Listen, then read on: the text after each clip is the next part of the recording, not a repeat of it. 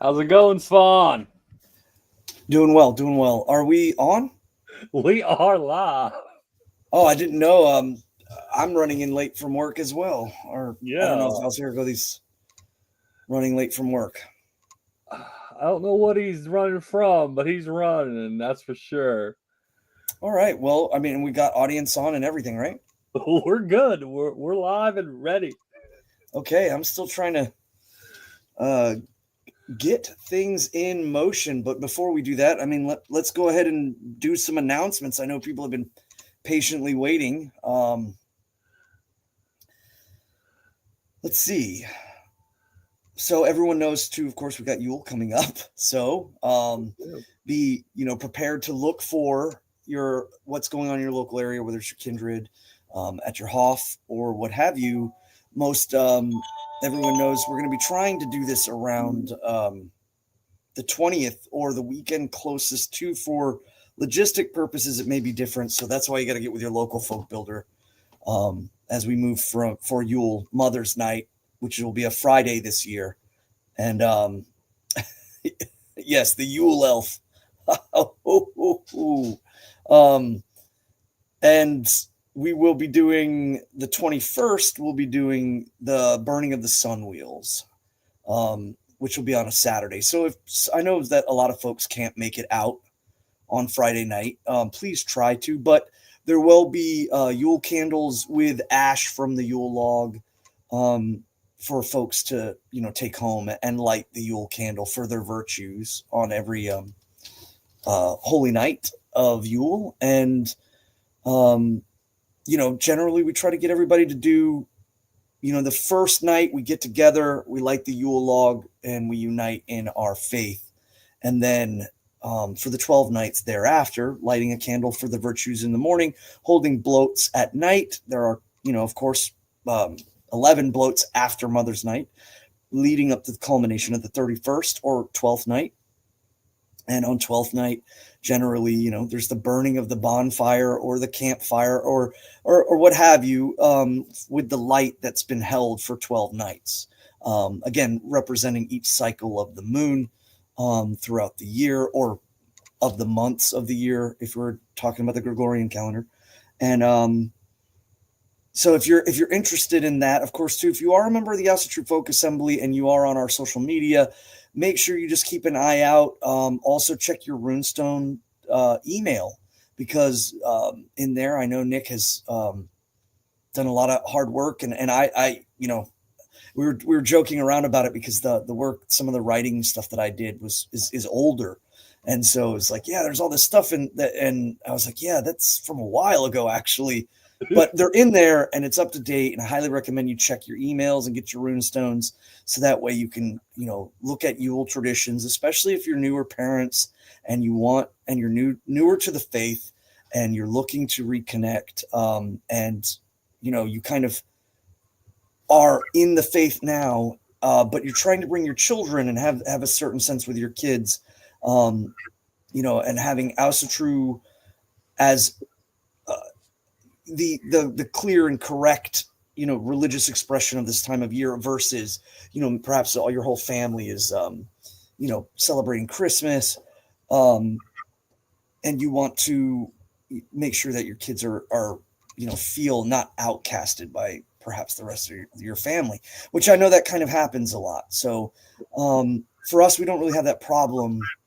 And we have an accepting family that's really, really, they enjoy our Yule traditions as well. But I realize that's not everybody's situation. So, the more you know and the more you have it stable and set in your house, the more that your children will feel security in that and be able to pass it on to their children. So that way, generationally, that's the true testament of our faith, is making sure our generations carry on tradition. So. Moving. Hello. Thank you for covering top of the show, Svan. I was late as well. I was coming in from work and grabbing some stuff. We had Toaster Strudel hosted for a while there. Sorry about that, guys. I appreciate everybody being here. Apologize for my tardiness. Sometimes, I don't know, I hit the traffic wrong at the right. This show starts at 6 Pacific, so sometimes the traffic I end up hitting on the way home from the gym is worse than others. But I'm excited to be here. Last week was a lot of fun. I really enjoyed it. Seems like a lot of people really enjoyed our broadcast last week. If you are just joining us today and you were not with us last week, you should absolutely go back and check out those episodes. But fear not, we are 1/4 of the way through, and Egill is not even born yet. So we are. You still have a chance to enjoy him and his amazing life and times. I advise. I'm not sure if Nick's already put up a link to stuff, but also. The map is something I'd really recommend, even if that's not the version you're reading through. Using the map is really cool, and it especially, I mean, shoot, even if you are familiar with, I don't know, Scandinavian geography, as it's presented in this saga, it's a little bit different. It's may look a little bit different than it does in your modern understanding of where stuff is. So it is very useful to check it out and to kind of follow along and follow the action geographically. I think it's really neat. I know I really enjoyed it last time, and I'm looking forward to continuing with it tonight. So if you see the link on there, it was kind of a cool resource I found, and I'm excited about using this, when we eventually do other sagas on here. I'm looking over in the chat too. I'm really glad to see Finn Wraith, and now we've got Croatian Warrior, and they're or War Master. And they're in Europe. I imagine was it 6 hours, 7 hours ahead? Well, I appreciate everybody making the effort. I know that. Well, we have this to where you can watch it later or even listen to it as a podcast, and a lot of people do that now. That said, I know it's a big deal for you guys over in Europe to consume this live and to participate in the chat, and we appreciate you guys. That's always great to have you.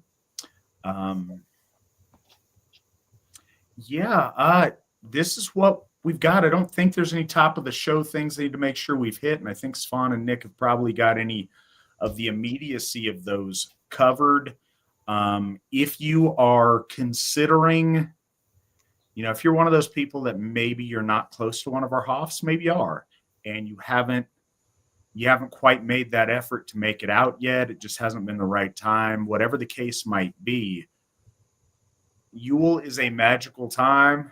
It's the most wonderful time of the year, as the song goes.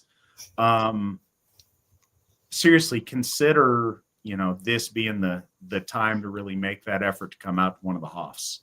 It's going to be really special at all 4 of our Hoffs. If you can make it out to any of those, you absolutely should.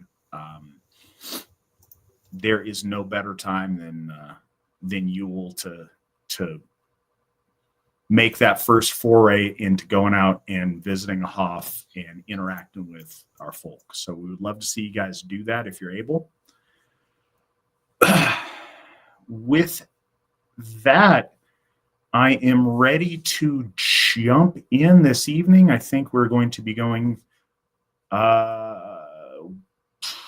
we did through chapter 23 last time.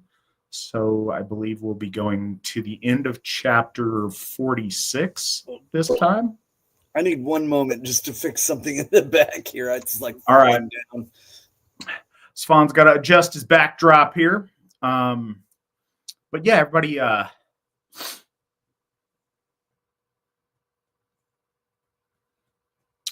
Good night, Sarah.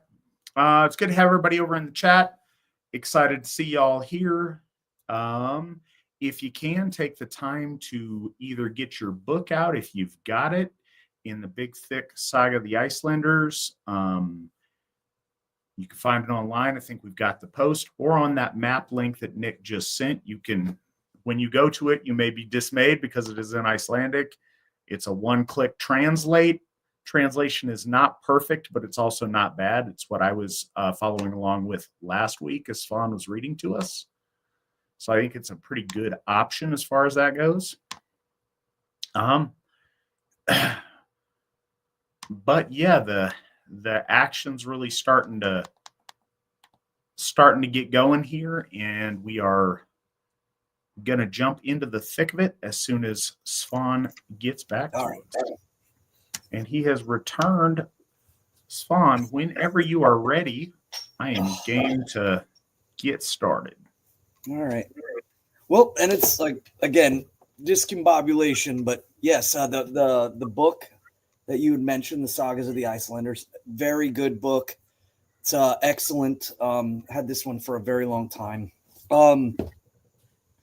Also, bear in mind the questions that are asked in chat, if they're not directly towards the saga itself, we'll be getting them later. So be careful in the sense that like you might have to catch up on this towards the end if you've got questions that are non-saga related. I think that's kind of like how it happened last time. And I kind of wanted to go back a little bit just to give people a brief recap to where exactly what was going on. In essence, Kveldolf, who is the father of Skallagrim, Kveldolf has two sons, Thorolf and Skallagrim. And Thorolf, the story mainly focuses around him and his allegiances to the king. It also goes into the two brothers who ended up turning the king against Thorolf, even though Thorolf had given nothing. Given nothing. Wow, that southern bit came out a bit heavy there. Gave nothing but loyalty to the king. And what this is really also doing is setting up an overarching feeling about the way the Icelanders view the legitimacy of their claiming land in Iceland is because of the absurdities of the king. Because the king had plenty of supporters. And so the general thing for, I think, average people to remember, like that are just coming new to the sagas, the Icelanders continued to go to Norway well after the country was, being kind of divvied up. And they had to deal with all the political machinations going on in Norway. And this was officially written down almost 200 years later, or 150 years, depending. And these stories become a testament to the existence of Iceland itself in a lot of ways. And so the king, in essence, betrays a good man of his and ends up killing him. Not, of course, after Thorolf himself, after he kind of realizes that he's fallen from grace of the king, he decides to do some brutal stuff to the king. And in kind of a pincer attack that doesn't quite work well, the king sends two brothers to go kill Thorolf, and they don't quite make it, and they get joked about it incessantly. But while he sent the two to go around, he went up as well. So I think it was going to be a pincer attack, but it just ended up being that the king ended up doing it himself. And so Thorolf dies, and his properties are, divided up. And it's at this point that Kveldolf is older, and Grim, who is now balding, so they call him Skallagrim, they decide to pack up all their stuff, and they're going to go to Iceland because nothing good is coming from this. And so that's kind of where we left off. And King Harold was divvying out the land of Thorolf to, and his wife was kind of abruptly, wedded off, or at least, again, the idea is that they speak about it as the king giving accordance to. He has tokens or letters or decrees, and this would make sense for women who are in massive landholds in fjords, and there are probably multiple farms underneath them, and having a woman own the land without a husband probably would not bode well. So these, especially when you're getting up into these upper ranks and class of people, so generally, your husband dies, and a suitor is swiftly arranged or recommended, or in the case with Bard the White, Bard the White, and Thorolf was his friend, so it was a marriage that they kind of agreed to.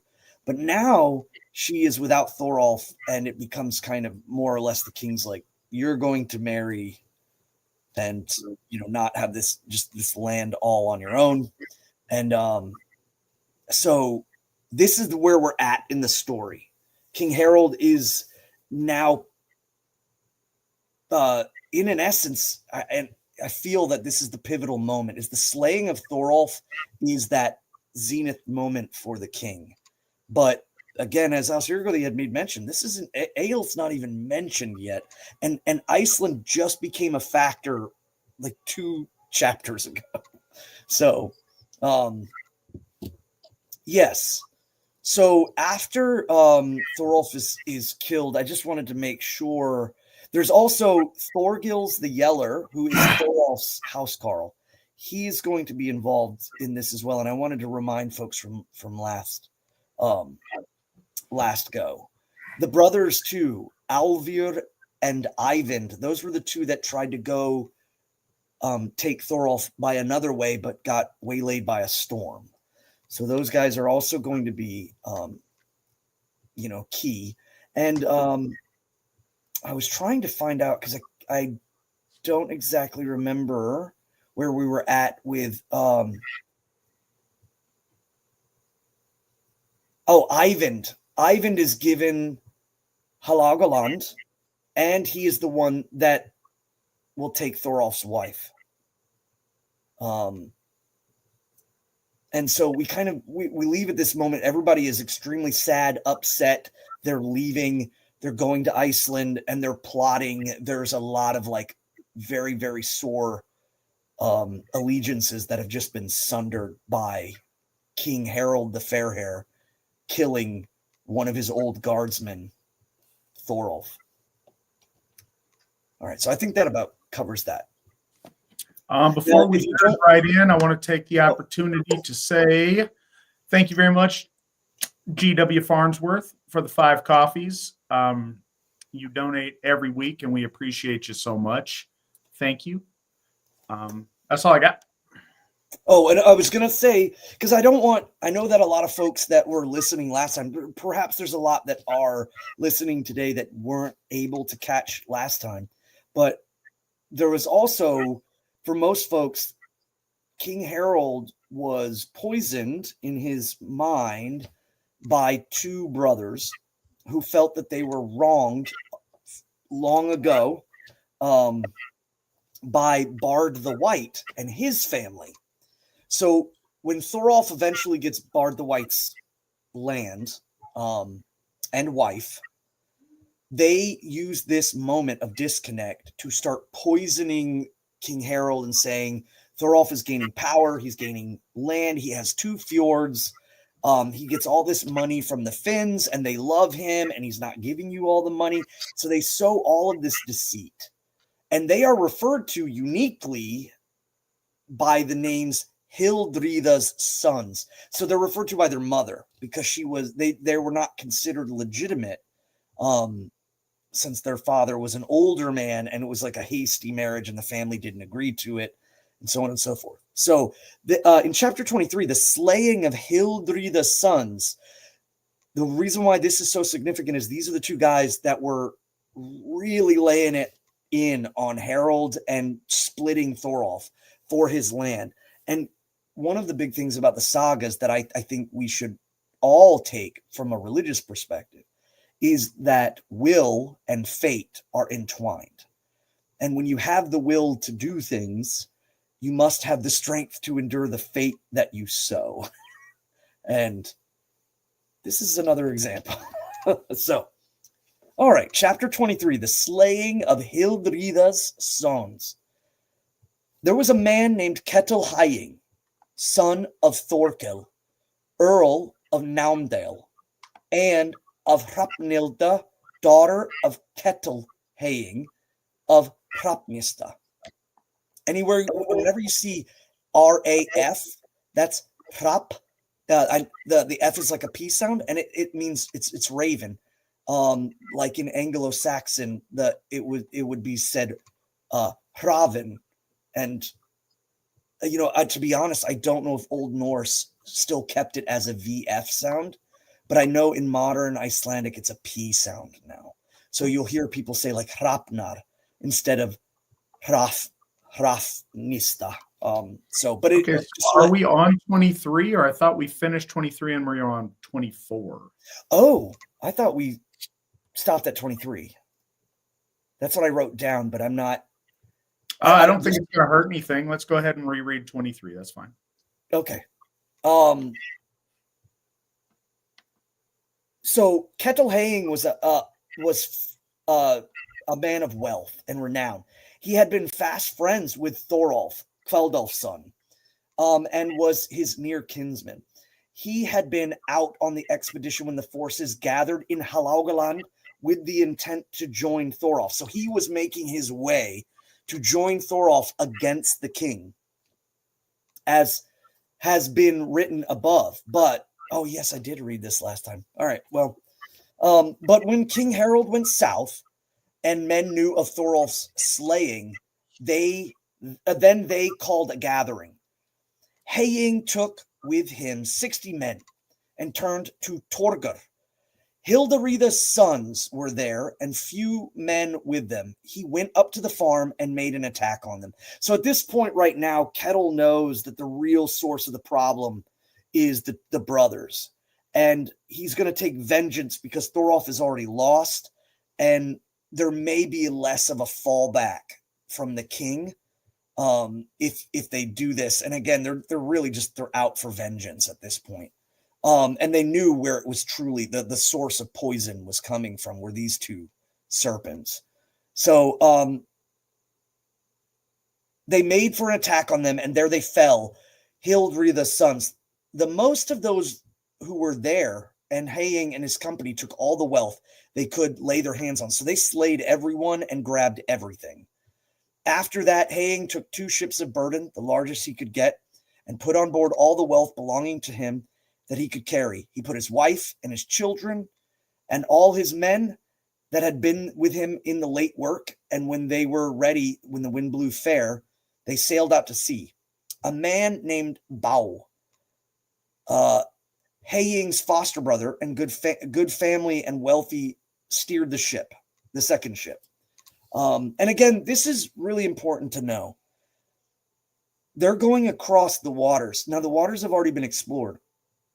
And the founding of Iceland is a truly interesting one. It's really, one of the only countries in the world where the people that founded it with our divinity, our gods in mind. They threw the high seats down and asked Thor to show them where to go, and those high seats led them to the Misty Bay, to Reykjavik. So they're going across open waters. And the only way that they had found Iceland was they were loosing birds, and the birds would come back. And then one day they didn't, and they knew land was nearby. So, I mean, this is your whole life, your family, your farm. Only the best of folk that you would entrust with your ships are going. And passage is not a guarantee. very easily die. So they go to explain a few winters before, there was a Ingolfur and Hjorleifur had gone to settle Iceland, and their voyage was much talked about. 'Twas said there was a good choice of land there, so Haying settled west over the sea to seek Iceland, and when they saw land, they were approaching it from the south. But because the wind was boisterous and the surf ran high on the shore, there was no haven for them. They sailed westward along the sandy coast, and when the wind began to abate and the surf to calm down, and the reason it's so funny because I know why, is actually the Gulf Stream, the Gulf Stream that goes up the east coast of the United States and into Canada, button hooks right into the western coast of Iceland. And that's why I think the water and everything is generally more favorable than on the eastern side. So when they found a wide river mouth, and up this river they steered their ships and lay close to the eastern shore thereof, and that river is now called Thjors River. Its stream was then much narrower and deeper than it is now. They unloaded their ships and then searched land eastward of the river, bringing their cattle after them. Haying remained for the first winter on eastern bank of the outer Rang River. So the fact that they could go from Norway and go to Iceland and survive that winter, and most people would say like Norway, Iceland might not be that different. No, it's so different in the sense that there's no forests and the wind is unforgivable, and they were working with stone instead of wood as their predominant manufacturing tools. Grass, sod, and rock, as opposed to a lot of lumber that they were getting in Norway. So the fact that he survived that winter, to me, just is very just a powerful thing. In the spring, he searched the lands eastward, and they took the land between Thjors River and Markfleet, from Fell to Firth, and made his home at Hovi by East Rang River. Ingjun, his wife, bore him a son in the spring after their first winter, and the boy was named Hrapn, which means raven. And though the house there was pulled down, the place continued to be called Hrapnstof, or Hraptoftir, Hrapneftotir. And Haying gave Bow land. So the man that sailed or steered the second ship, he gave land in Fleetleave down from Mark River to the river outside of Brythe Bolsted, and he dwelt at Lithe End. To his shipmates, Haying also gave land or sold for small price, and they were the first settlers, and they are called the land takers. Haying, his son Storolf, his other son Herjolf, Helgi, and Vester, they all had land.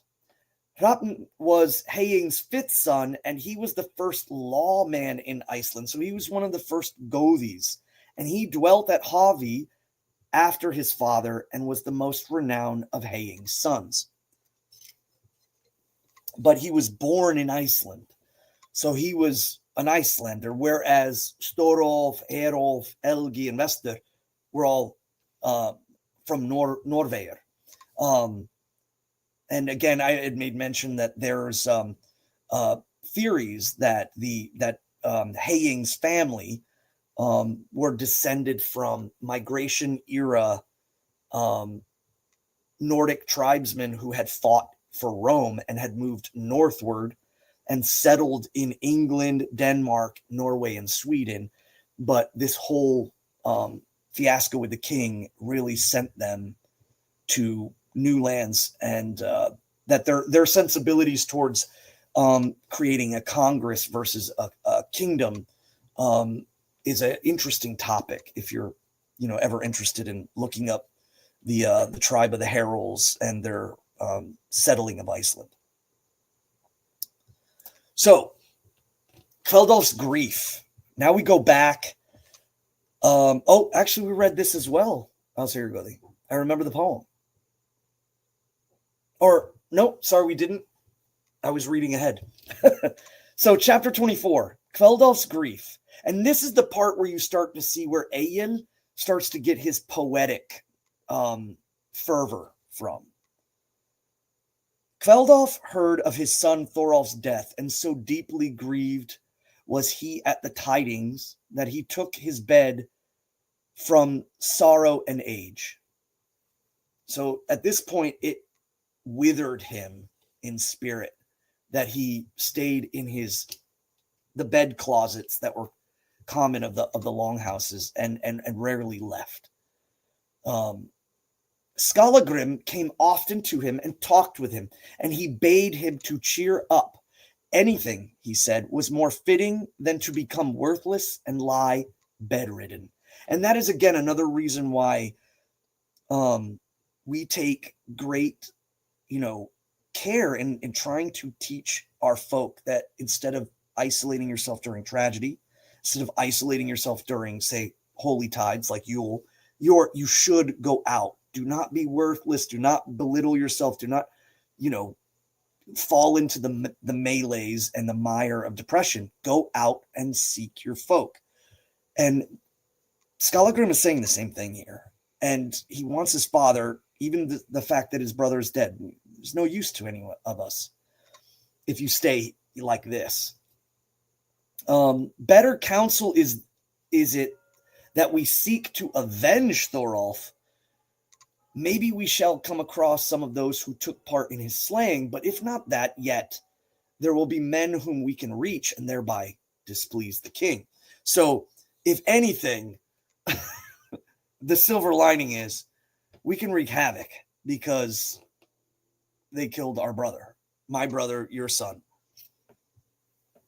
And then Kveldolf sang a stave. Now, I don't know why the usage of the word stave is here, because the visu is like a poetic song, but it's something worth noting here. If you look at the way the poem is written, in the first line, Thorolf in Northern Isle, O cruel Norns is dead.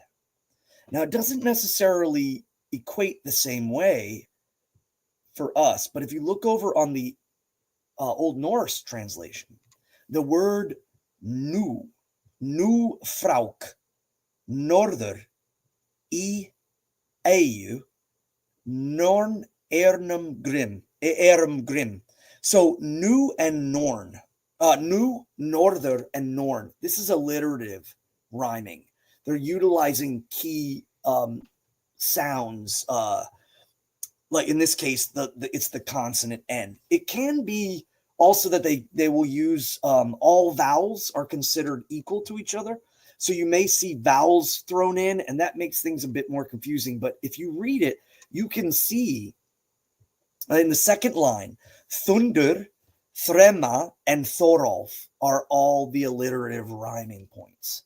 So for anybody who's ever wondered why the poetics of the Old Norse seem a little strange, it's in translation, but you will see these repetitive and alliterative forms of poetics that they do. And it helps the poet remind, and it helps other poets remember. So he says, Thorolf in Northern Isle, O cruel Norns is dead. Too soon the thunder god hath taken my warrior son. Thor's heavy wrestler age holds my weak limbs from fray. Though keen my spirit spurs, no speedy vengeance mine.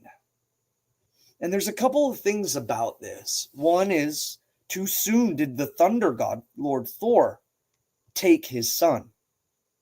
There's a couple theories behind this, and one of them is that we clearly see that our ancestors held the ruling gods in tripartite. And this may be that Lord Thor was at the center of the tripartite amongst the Norwegians at the time, or that he was full trui, had great faith in Thor, and that his death was seen as him joining or being taken by Lord Thor. And it's worth remembering that the gods gather to council and mete out the doom of men at the Well of Erd in heaven. And it's not just Lord Odin. It's the 12 gods. It's the Ausinir, and they gather there and interplay with the outcome of Earth, the source of all time and fate. So that's a very interesting point, and I think in this day and age, that's worth considering. Of course, also, too, what's his name? What's that? What is the deceased name? Thorolf Kveldolfsson. Yes. And what does Thorolf mean? The Wolf of Thor. Why would a father name a son that? Now, this could be a reach, and I'm asking rhetorically. We don't know, but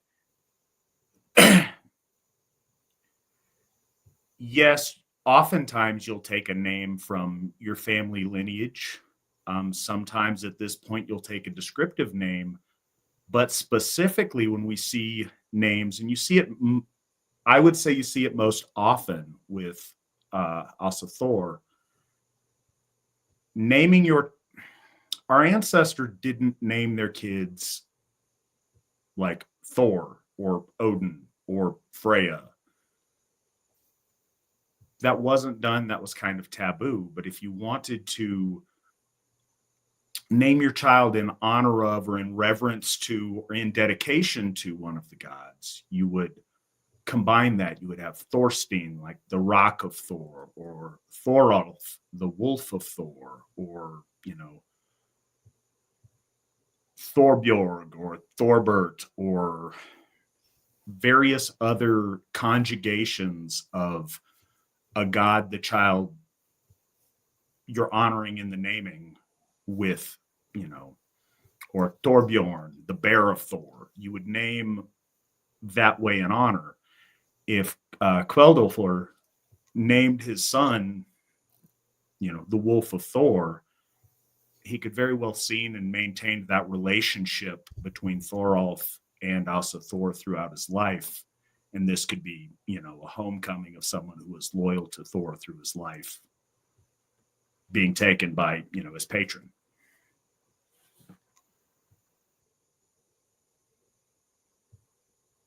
Yeah, I think too, it's already been established in the beginning half that Kveldolfur, not only possibly being a possessor of the wolf strap, a berserker, or a ulfhednar, he has that as a mystical property, but also too, there's heavy lending that he knows how to foreshadow. He knows how to read and know the future, because he was the one that called it about the king. So I think that his understanding of that connection is very interesting. But I mean, it's also interesting too, because when people get into the idea that, say, for instance, like when we had the bear of Thorshof, and everyone immediately was like, no, it should be goats. And it was like, well, and some people understood that bears do have connections to Lord Thor, but now we have Thorolf. I wonder if somebody was like, you can't do that. Oh, wolves aren't, those are associated with Lord Odin. Like, I'd like to think our ancestors were less silly. Right. That's what I'm getting at. And I'd like to think at this period, and this goes to a question we have in the line over there.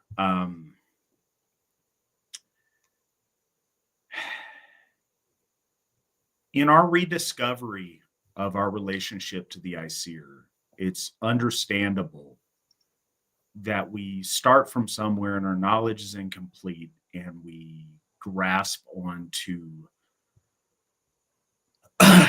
the most obvious in your face associations, because the subtleties have to grow and take root in our hearts and in our lives. But there's not, in a holistic practice of Asatru, there's not this like animosity between one of the Aesir and the other. They're a unified tribe of gods. And it's not like, well, only Odin gets wolves. You can't have wolves, Thor. You can only have goats. And I obviously, Svan and I saying that, we're being silly, and I don't mean that insultingly, because we all start somewhere. And so you go with what you know and what you associate with. And at the end of the day, you build those through understanding of the gods. And again, we're not silly. There wasn't some big buff dude with red hair and a chariot of his goats that pulls up and like, "Lo, my name is Thor." This is an association and an image that our people developed through a closer and closer understanding of Asatru and his might and his power. And that gets expressed in the world around you that you see, and that world as it relates to you and your people's relationship with our gods over time. So yeah, there's a lot of multifaceted things and different animals and different times and different places that represent our gods in different ways. Svan has disappeared. That's okay. He will return.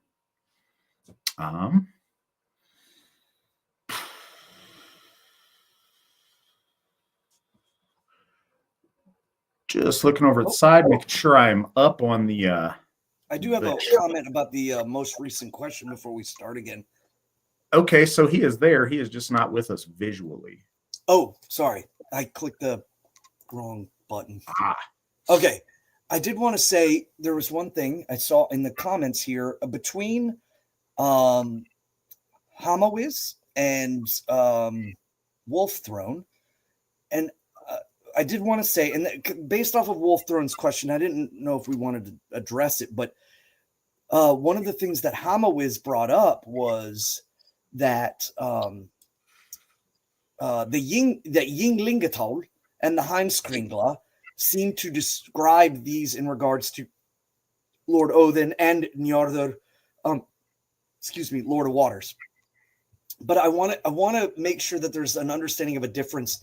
The Hindus do not euhemerize their gods, and the Ynglingatal is clearly a euhemerization of Lord Odin and Lord Njordr, or that at least the two that are considered human kings may represent the cults of those gods in play at the time. But what I think Wolfthrone is talking about is when they talk about avatar of the gods. And I would say one thing to really look at would be Frothy, the fruitful lord,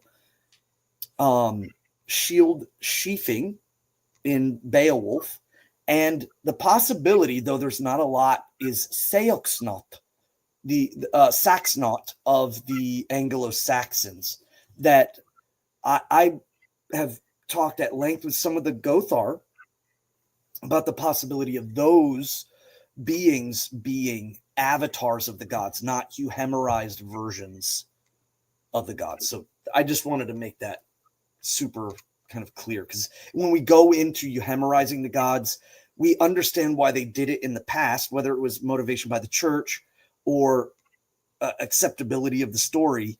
But the Hindus don't do that. They 100% believe in the avatarship of the god. And I think that does exist in our faith.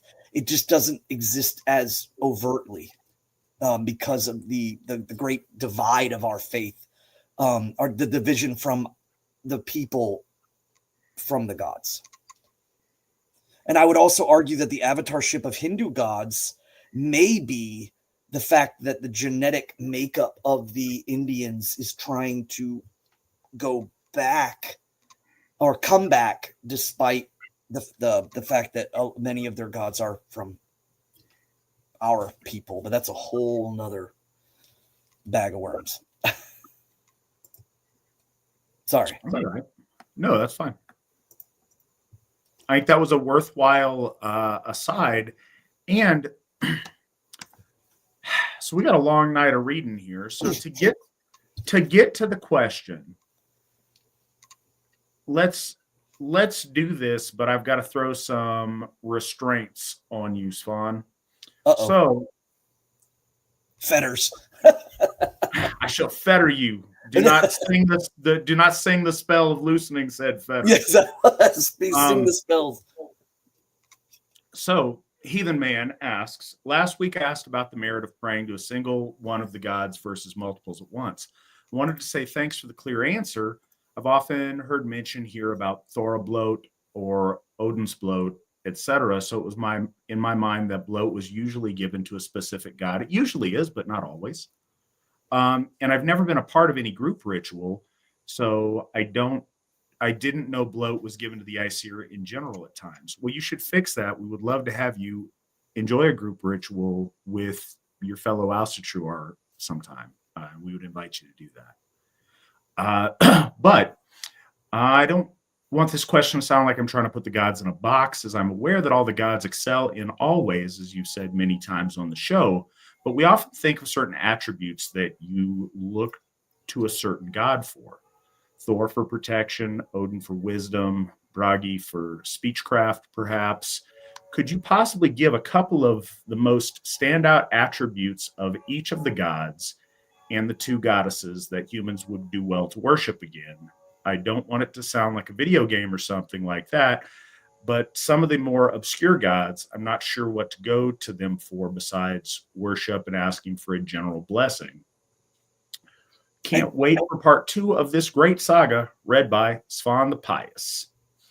Yeah, that name's starting to stick, apparently. No, it's a good thing. I'm thankful. And he mentions the and it's well deserved. So let's do that, but I know you, and we could be on the whole rest of the show doing that. So we've got 14 names here. Give me 2 things for each if you can, and I will try to match you. Okay. Lord Odin. I would say, and because immediately I thought soul or consciousness, but we're talking about more function.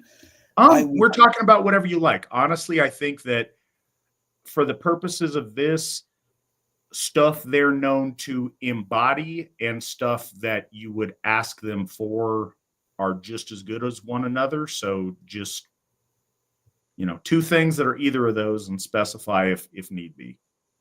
I was going to say just 2 words that come to mind, go and do lightning round, but I don't think lightning rounds. I don't think that's quite worthy of the gods. So no, it's so hard, but I'm also trying to think, like, what would I reach out in my relationship with the holy gods if I was to reach out to them?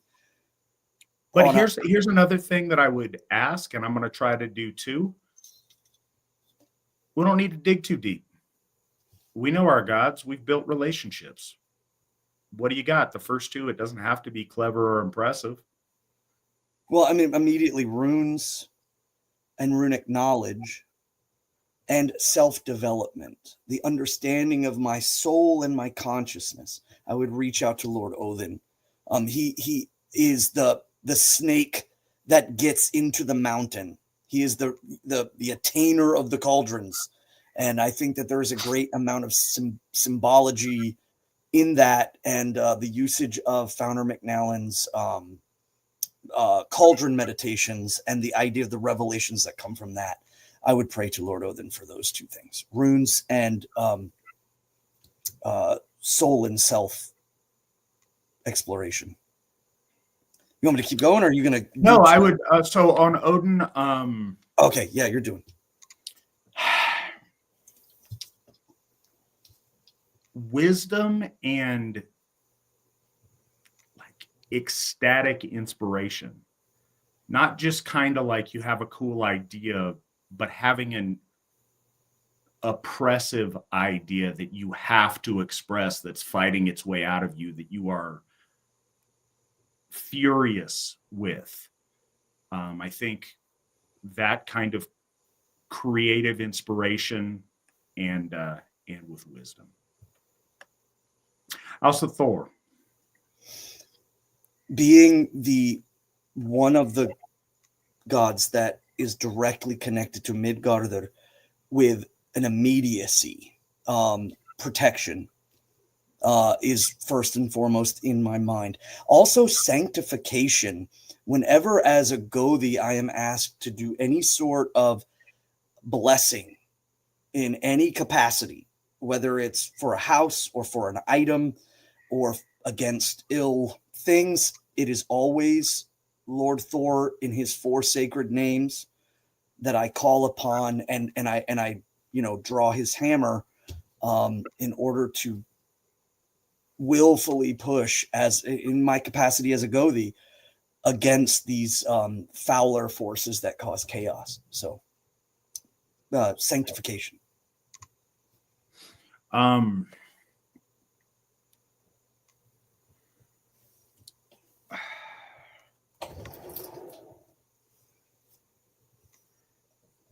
Might, and I would say facing problems head on, breaking through obstacles, cutting the Gordian knot, if you will. It's really easy to overcomplicate and do mental gymnastics and go through a bunch of hesitation and a bunch of to get in your head. Thor is a god of action. He's got many other things, obviously, as you point out, but one of his prime things is swift, direct, and overwhelming force. And so that's what I would go with. Right, Balder. I reach out to Balder and give gift to him. Almost, this is going to sound bad, I apologize to Lord Balder for our separation, for the folly of and the sickness of our folk. And I pray that he receive and guide me to help others come back home. So I would say he gives me, I pray to him for recompense and rejuvenation of the faith.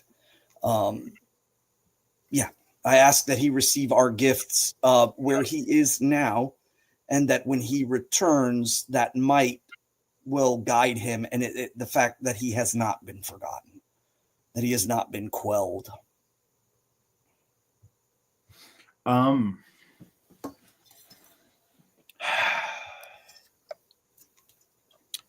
Courage and nobility. The shining, literally shining brightly, radiating nobility of bearing, nobility of purpose, and having that emanate from his presence. Also, and just like stateliness in general. He's beautiful. He's the epitome of princely glory, and he's also courageous. And so courage. Lord Njordur. Prosperity. His giving hands know no bounds. His hands are like a river. They are constantly flowing. To be of Njordur is to know of the giving of prosperity. And also for peace and truce. When there are disagreements with folk within our inner guard, I pray to Njordur for peace. I ask him to guide everyone's minds and hearts towards a still waters, if you will.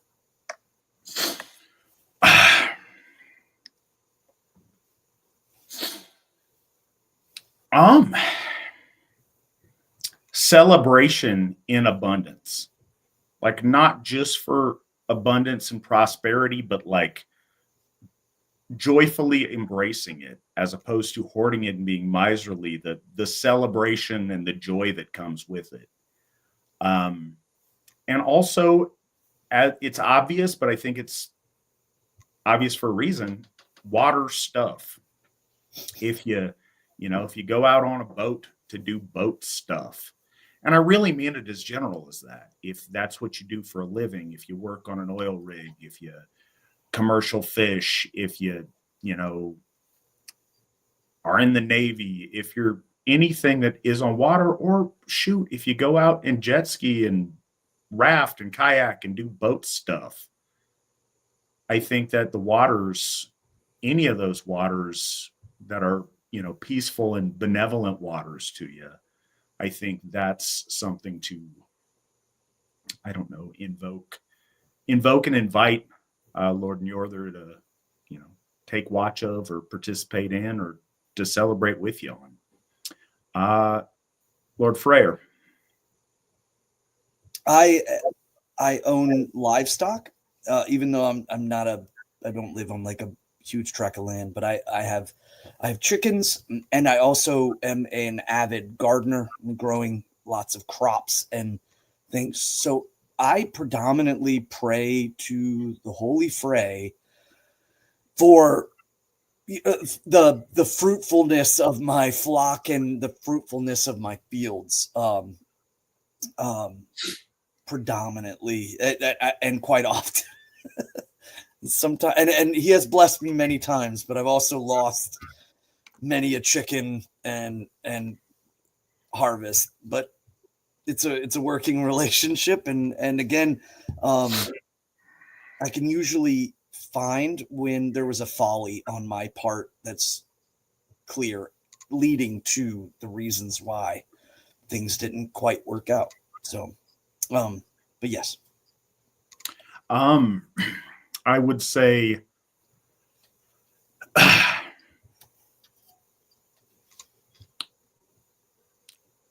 manly potency, not to be not to be crass, but quite literally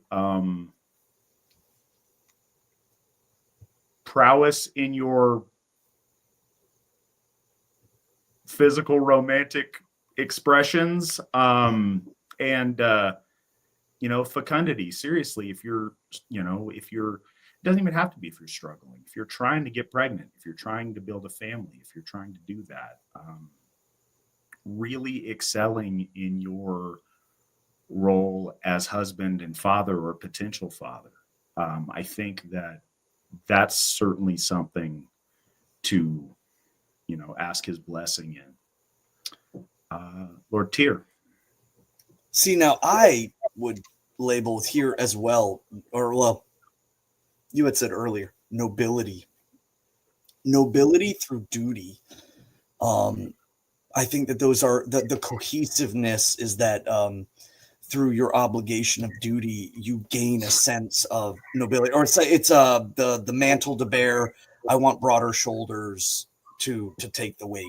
And so I pray to Tyr to guide me towards the correct action, even if I really don't want to do what is maybe being called of me.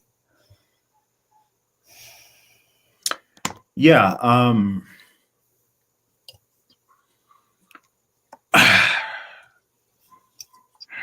Steadfastness in duty,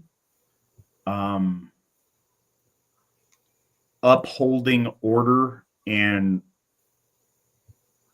what's right and appropriate despite the tumultuousness of the world that we live in, an unchanging, unshifting firmness of purpose that's not swayed by opinion and cultural currents, but that stands true and holds its course. Lord Bragi. I got one that's pretty obvious and one that's more obscure. I try to ponder the mysteries of music because I really want to play instruments. so that I could add more perhaps to like a skaldic sense at like our symbols and things of that nature. And so I try to break that. I do understand like the structures of alliterative poetry, but I really want to know about the mysteries of music. I am such a fan, but I am ignorant to the construction of it or reading of music. And the other is mathematics. I firmly believe that those two are completely intertwined, and that Lord Braille is a symbol of that understanding of how things work in formulaic ways. And I'm not good at math, but it's not like I'm trying to ask him for help on my math homework. It's more or less trying to understand the mysteries of how things can accumulate or accrue outside of the physical and the tangible. I would say art in general. I don't just think about musical art and performance art, although obviously that's, front and center, but I think artistic inspiration in general, and also eloquent speech, and not just in the sense of a song or a poem, but in persuasive speech, or in, well composed thoughts, well spoken words, a well put together hail, a well put together speech, a well delivered oration. Heimdallr. Heimdallr is unique, very much like Lord Thor. One is I reach out very often to the Father of the Folk and ask him to bear witness to our troth when I pray or when I lead a bloat. And this came from Witan Daniel. But yes, lighting the candles and giving gifts to Lord Heimdall in the very beginning of every bloat we do, to allow him to see us from the edge of heaven. I know he's in a stasis position now, but was not always the case. And so I ask him to bear witness that I view our religious connection to the gods as not only a return of faith, but also obligation. I think that we are deeply indebted to the Aesir, and Heimdallr is the first witness. The other two, I would say is faith or devotion, remaining and holding true. Whenever I've had bouts of faith, I've had bouts of faith throughout my life. I've been Asatru for a very long time, but I run into situations and I dry up sometimes and I don't know what to do. And Lord Heimdall has always been the one that's allowed me to, or guided me, or I don't know. It has been the element of that exchange that has led me back to an understanding of why all of this is so important. I would say first, vigilance, and in a lot of different forms that may take different things depending upon what your life entails, but being situationally aware, keeping your head on a swivel, being aware of dangers around you, being aware of the things around you, just having awareness, having that fully present to where you can see advantage or disadvantage coming your way and you can adjust accordingly. And then I'd also say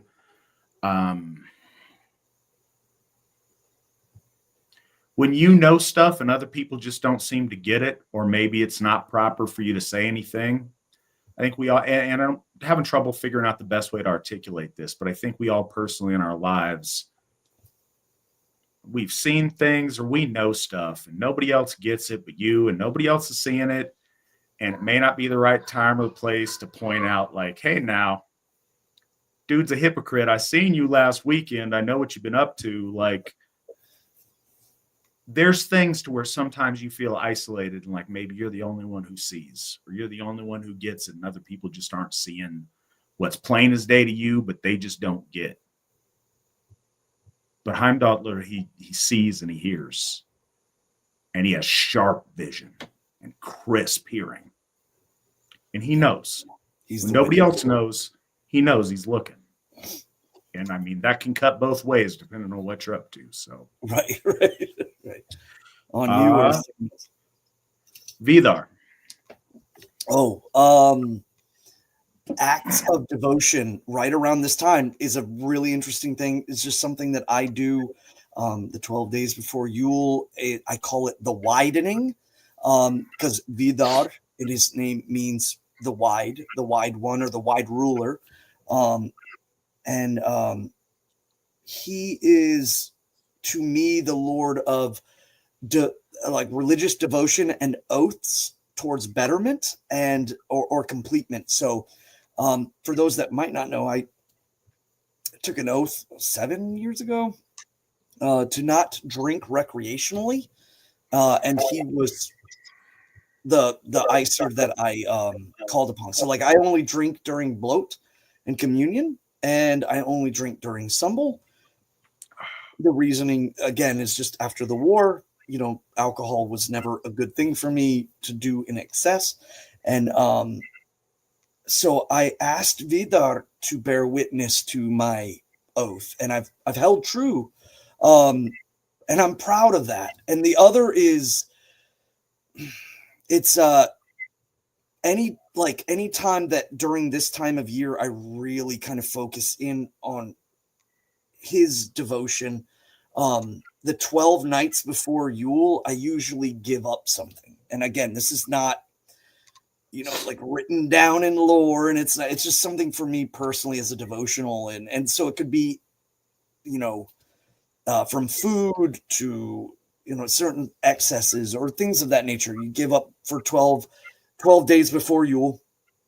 And so that way, when Yule comes about and you celebrate, you're left with this dilemma. And the dilemma is, do you now just cut loose because you've gone without, or do you realize, you don't particularly need it, and perhaps it was a vice that was controlling you? So whatever it may be, or go hard. Yeah, no, and it could be testaments of like exercise or going to the gym or lots of different things. It doesn't always have to be something reprimanded, but no, I absolutely, Vidar personifies duty, and those are kind of my associations as well. One of the big ones is the silent house, shutting up and listening. It's one of those things. It's hard when you're talking all the time to stop and listen and absorb. And this may sound like a funny association, but I think that's an important thing to remember sometimes when you're in conversation or you're interacting with people or you're dealing with stuff. No matter how far, how knowledgeable you are, how,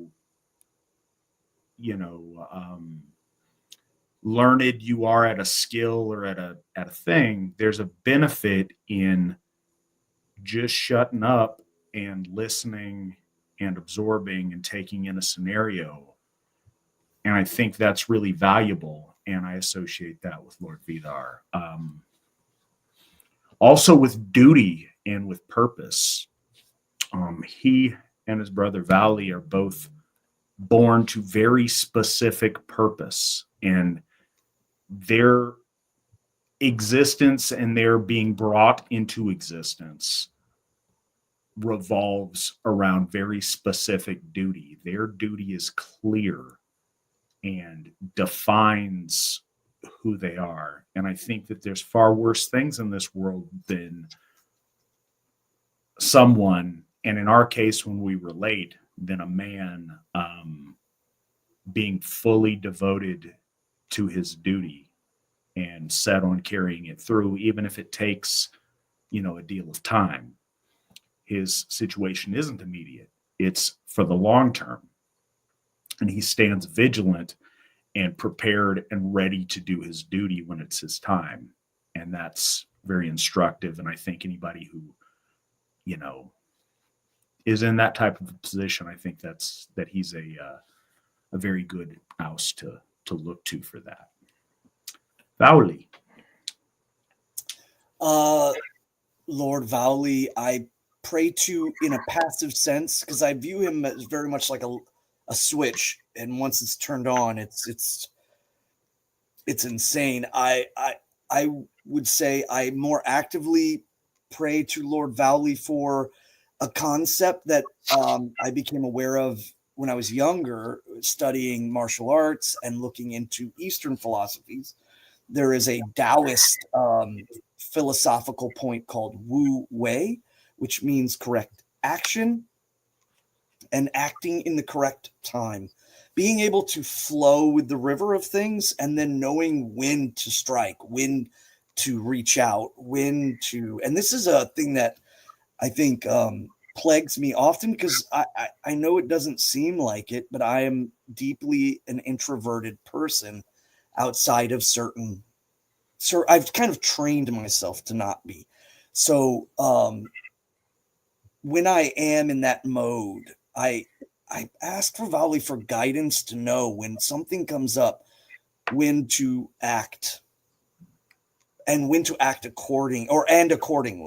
So when to act and accordingly. The other part I would say is that I reserve myself to not honor Lord Vowley too specifically, but I would most certainly, if I was to call, if I was wronged deeply, if I was hurt, if my family was hurt, I would most certainly call upon him to guide me in wisdom.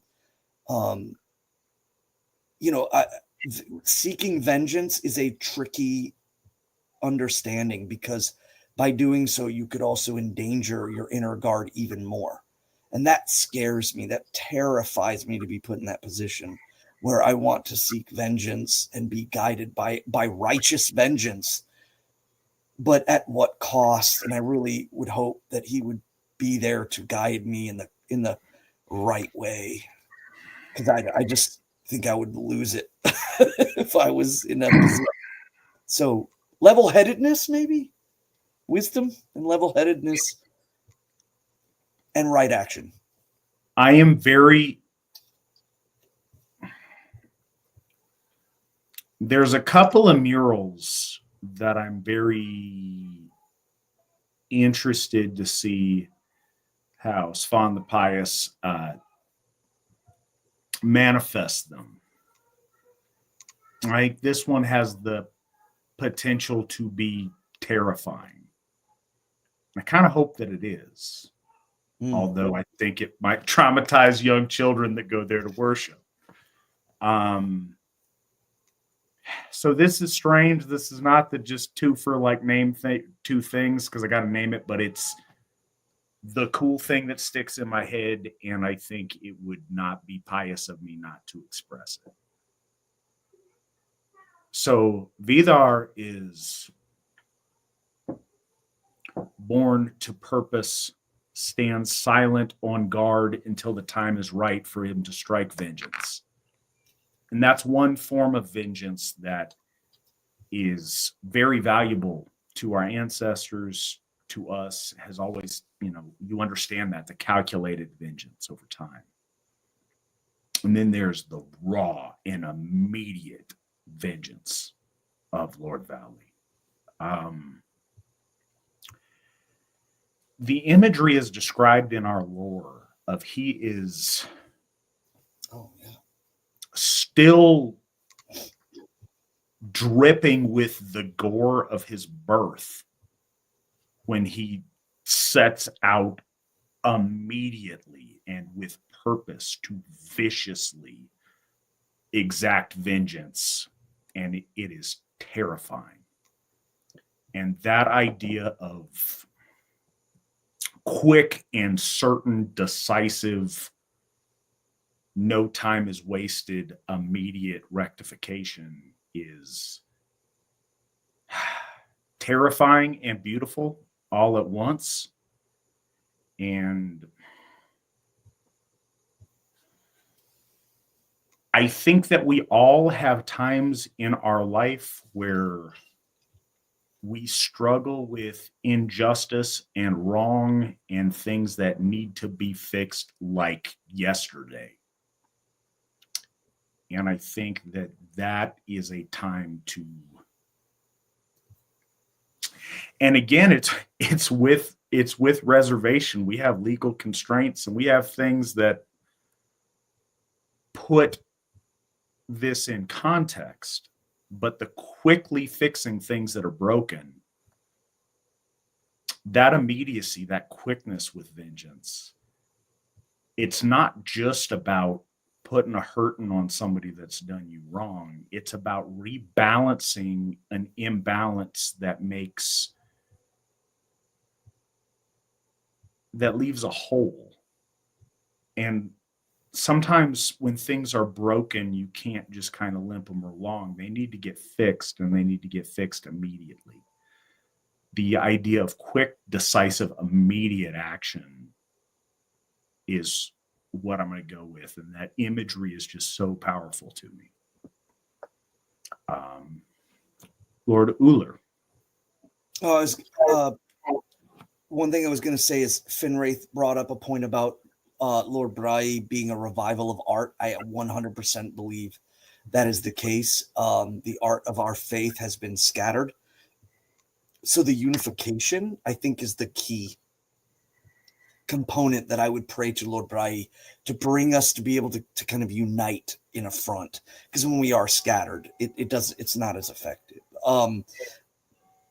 There is a great website called Odin's Gift, and it's very old, and there's a lot of mismatch. There's folkish, universalist. There's all stuff all over, and every time I go on there, I just like, man, if we had a united front.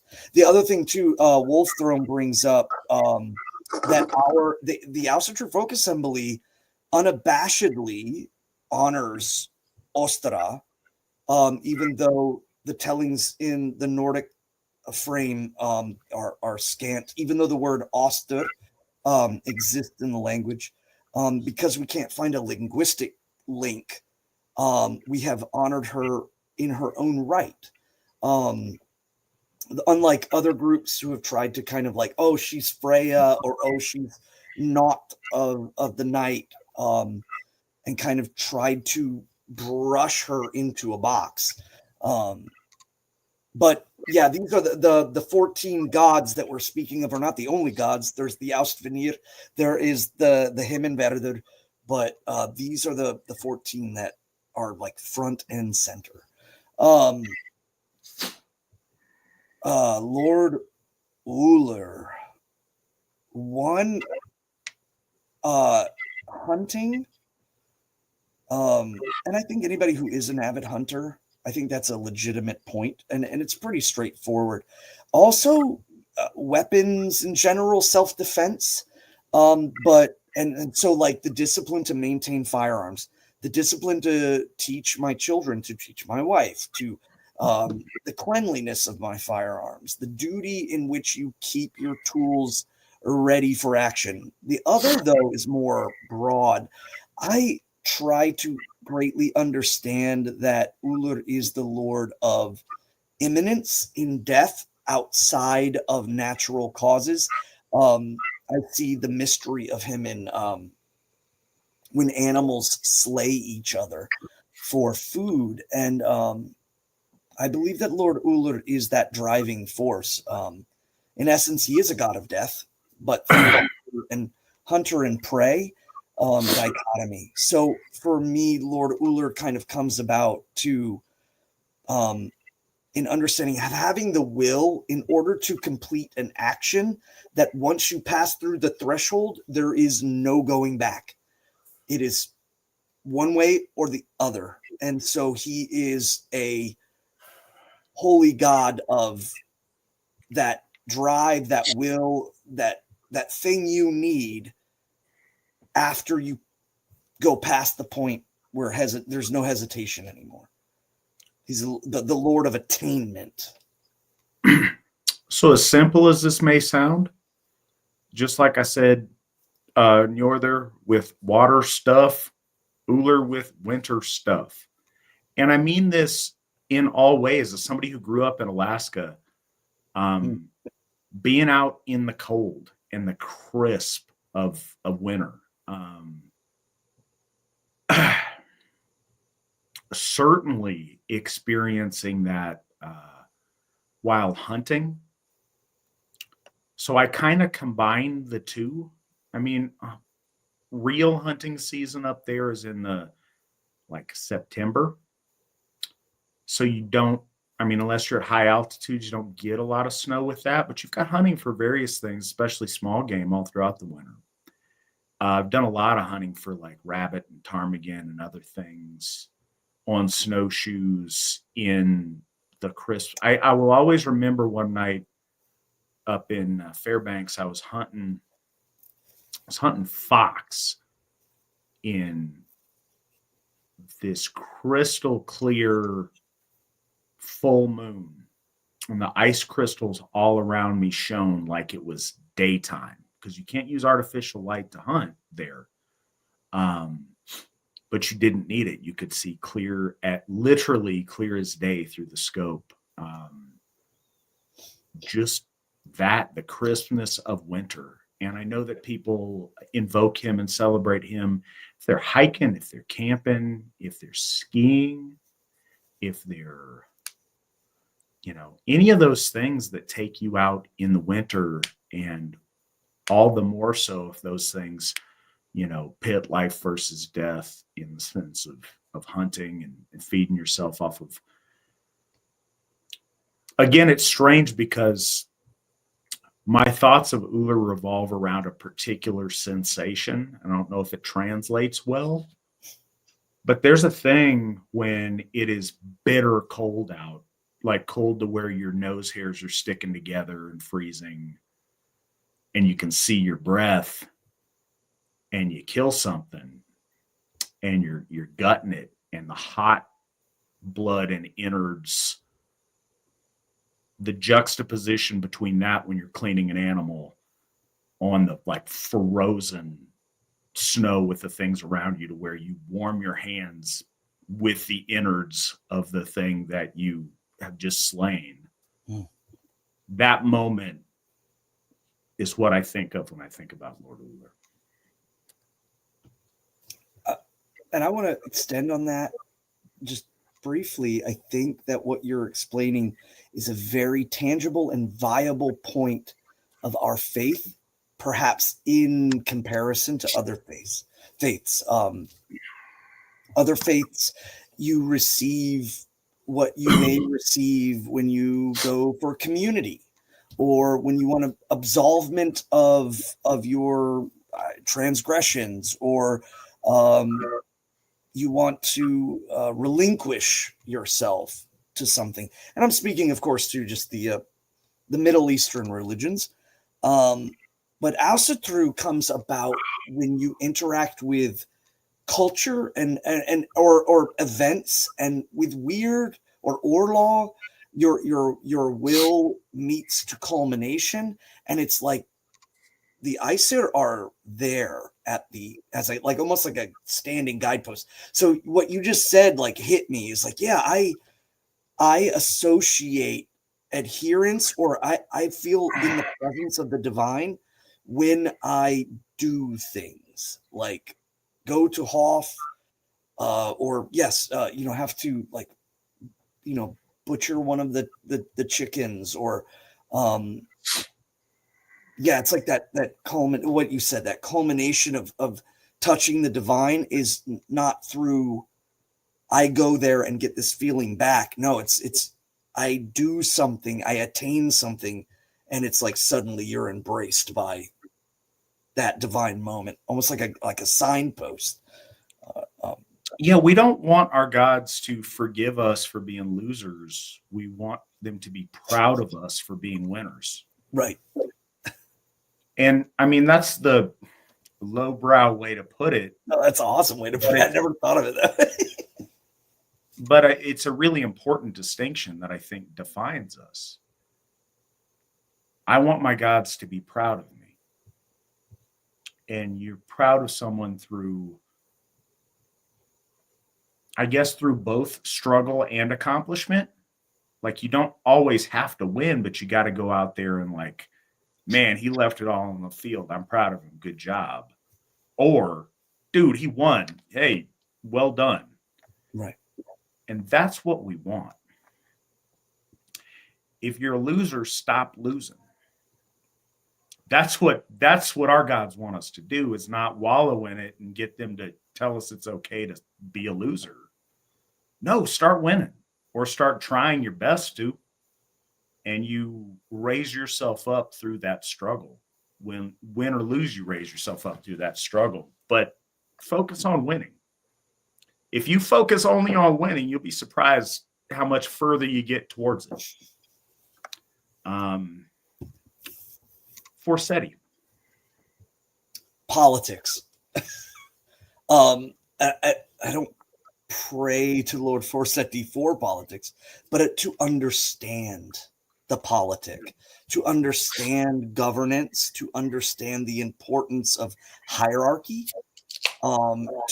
Whenever I feel perhaps that if am I going the correct direction? Do I believe the right thing? In those reflective moments, I call upon Lord Forseti to guide me towards the wisdom of either the right mindset for the right moment, or the objective mindset towards whatever the overarching idea may be. But in particular with governance, with leadership, and all of those concepts, I think that praying to Lord Forseti, I was reading a lot of like when you had sent me down the path to reading like the Metaphysics of War by Evola. Forseti came to my mind, and so reaching out to him and saying, what is the correct way that we should govern ourselves? What is the correct way that we should align ourselves in order to gain the best? Was a huge part there. So politics, and the other is, again, to just fairness and non-hypocriticalness. Making sure that there's that looming sense of if what I am doing is good for me, it should not. It needs to be very, very carefully laid out. So I really do believe that Forseti is a judge, and he does judge us for our deeds based on the merit or the moral value of our deeds. So not being a hypocrite, kind of always looming on that one. Yeah, I would say and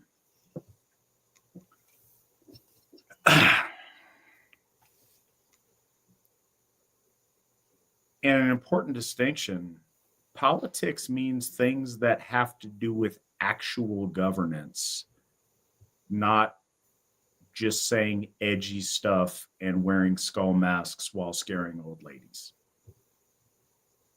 I think it's important to know, because we often in our circles talk about politics as if complaining on the internet or sharing edgy memes is political. No, running for your county commissioner of elections is political. Actually being involved in doing something that involves governance is political. And I think it's an important thing to be made. But with Lord Forseti, the interaction of noble people with one another, it's very clear with many of the other owls that, swift actions for vengeance and busting through stuff and, dominating your foe and doing these things, those involve interactions with things in the Utgarther. But interacting with the Ingarther with your folk and within the folk in an appropriate way, in a dignified way, respecting hierarchy, understanding the struggles and the process and the skill that it takes to work collectively to achieve goals. One of the things that plagues our people so much is a individualism run rampant with no balance or no thought to accomplishment or to achievement. The idea of noble people, noble men and women being able to work together productively to achieve goals, to accomplish things, to build lasting society and lasting legacy. One of the fundamentals of our folk is we are the civilizing people. We build civilization. I think that's personified by Lord Forsetti, and I look to him for inspiration and for strength and guidance in that regard. Mother Frigg. I have received guidance of such immense nature. I think foremost, when I am troubled, I reach out to the Holy Mother Frigg and ask her for guidance, or perhaps a chance to recompose, or what should I do upon recomposure. So I most certainly call out to her in a lot of self-reflection, and kind of more on the now that things have settled down, or now that things are built up, and what nature of this moment should I really seek. And I've had an interesting, my daughter got a blue heron feather in the middle of the yard right after I prayed to the Holy Frigg about her pregnancy, my wife's pregnancy of my daughter, and I was very worried, and I took that as just I still have it. It's very meaningful to me, but also to solace of spirit. I reach out to her in a sense of calming and clarity, trying to figure out where I'm at, what I am doing. And I often pray, of course, for protection of my family and my children.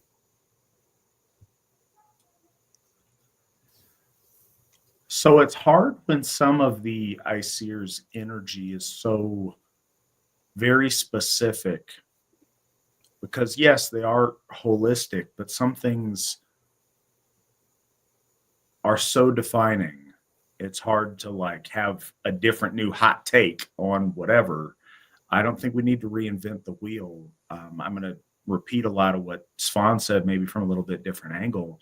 But yeah, absolutely.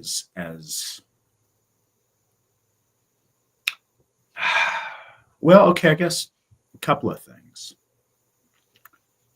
A lot of our gods do not come off as particularly snuggly. Our religion isn't one of coddling cowards and weaklings.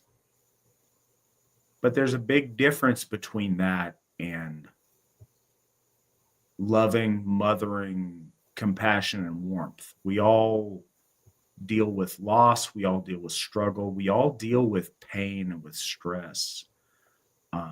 I think ladies look to Frigg for a very different reason than men do. She's certainly a patroness of all of our women at various different seasons of their life and different seasons of their relationships with their families. But as men, I think that often I look to her for that mothering feeling, not as an excuse for weakness, but as a sympathetic ear, as a comfort, as a source of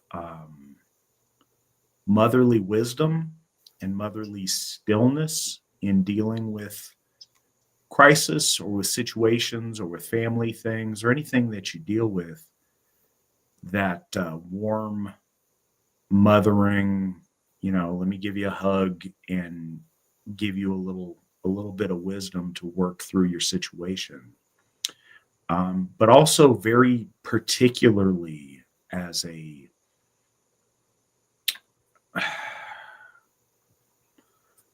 protection and as a source of care for your children. And it's hard to even articulate that. It's not like a keep free from bad things happening to them. It's just asking her to extend, a loving eye towards making sure your kids are loved and taken care of and protected and cared for.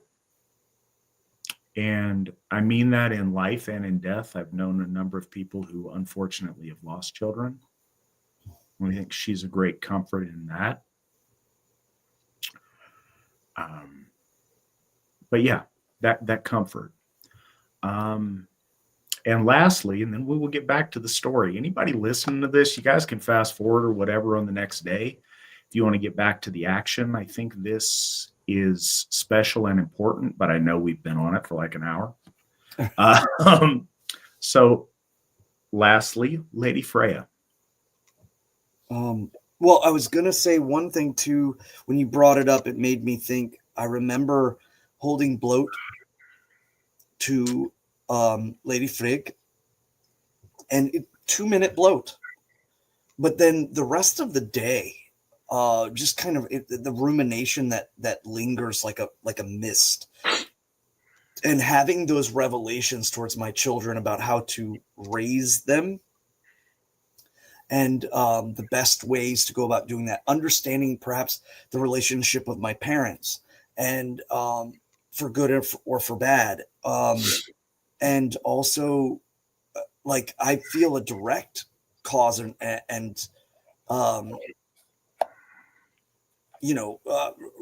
correlation to her wisdom. When I, like, after bloat and just thinking and just kind of feeling like there's this wave of understanding coming towards me about making sure that my sons know that I appreciate them, and that my daughter knows self-worth, and these ruminations. So I think for a lot of folks listening, reaching out to the Holy Aesir is about exchanging gift, but that gift is really about opening a doorway to their wisdom. And as you drink of their power, they do in turn drink of your devotion, and there's an exchange there. And in that exchange, we are always better off to learn. So you brought that up, and it was like, oh yeah, there are things like that. Lastly, when it comes to the mysteries of anything, any shadowed topic, I will sit for hours, listening to these synopsises on strange titles or books, like the Claviculus or Claviculus Solomon, or any of the like ancient grimoires or just mysteries of our past. The Holy Freya is my threshold prayer.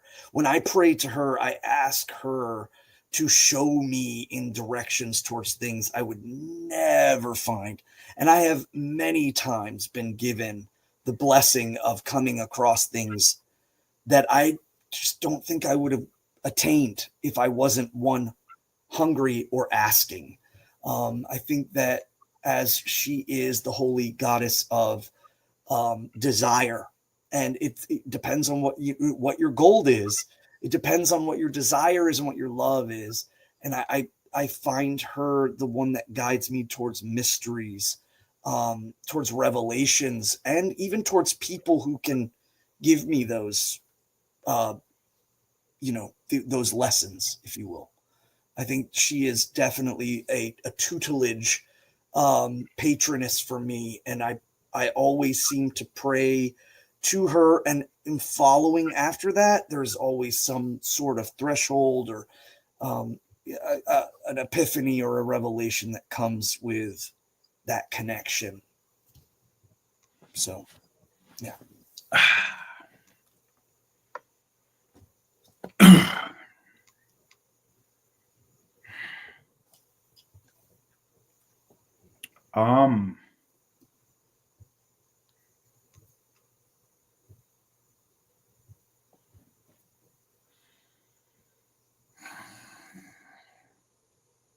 I think that two things that come to mind with Lady Freya are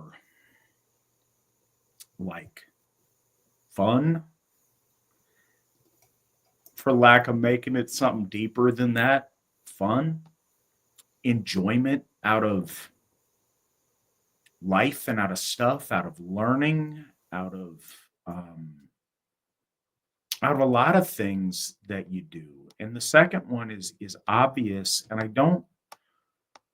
I do mean it as I guess body as it sounds, but I also mean it more than that, and as lust. And yes, sexual lust, absolutely. But I also think lust for stuff, for achievement, for ambition, for learning, for getting the most, visceral best out of life. I think that because of our social conditioning where we're at, and some of this rightly so, I don't think that, we want to be noble people, but I think that sometimes we have a hard time pairing piety and nobility with, I don't know, more carnal, baser things. And I think those things have a place. It's a matter of the ordering of those things and the structuring of those things. There's a time and a place in life for sexuality, for like physicality, for embracing those more primal things, but in an ordered fashion that don't violate social appropriateness or right behavior. Because that's an important thing. People go down this road far too often, and it's why I'm even hesitant saying it this way, because a lot of people have done a great dishonor towards Freya by cheapening her in their portrayal of her and like hypersexualizing her in an inappropriate way. Her name doesn't mean harlot. Her name means lady, and it's important. Her name in and of itself, and one of the most important aspects of understanding our gods is their naming. Because like I've said before, she didn't come to somebody and say, "Hi, my name is Freya." We attributed a value to the goddess that spoke to our people. We identified her with our understanding of nobility. So don't ever forget when talking about, even the more carnal aspects of divinity, these are gods and goddesses, and you need to be mindful of that when you speak about them. But there is a way to channel the primal into something that's productive, into something that's strengthening, into something that's joyful and adds fun to life. And this is a really strange and seemingly random, and I feel the need to say no homo before I say it thing based off of what I just said. But sometimes we celebrate the need to interact with things in life in an intellectual way because we place a higher value oftentimes on the higher self than the more primal part of the self. And both of them have their place at different times. One of the things that a lot of people, there's a time and a place and appropriateness for just physicality. And this sounds stupid and unrelated, and anybody clipping this can edit this out later if it's silly or doesn't fit. But I think it's an impression that's worth mentioning. And I think that a number of the Aus represent this in a way or celebrate this in a way. But sometimes there's just unspoken physical primal things that are good for the soul and build the foundation of the self that allows you to pursue the higher things and the more astral things. Now, obviously, there's a way to, make this talk about sexuality, and that's not, yes, that's one version of it, but I also just mean physical interaction. There's something about just a hug. When you're having a hard time and just getting a hug, it's not higher. You don't need to discuss the intellectual merits of your situation. Sometimes you just need the physical embrace of somebody that's got you.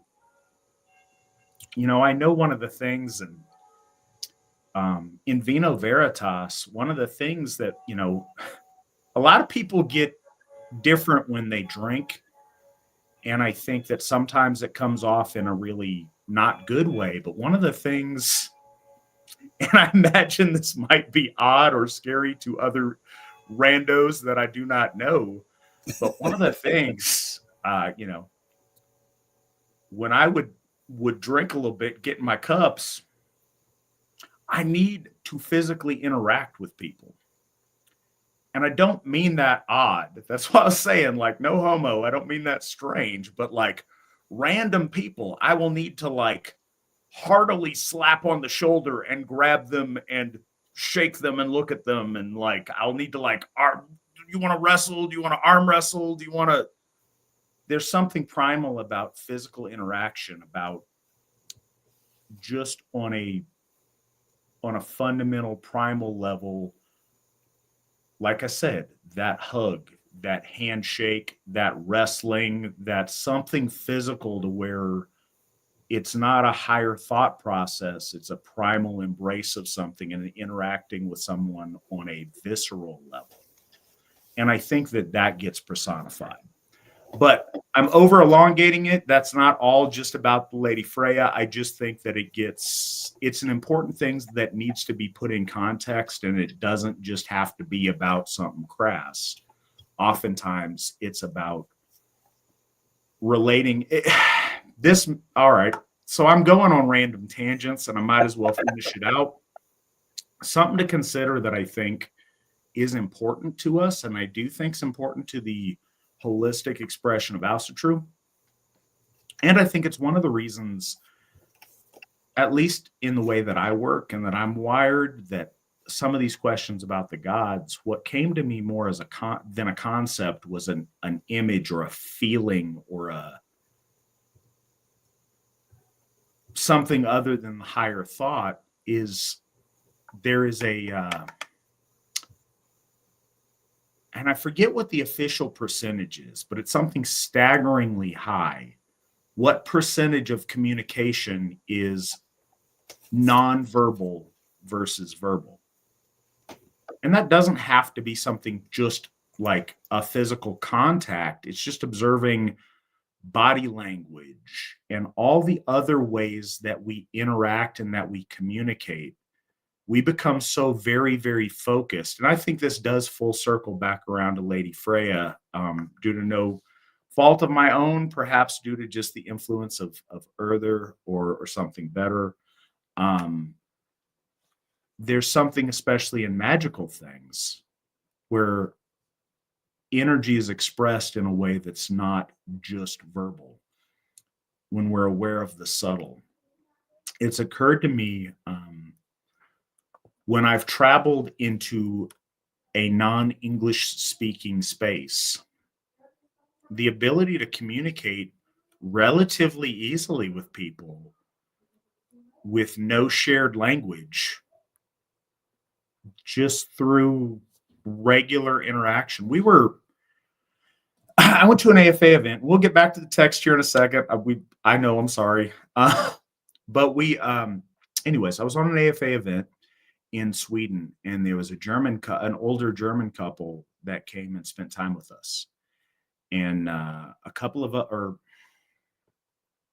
what, I don't know, 5 of us or so from the United States were there. And we had our Swedes that were hosting us. And we had this German couple, and they were with us for, I don't know, I think 3 days. They did not speak Swedish. They did not speak English. And we didn't speak German. We had a great time with those guys. We had a really nice time. We didn't have like a lot of deep philosophical conversations, but there wasn't an awkwardness. I mean, we realized that we couldn't fluidly discuss things, but we could point at stuff. We could smile. We could be excited about things, or, melancholy about things, or motion to things. Like it worked surprisingly well. And it was a really interesting and informative thing. So wherever that was going, putting that out there. Svan, will you take us back to early medieval Iceland? You'll have to turn on your microphone to do it, though. As much as I talked about nonverbal communication. Well, yeah, no, I think that was a great segue for a moment to just kind of give folks from our direct experiences our thoughts about the gods and how they interplay in the Orlaw of the middle world.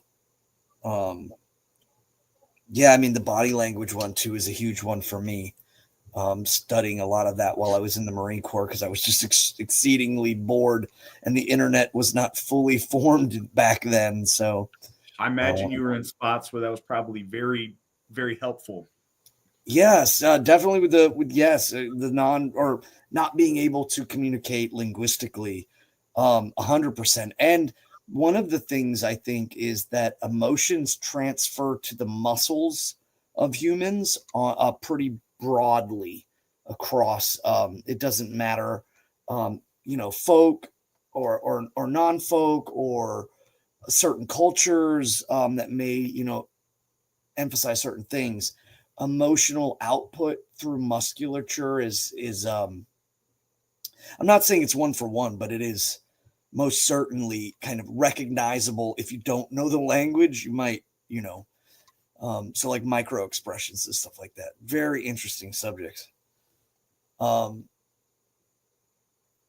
just talking about the gods in general, being able to talk about the Aesir, to the audience or to the chat and kind of get a layout of where we're coming from with a lot of this from our own personal devotional things. And again, to seeing the gods, and they are woven in everything. It is just about seeing them and giving credence to it.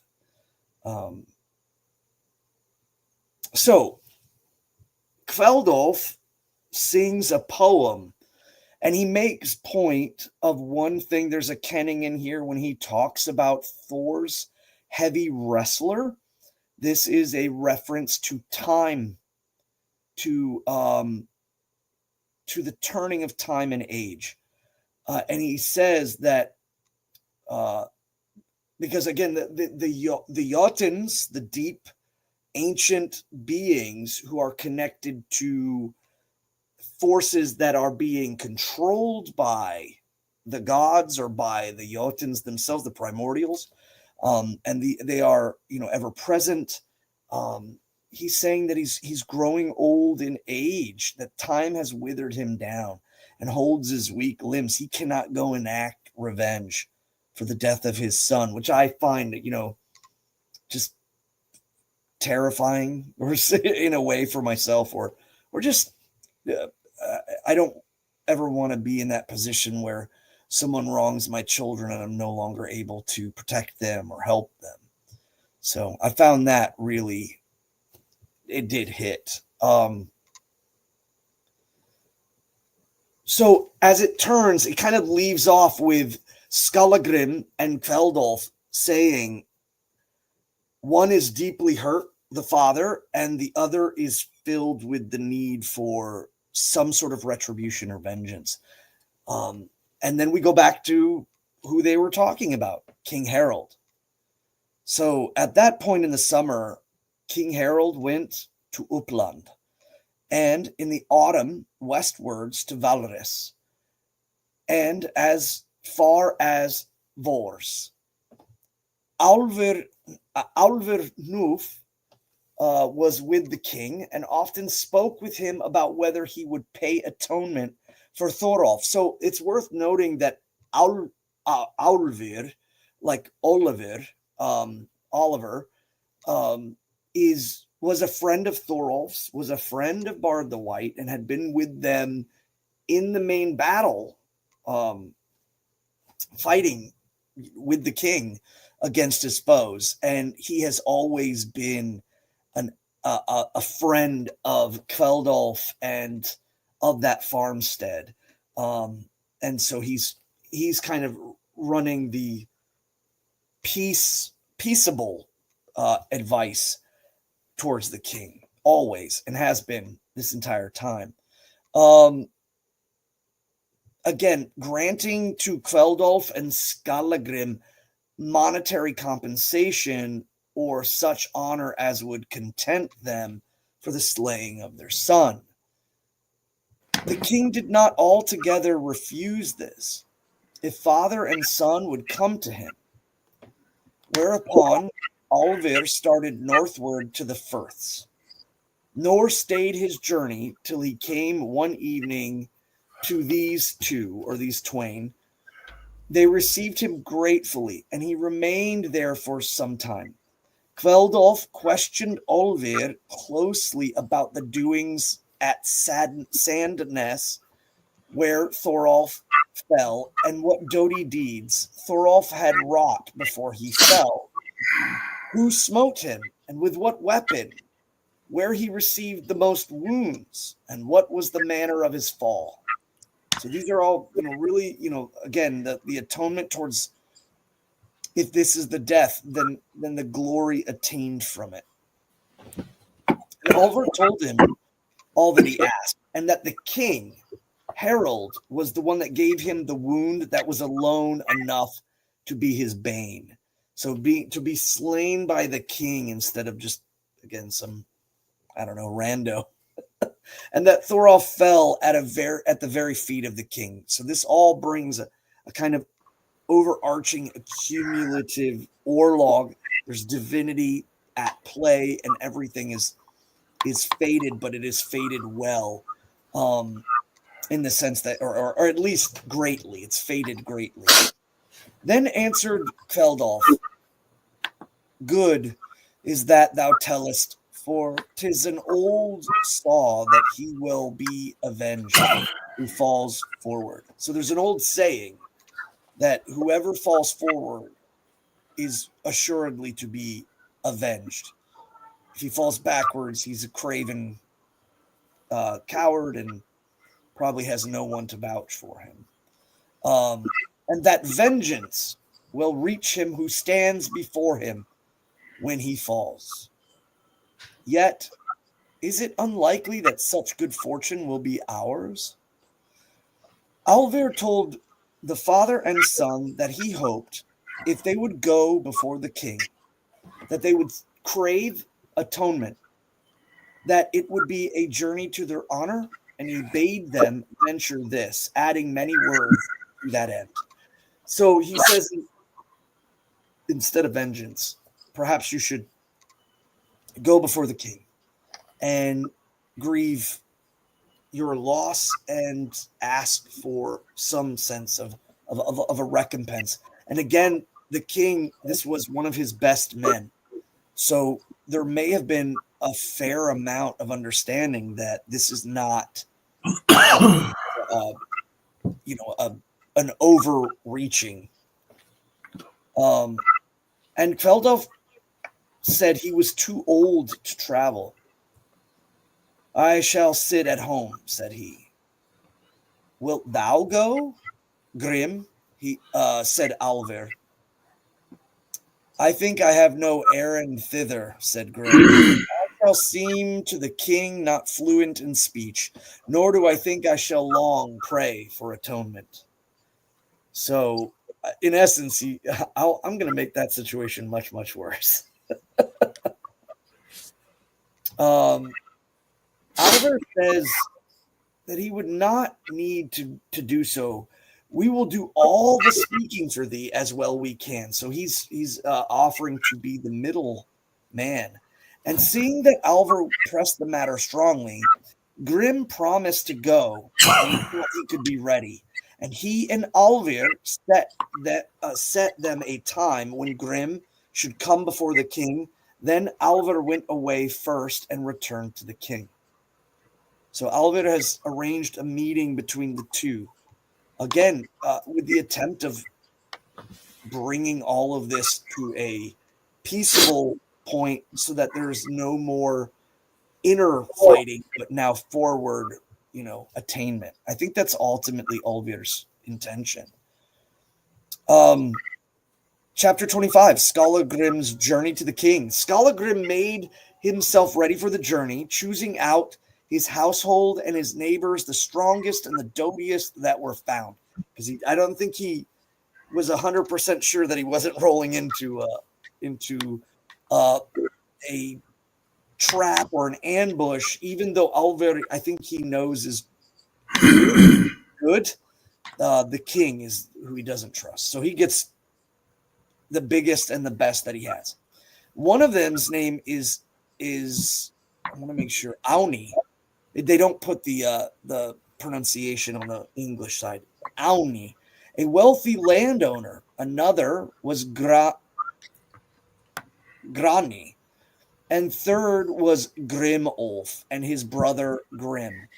House Carls, these all of Skallagrim and the two brothers, Thorbjorn, Krum, and Thjorð Beyegaldi. I'm like checking over in the Old Norse, but yeah.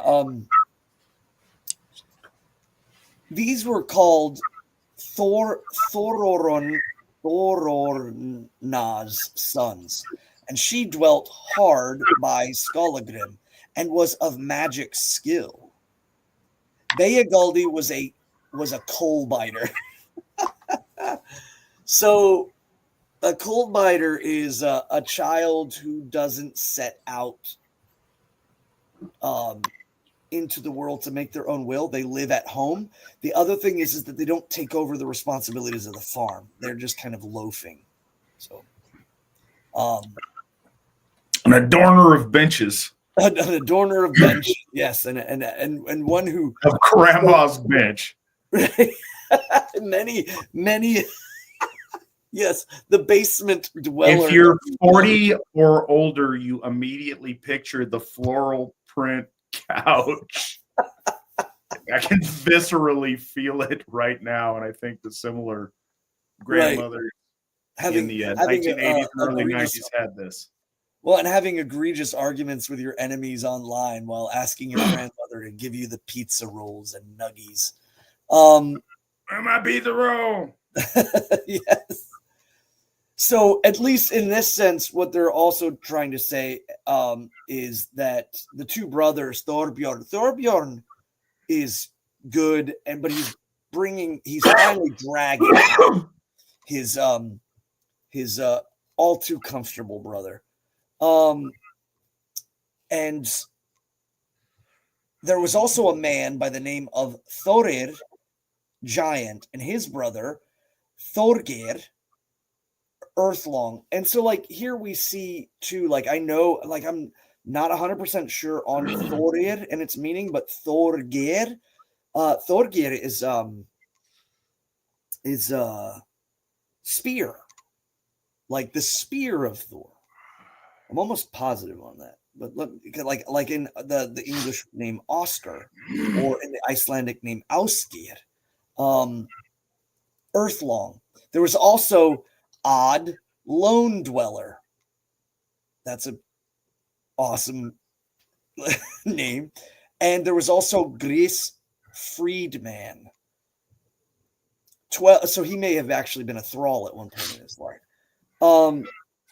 12 there were for the journey to accompany Skallagrim, all stalwart men, and several of them shape strong. So they were big. They took a rowing ship of Skallagrim and went southward along the coast, stood into Ostra Firth. I made mention that the word Ostra is in use. And a first is a fjord. So like in the Old Norse, it says Ostra Fjordu.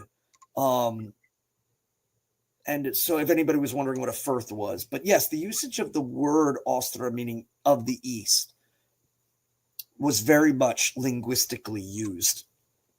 I just don't think our Nordic, to my knowledge at least, honored her in that correct capacity, perhaps because spring and the dawning was not of as much a prevalence as, say, like Central Europe. Anyways, so they traveled by land up to Vars, to the lake there, and their course lying so that they must cross it. They got a suitable rowing ship and ferried them over, whence they had not very far to go to the farm where the king was being entertained. So they're not going to his stronghold. They are going because he's on tour, if you will. He's going to all of his retainers. He's going to the men of loyalty and of his court, and he's being entertained by them and building frith and kinship with them. They came there at the time when the king was gone to table. Some men they found to speak with outside in the yard and asked what was going on. This being told them, Grim begged one to call Alvernuf to speak for him. The man went into the room and up to where Alvar sat and said, "There are men here outside, newly come, 12 together. If men one may call them, for they are liker to giants in stature and semblance than mortal men." So anybody reading along on the map, this is one of the instances where the Google Auto Translate fails us in a humorous way. Men have come out here, 12 in all, if you must call them men, but they are more like turds in stature and appearance than like human beings.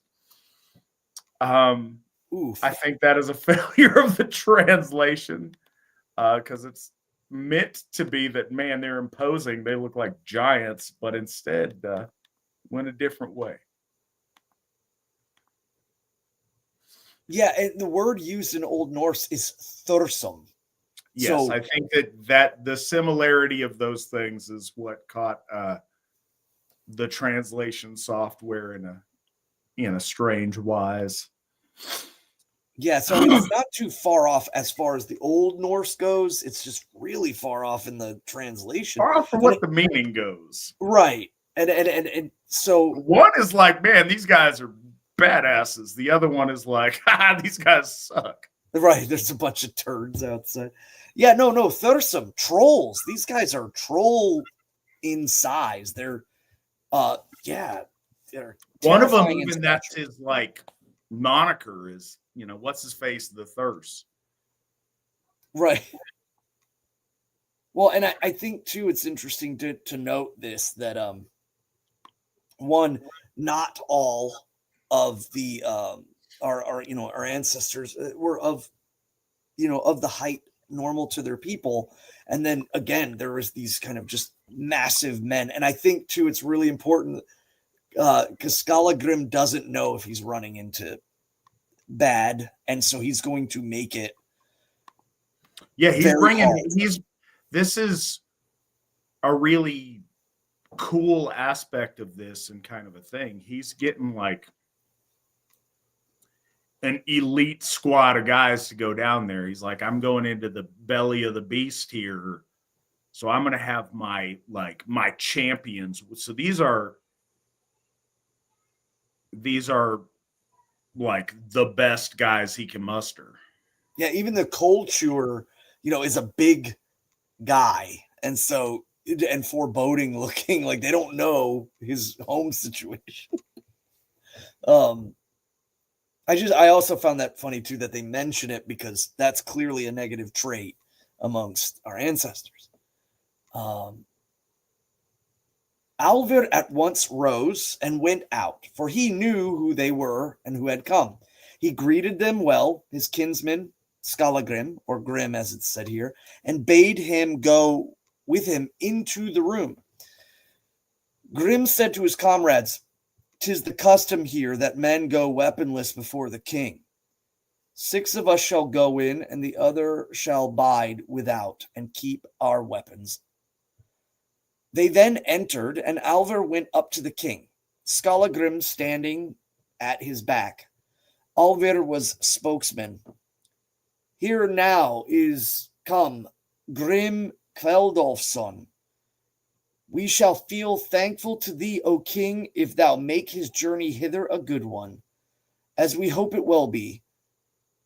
Many get great honor from thee, to whom less is due, and who are not nearly so accomplished as he is in every kind of skill. Thou wilt also do this because it is a matter of a moment to me, if that is of any worth in thy opinion." I definitely feel like Alvir is a very well-spoken and motivating advisor. Alvir spoke fully and fluently, for he was a man ready of words. And many other friends of Alvir went before the king and pleaded this cause. The king looked around, saw that a man stood at Alvir's back, taller than the others, by a head, and was bald.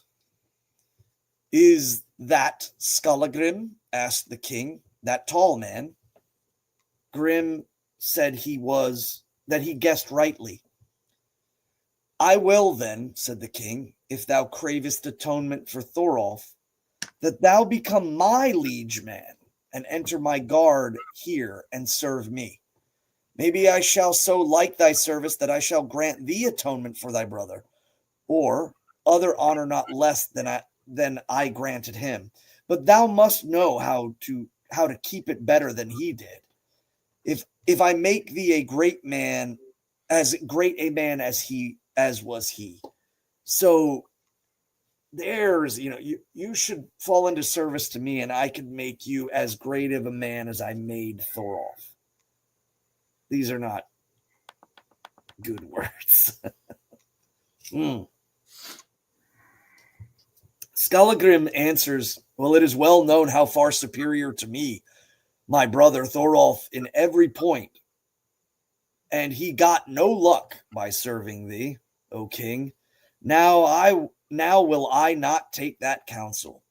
Serve thee I will not, for I know I should get no luck by wielding thee such service as I should wish, and as would be worthy. Methinks I should fail herein more than Thorolf."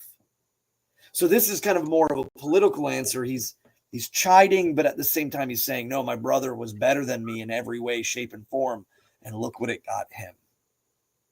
And I am far worse, or far less agreeable. The king was silent, and his face became blood red. Alvir at once turned away and bade that Grim and his men leave. They did so.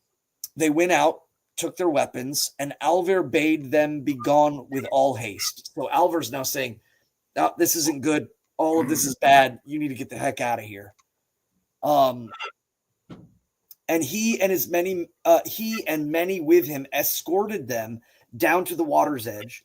Before parting, though, Alver said this, "Kinsman, thy journey to the king ended otherwise than I would have chosen. I urged much thy coming hither. Now I entreat thee, go home with all speed, and come not in the way of the king, unless there be a better agreement between you then and now seems likely, and keep thee well from the king and from his men. Go home, make yourself scarce. This is not good."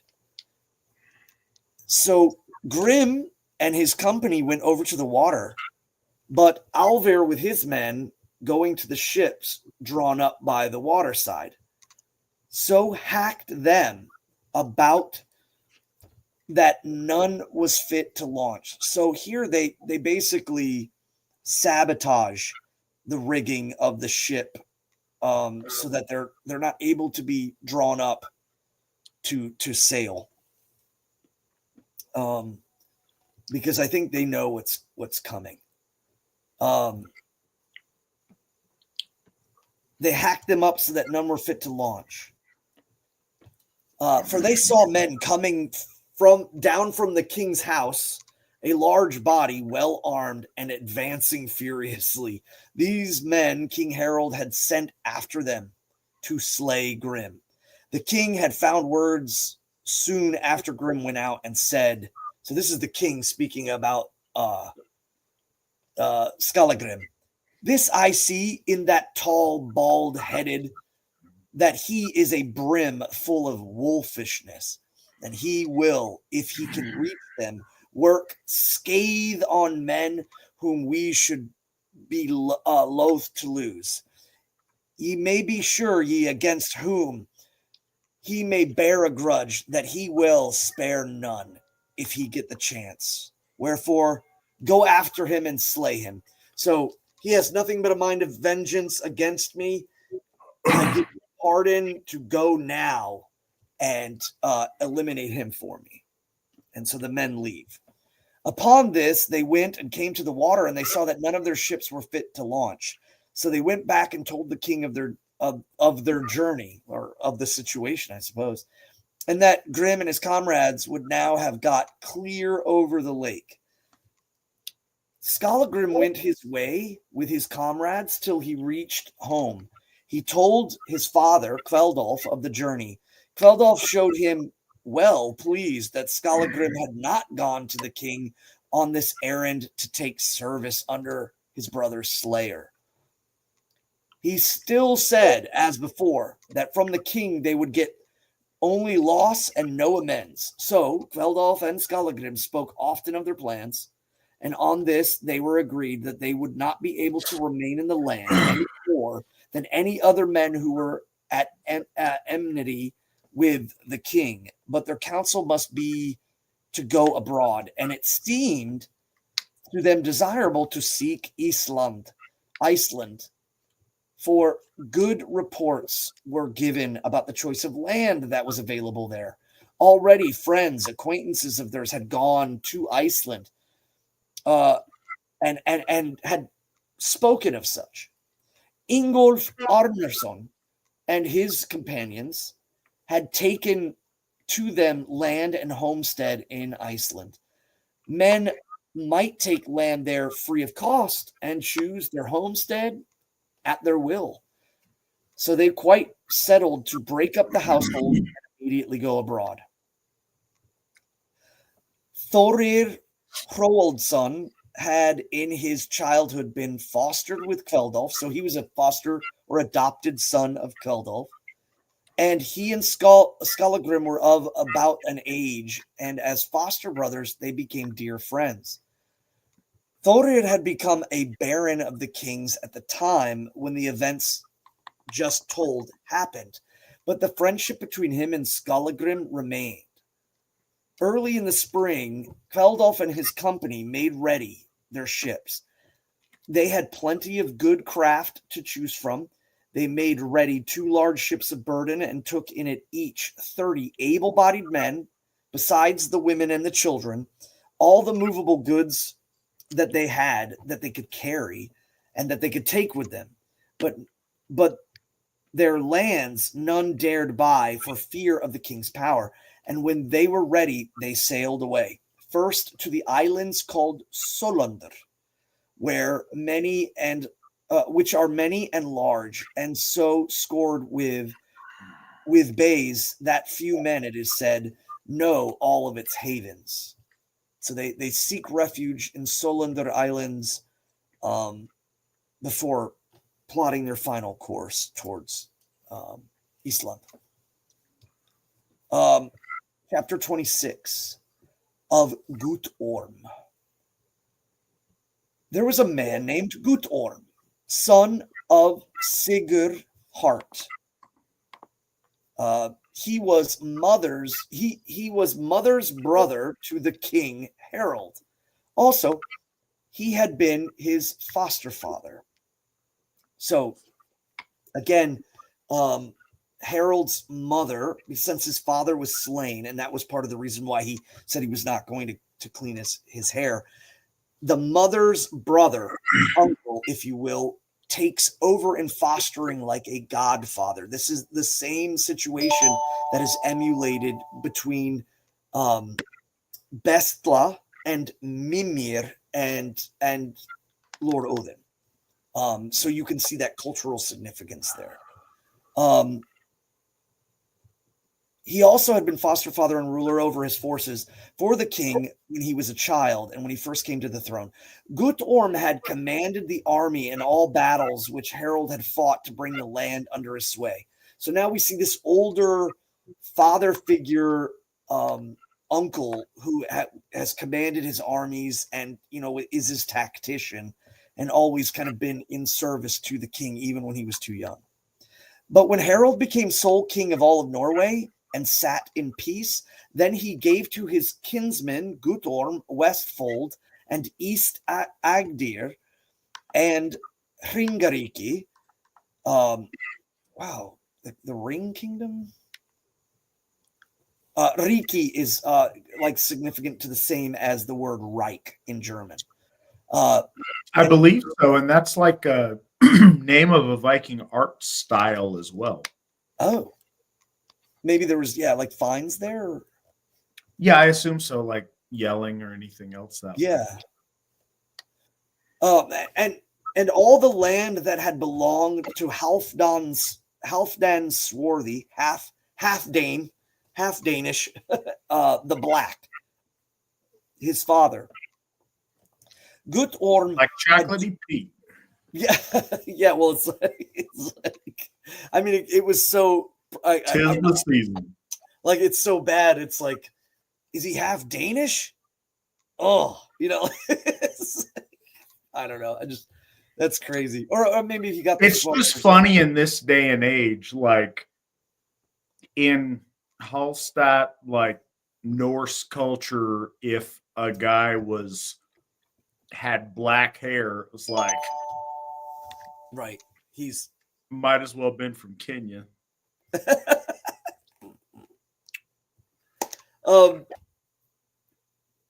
Gutorm had 2 sons and 2 daughters. His sons' name were Sigurdur and Ragnar. And that's the correct way to say it. Just, for people who watched the show, which I have not. I've only watched the first episode. But I know this because my brother's name is Ragnar. So Sigurd. It's really cool. So pause for the audience. Very few people have brothers named Ragnar who do not partake of the rotten shark. Well, and everybody here in the United States could never pronounce that, especially when they heard my mother say it. But she said it so fast, they just started calling him Rocky because of the prevalence of that in the 80s. So it got switched from cool and strange that this son of Iceland would be likened to the Italian stallion. Yes. Or the other was rock, because it sounded like when my mother would say Ragnar, it was always, they were like, what is she saying? Rock? So kind of a joke there. But he had this is a good moment to pause for a sec. I forgot to mention earlier, and I meant to when we were on our long divergence, but I think a good one. Anyways, pulling up for a second. Michael in California donated to our current folk services effort for one of our members who's going through some hard times. He donated $100. That does not go without notice. Thank you so much for that. We really appreciate it. Those who don't know,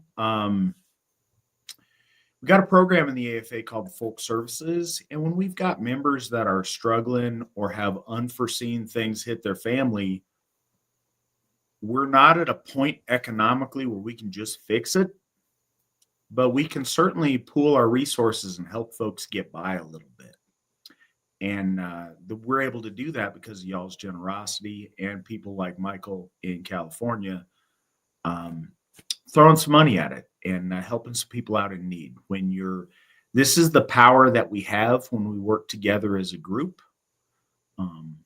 Part of what Svan and I are inspired by with Lord Forsetti, when we work as a group to do some of these things, a little bit here and there from all of us can make a real big difference to a family in need who's going through hard times. So, Michael, thank you so much for your donation. We appreciate that a lot.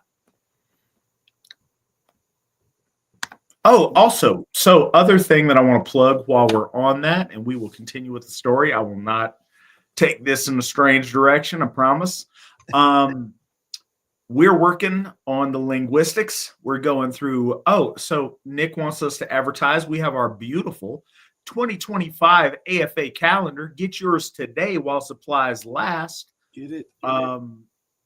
It was put together by Gothi East's lovely wife, Madison. It's neat. It's nice to have a calendar that shows AFA observances. It's got pictures of our, some of our gatherings of the previous year. It's a really nice product put together, and it's a cool thing. So if you want to go by and get yours at runestone.org, we appreciate it. Again, your money goes to all of the mission of the Asatru Folk Assembly and things that we're trying to do, and we appreciate that. But what I was going to say is we're working on, as you guys can see with the translation and stuff, so that we don't mistake thirsts for turds, we are endeavoring to, and joking aside, I am not a fluent skiller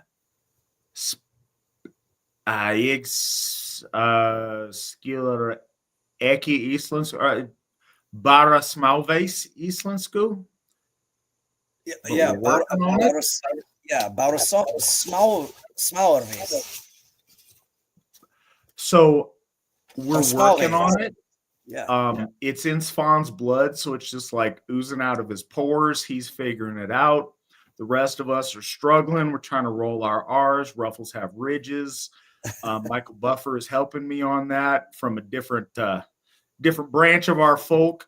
Honestly, though, seriously, we're going through Pimsleur right now for their Icelandic course. Icelandic is remarkably close to Old Norse, and it is my understanding, and this may not be a perfect analogy, but Icelandic is to Old Norse as English is to Shakespearean English, to where if you throw in Old Norse terms in modern Icelandic, you're kind of eccentric, but it works and people know what you're saying.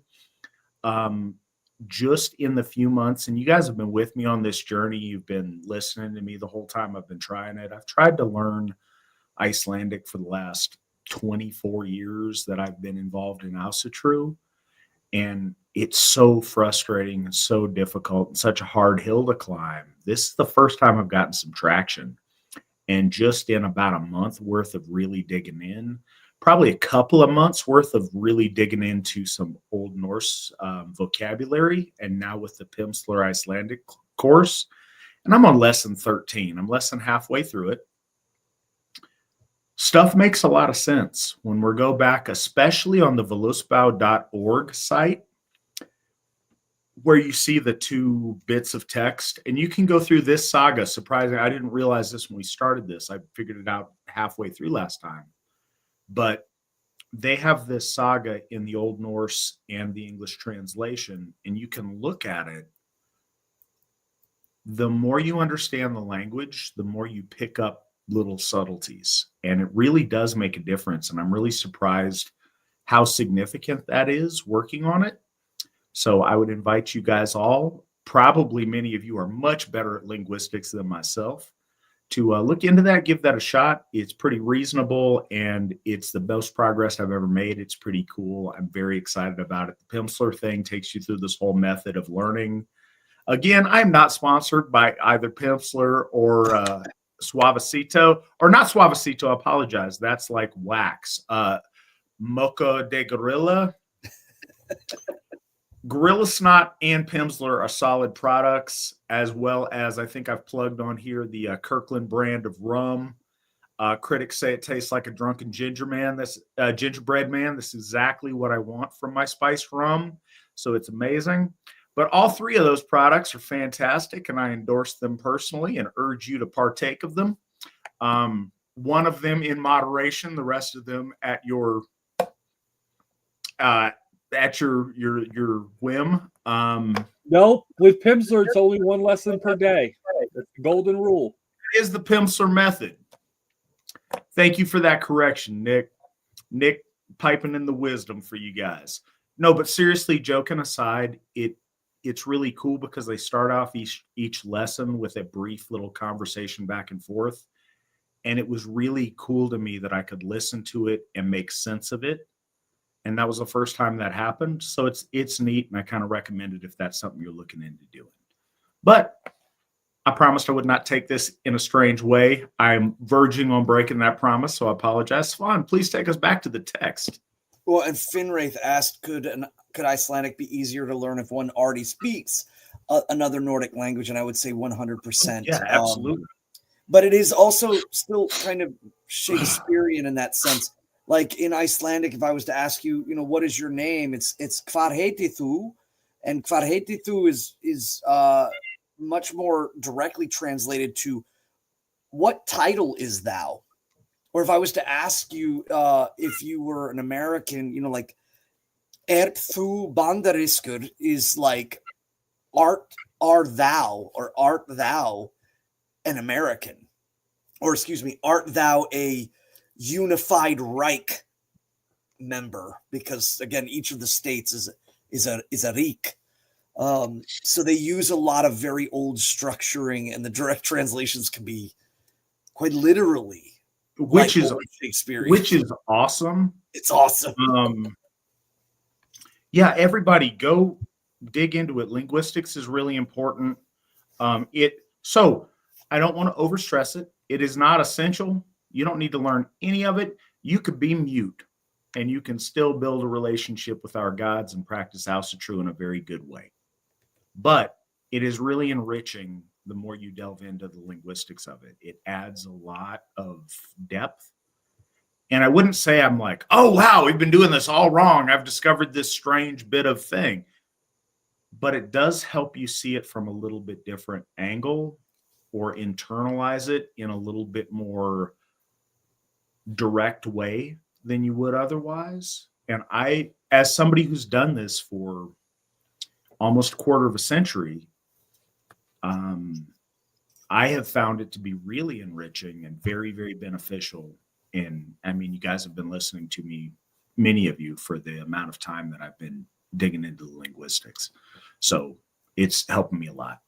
But lest we continue to, I don't know, be strange to our audience, let's get back to the political machinations of early medieval Norway. Well, and remember, we're talking about Guttorm, who is the uncle of the king. And this is just a brief mention, but it is setting things up. But he is the king's mother's brother, so his uncle, and was of a lot of power as Harold the Fair-Haired was growing up, and even commanded his armies and was, gave stratagem. And he has 4 kids. He has Sigurdur, he has Ragnar, and then he has see, now that's interesting. Ragnahildur. I don't know if there would be a pronounced NA, but the reign of battle is what her name means, because Ragnar means like a reign, like a king's reign, or a time of power. And then the last was, of course, Auslaw, law of the gods.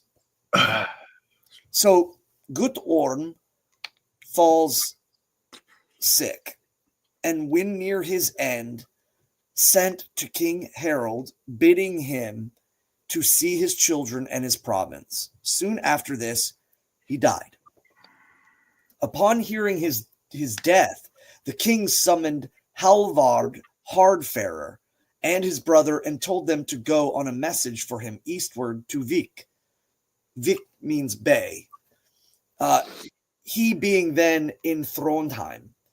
They made great preparations for their journey, choosing them men and the best ship that they could get. And it was the very ship that was taken from Thorgils Yeller, who was the housecarl of Thorolf. But when they were ready, the king told them their errand. They were to go eastward to Tunsberg, the market town where Guttorm had resided. Ye shall, said the king, bring to me Guttorm's sons, but his daughters shall be fostered there till I bestow them in marriage. I will find men to take charge of the province and foster the maidens. So this is his uncle, and he immediately calls out to have his uncle's sons brought to him and to join him. And again, I say this because the way that things are translated, sometimes there's always this sense of like, oh, what's going to happen now? Or there's some sort of plot motive. But you have to understand, when reading the saga, sometimes the way it's written does not indicate that there will be some sort of grand thing. And then sometimes when it does happen, it's after a while. So just don't get caught up in the ideas like, oh no, is he going to assassinate them? Or every time I read sagas, I always get into that kind of mindset, and I got to tell myself, no, it's the way it's written, what he's doing. So the brothers started with fair wind and came eastward into Vik and to Tunsberg, and they declared their errand. They took the sons of Guttorm and much movable property and went their way back. The wind was then somewhat slack, and their voyage slower, but nothing happened till they sailed northward over the Son Sea, having a good wind and bright weather and being merry in mood. So again, too, you're going to find a lot of the way in which they traveled to and from Iceland was by boat. And so there's a heavy emphasis on the conditions of things without it really, and it's not predicating something. So in chapter 27, the slaying of Halvard and Sigurtrik. All through the summer, Kveldolf and Skallagrim kept a lookout shorewards on the highway of vessels on the ocean. So pause for a second before we get deep into this. I sent Nick a picture because I mentioned the Hringareiki style, and it's a specific Viking art style. Right.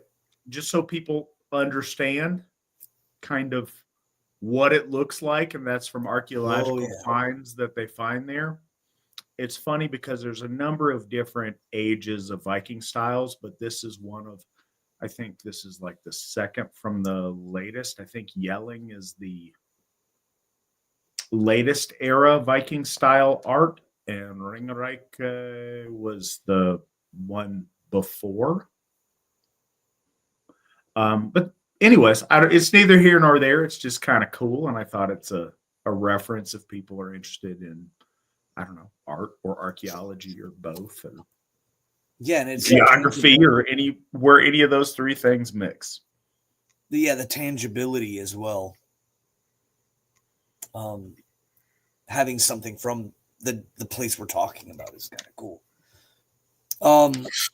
So we go back to Kveldolf and Skallagrim, father and son, and they're kind of edged. They're ever since the meeting with the king, they've been trying to keep an eye out, waiting at any moment for someone to roll up and try to enact the king's revenge. Skallagrim was very sharp-sighted. He saw Halvard's company sailing by, and he knew the ship, for he had seen them before when Thorgils went with it. Skallagrim watched their course and where they lay into haven at eventide. Then he went back to his own people and told Kveldolf what he had seen, and withal how he had recognized the ship, being that which was Thorolf's, and was taken by Halvard from his housecarl Thorgils. And doubtless there were some men on board who would be worth catching. So they made ready with both of their boats and 20 men each. Kveldolf steered one, Skallagrim the other. And when they rowed, they made for the ship. But when they came where it lay, they put into land. Halvard's men had set up a tent over the ship. So this is when they take the sail and they cant it. They draw the ship up and over, and then they cant the mast down or loose the mast, and then they place the sail down and tack it so that they can camp underneath it.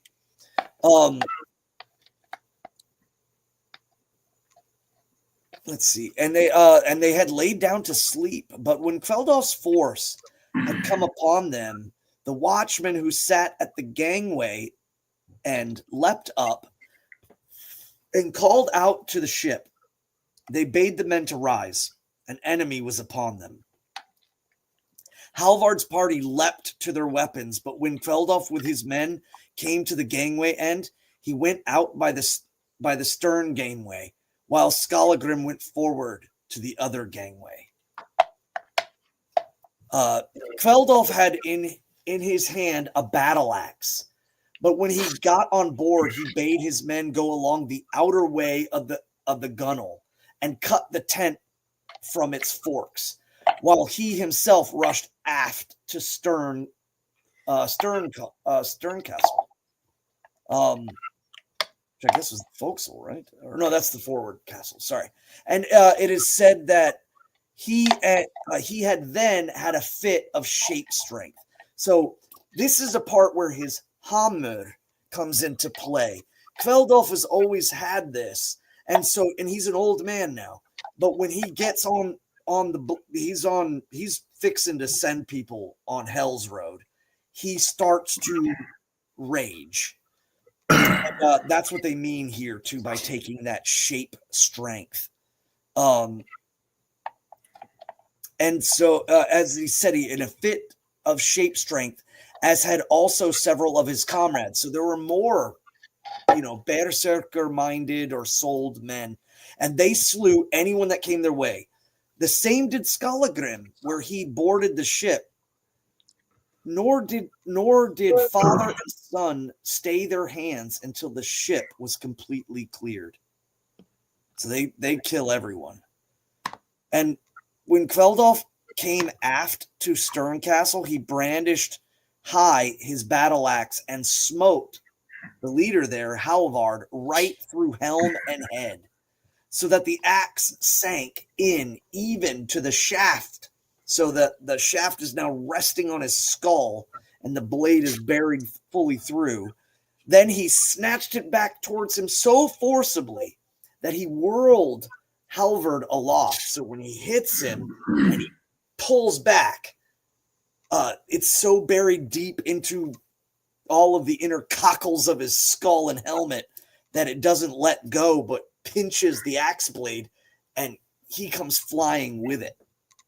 and he is slung over the edge of the boat. Skallagrim clears the forecastle. He slays Sigtrig. Many men plunged into the sea, but Skallagrim's men took one of the boats and rowed after them and slew all the ones that were trying to swim away. There were lost with Halvard 50 men.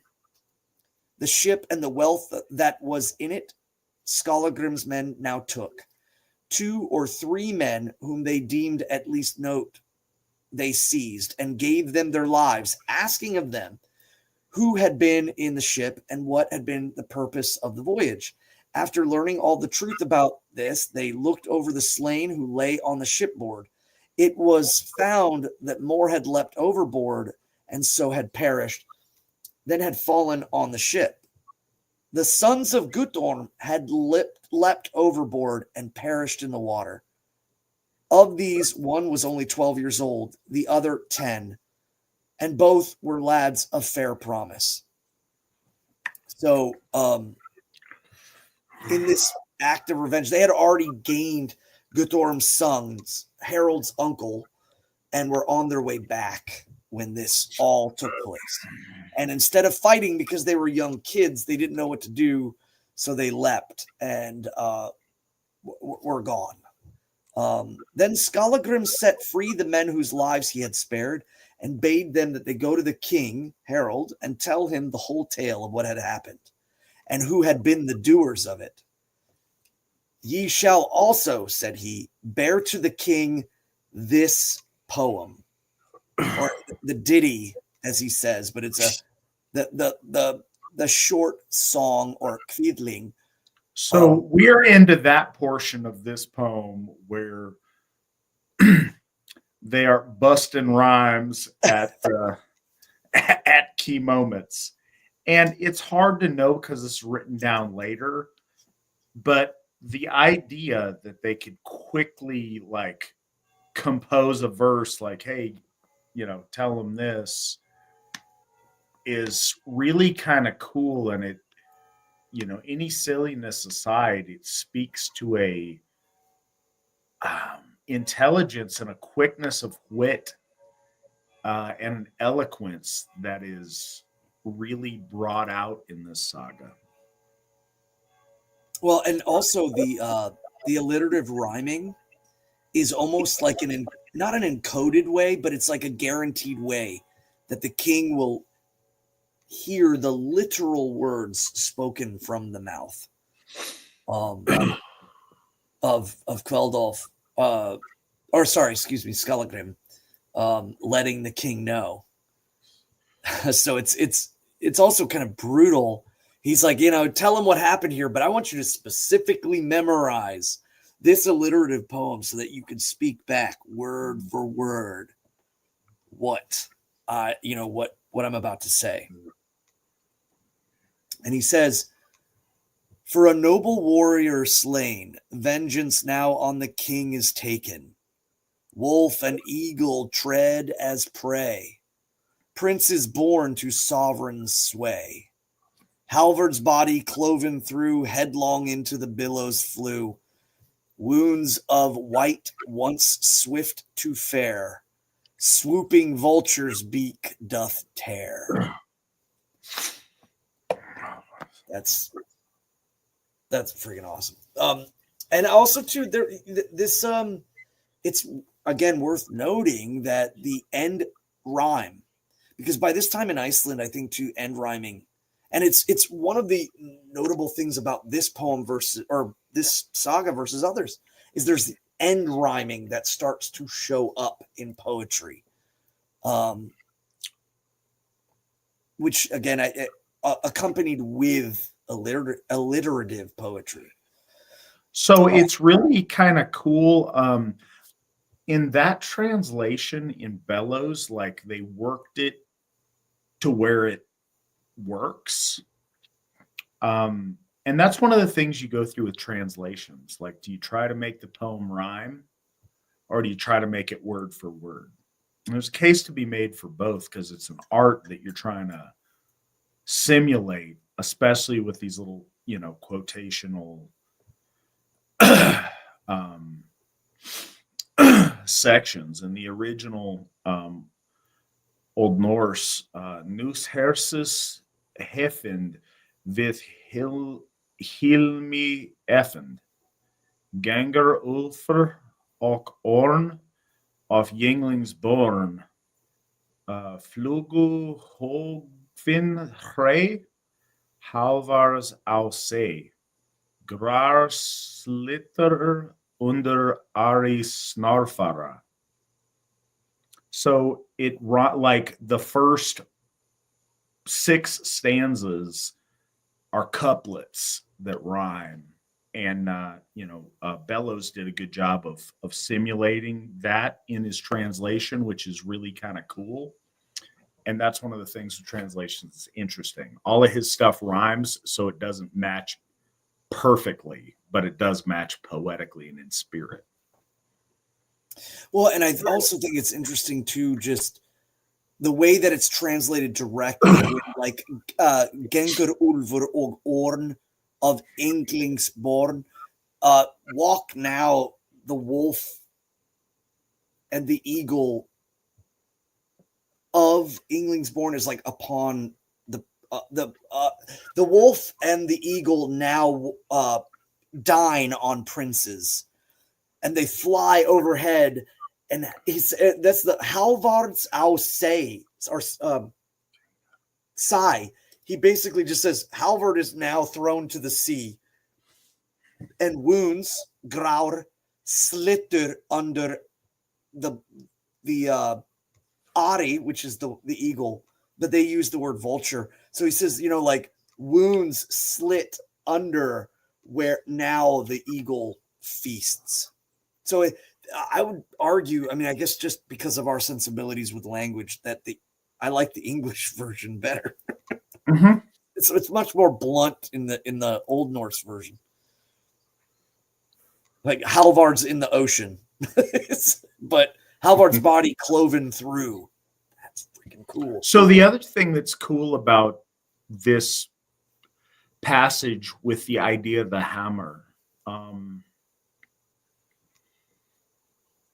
there's a moment of transcendence that's hard to describe, but I think we've all seen it or experienced it.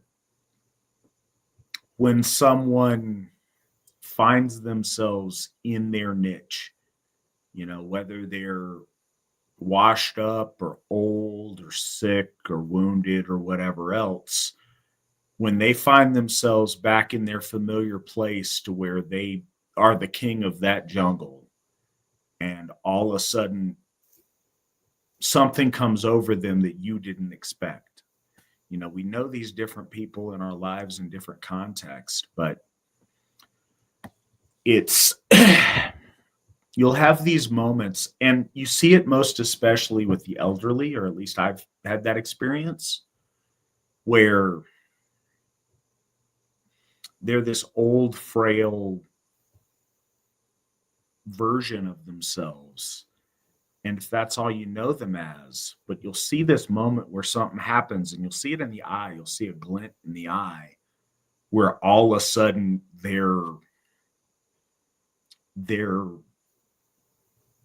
I guess, for lack of a better, their woad self, their other self imposes itself and comes through, and all of a sudden they are crystal clear and they are back in their prime. And you see that with Kveldolfur here. He's this old man. He doesn't want to go serve the king because he's old, but he's going to serve, send his sons out maybe if they want to, but he's going to lay in his sick bed and, oh, bother, I'm whatever. And he's this old, decrepit, but no, he gets this opportunity motivated by vengeance, where maybe not for long, and maybe not with a lot of endurance, and maybe not forever, but he's the evening wolf again. And it's feeding time. Right. And the cool thing is, this isn't a fantastical story of legend. This is an old Viking that gets pissed because somebody killed his son and goes out getting into his berserker gang to make stuff happen. And he's literally cleaving somebody's skull to the point he's yanking the body back, trying to get the axe out. It's really easy when you read, especially this saga, to get lost in the world of legend and fiction where you can make things fantastical. And no, we can't say with 1,000% certainty everything in here is literally exactly as it happened. But it's realistically as close as you're going to get. And this is real deeds of real men who are about their business. And it's really it's just such a cool saga for that. And this is one of the scenes in it that I think is really special. Yeah, and this mentioning here of kind of just off the cuff, the functionings of being a shape strong or someone who can, bring about their hammer to such destructive levels. There's some, I don't know if you've seen this, and many of us have seen this in different contexts. You will see the flash of anger in someone's eyes, or you'll see a flash of acknowledgement when all of a sudden they get an idea and the idea bubbles in their head. Or you see something else entirely when crazy happens. Anybody who's interacted with somebody who's literally insane, you see this glaze go over their eyes when they're in another place. And the thing looking back at you at that point is not the same person you were talking to a second ago. And there's kind of an interplay with that with somebody who is under the power of the berserker gang and is overcome by bloodlust and battle rage. That this old man is transformed into this just wolf of destruction. And few lived to tell. 50 men. Wow. So after this, Skallagrim and his men took out their ships, captured the ship and her cargo, and then made an exchange, loading the ship they had taken, but emptying the one of their own, which was smaller. And in this, they put stones. So they, Kveldolf is still there, and Skallagrim goes out, switches the ships, plugs holes in the bottom of his old ship, and puts stones and sinks it so that no one can have it. Then, as soon as ever the wind was fair, they sailed out to sea immediately, heading off to Iceland. But then there's this point of note. It is said of the Hammer Amir, the shape strong men, or men with fits of berserkskanger. It's said of them that while the fit lasts, they are so strong that none could withstand them. But when it passed off, they would become weaker than they were before. Even so, it was that with Kveldolf, when the shape strong fit went from him, then he felt exhaustion from the onset he had made and became so utterly weak that he lay in bed. And so, of course, his sleeping place on the ship, because there was the two ships. Now, they don't necessarily emphasize whether or not they just simply return home after crossing the water, but Skallagrim takes this time. He's going to head out now. And Kveldolf slowly, or I mean, relatively swiftly, but I don't think it's like immediate, is that he starts to turn for the worse. But he said, that he's laying on the ship and in the sleeping area, and he just can't move. So, and now with the fair wind, they took them out to sea. Kveldolf commanded the ship, which was taken from Halvard. With the fair wind, the ships kept well together, and for a long time, they were in sight of each other. But when they were now far advanced over the main, Kveldolf's sickness grew much worse. And when it came to this, that death was near, he then called to his shipmates and told them that he thought likely that they and he would soon take different paths. They're going to Iceland, and he's going to his ancestors. Or if Lord Odin be willing, choose him to rise above and be one of the Einherjar. So he says that I think we're going to take a different way. I have never, he said, been an ailing man. I've never been a sickly man. But if it so be, as now seems likely, that I die, then make me a coffin, put me overboard, and it will go far otherwise than I think. If I do not come to Iceland and take land there, ye shall bear my greeting to my son Grim when you meet again, and tell him withal that if he comes to Iceland and things so turn out that unlikely as it may seem, I be there first, then he shall choose his homestead as near as may be to where I have come ashore. So build me a craft or a box or upon the ship, and throw me in the ocean and tell him what's happened. And wherever my body drives up on the shore, that is where Grim should make his farm. And shortly thereafter, Kveldolf dies. The evening wolf relinquishes, and his soul is let loose. His shipmates did as he had bidden them to do, and they laid him in a coffin and shot it overboard. There was a man named Grim, son of Thorir Ketilsson, Keelfair, of noble kin and wealth. He was in Kveldolf's ship. He had been an old friend of both father and son, and a companion both of them and of Thorolf when he was alive, for which reasons he had incurred the king's anger. Now he took command of the ship after Kveldolf had died. But when they were to come to Iceland, approaching the land from the south, they sailed westward along the coast, because they had heard that Ingolf had settled there. But coming over against Reykjanes, Reykjavik, the smoky bay, and seeing the firth open before them, they steered both ships directly into the fjord. And now the wind came on to blow hard with much rain and mist. That is when the ships were parted. Grim, the Haloalander, and his crew sailed up to Borgur Fjordur, past all the skerries. I guess skerries are like port or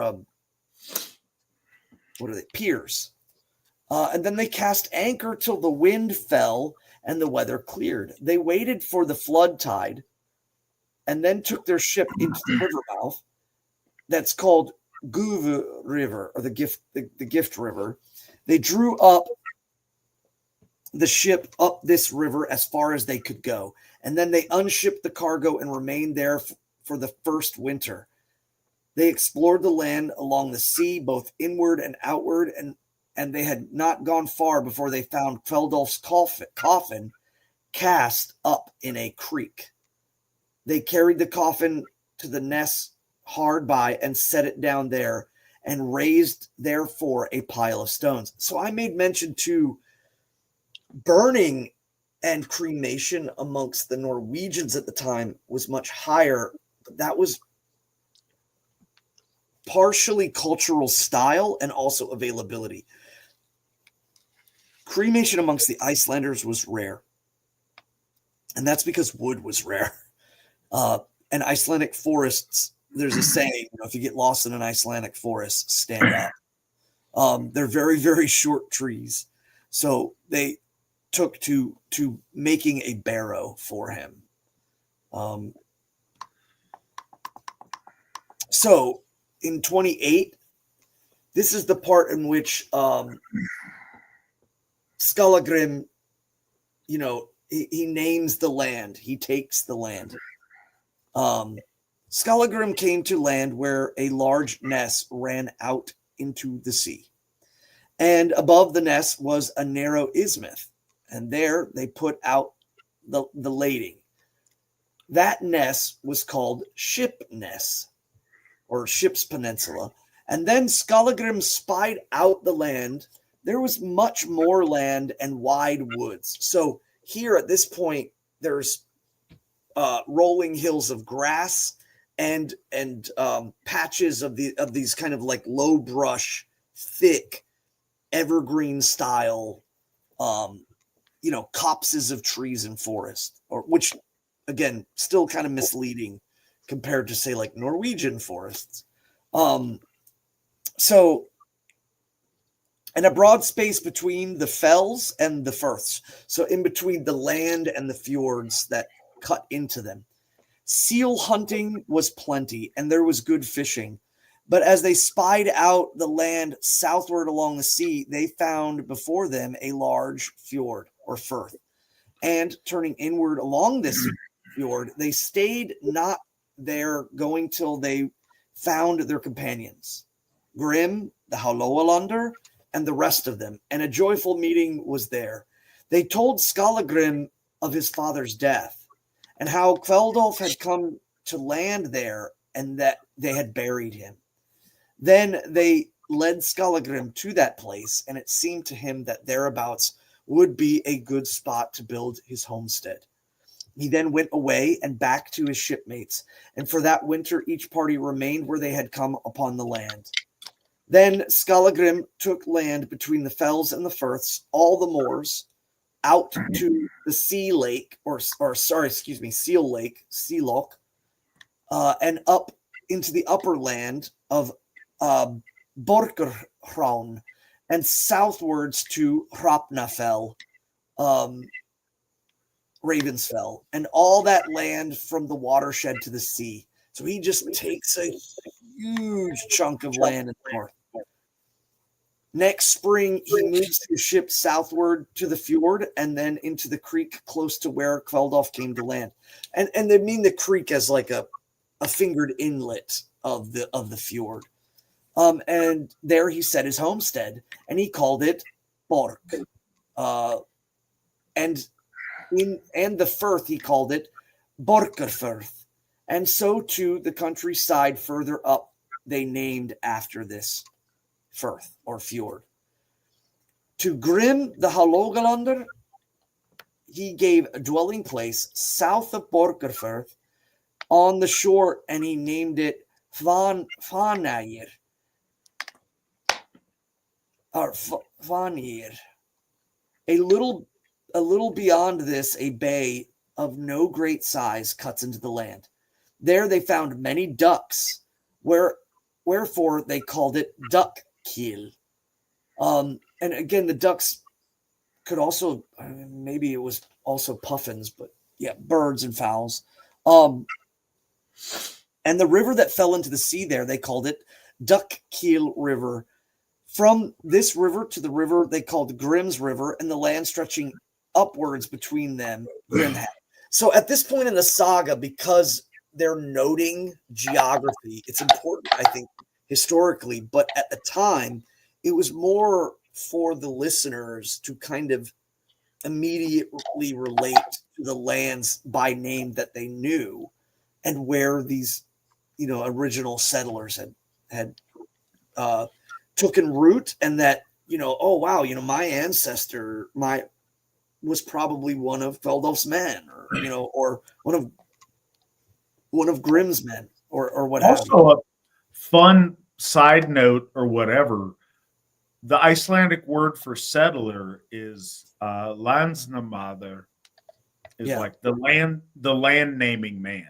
Yeah, the land naming, so part of settling was like pointing at stuff and giving it its name.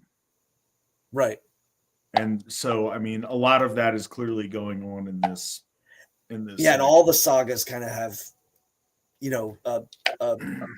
effects towards that. That's why land taking, when you came and took the land of Thorshof, and we walked the property with a flame and went to all the thresholds. This is really important in our cultural, religious worldview.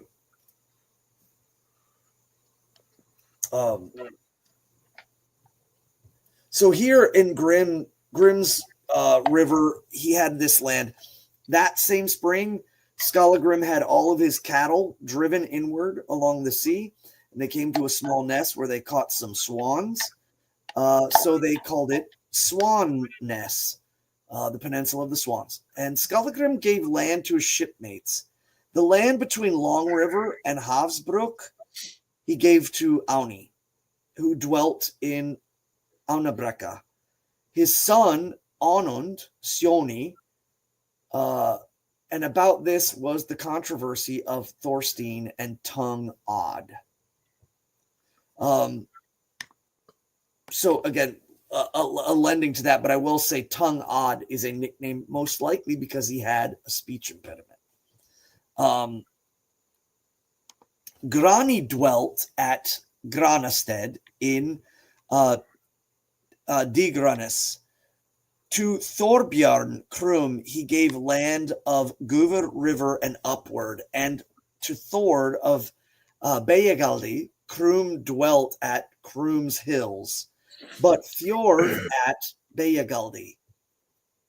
To Thorir the giant and his brothers he gave land upwards from Einkunner and the outer part of the long river. Thorir giant dwelt at Giantstead. His daughters were Thordis Stong, who afterwards dwelt in Stangerholt.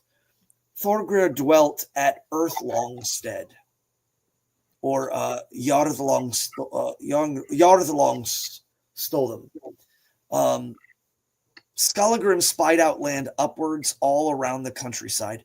First he went inward along Mountain Fjord or Björkfjord to its head, and then followed west the bank of the river, which he called White River, because he and his companions had never before seen waters that fell from glaciers, and the color of the river seemed to them a wonderful color.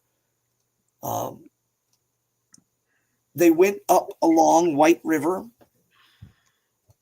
and was before them coming down the fells to the north.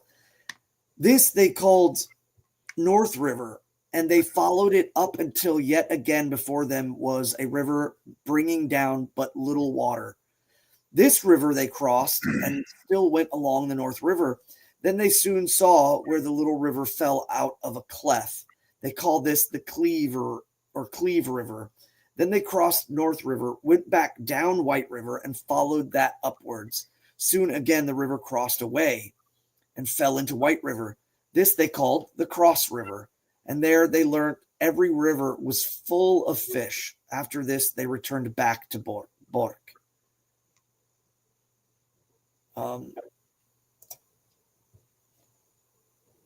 So now here chapter 29 of Skallagrim's industry.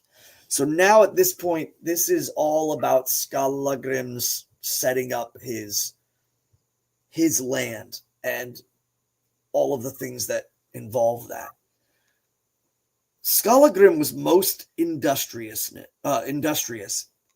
He had about him always many men whom he set to seek diligency all sorts of provisions, as could be got for men's sustenance, because at first they had but little livestock compared to the needs of their numerous company. But what livestock they had went every winter self-feeding into the wilds. Skallagrim was a good shipwright, and westwards into Amirar was no lack of driftwood. He had buildings set up on Swan Ness and had another house there.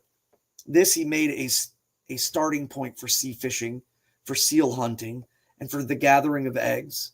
In all these kinds there was a plenty of provision to get, as well as driftwood to bring back to him. Whaling also came in there, and whoso might shoot them. All such creatures were then tame on the hunting grounds, as they were unused to the presence of men. His third house he had on the sea in western Mirir. This was even a better place to look out for driftwood. There too he had land sown and called it acres. Over against it lay islands, among which whales were found. They were called the Whale Islands. Skallagrim also sent his men up on the salmon rivers and into the land to fish.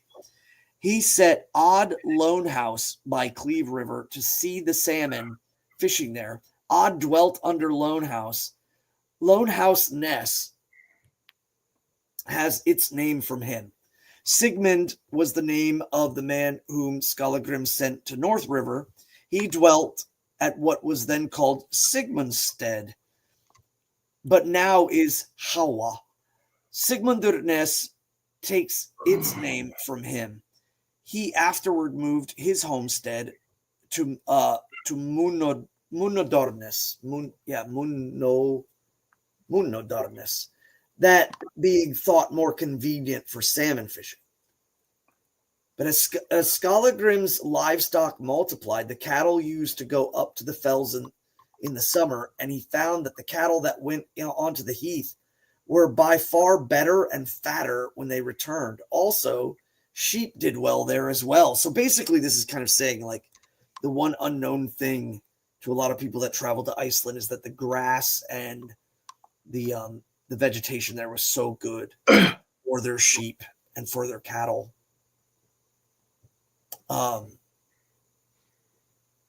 So Skallagrim set up buildings close to the fell and had a house there, and there he had his sheep kept.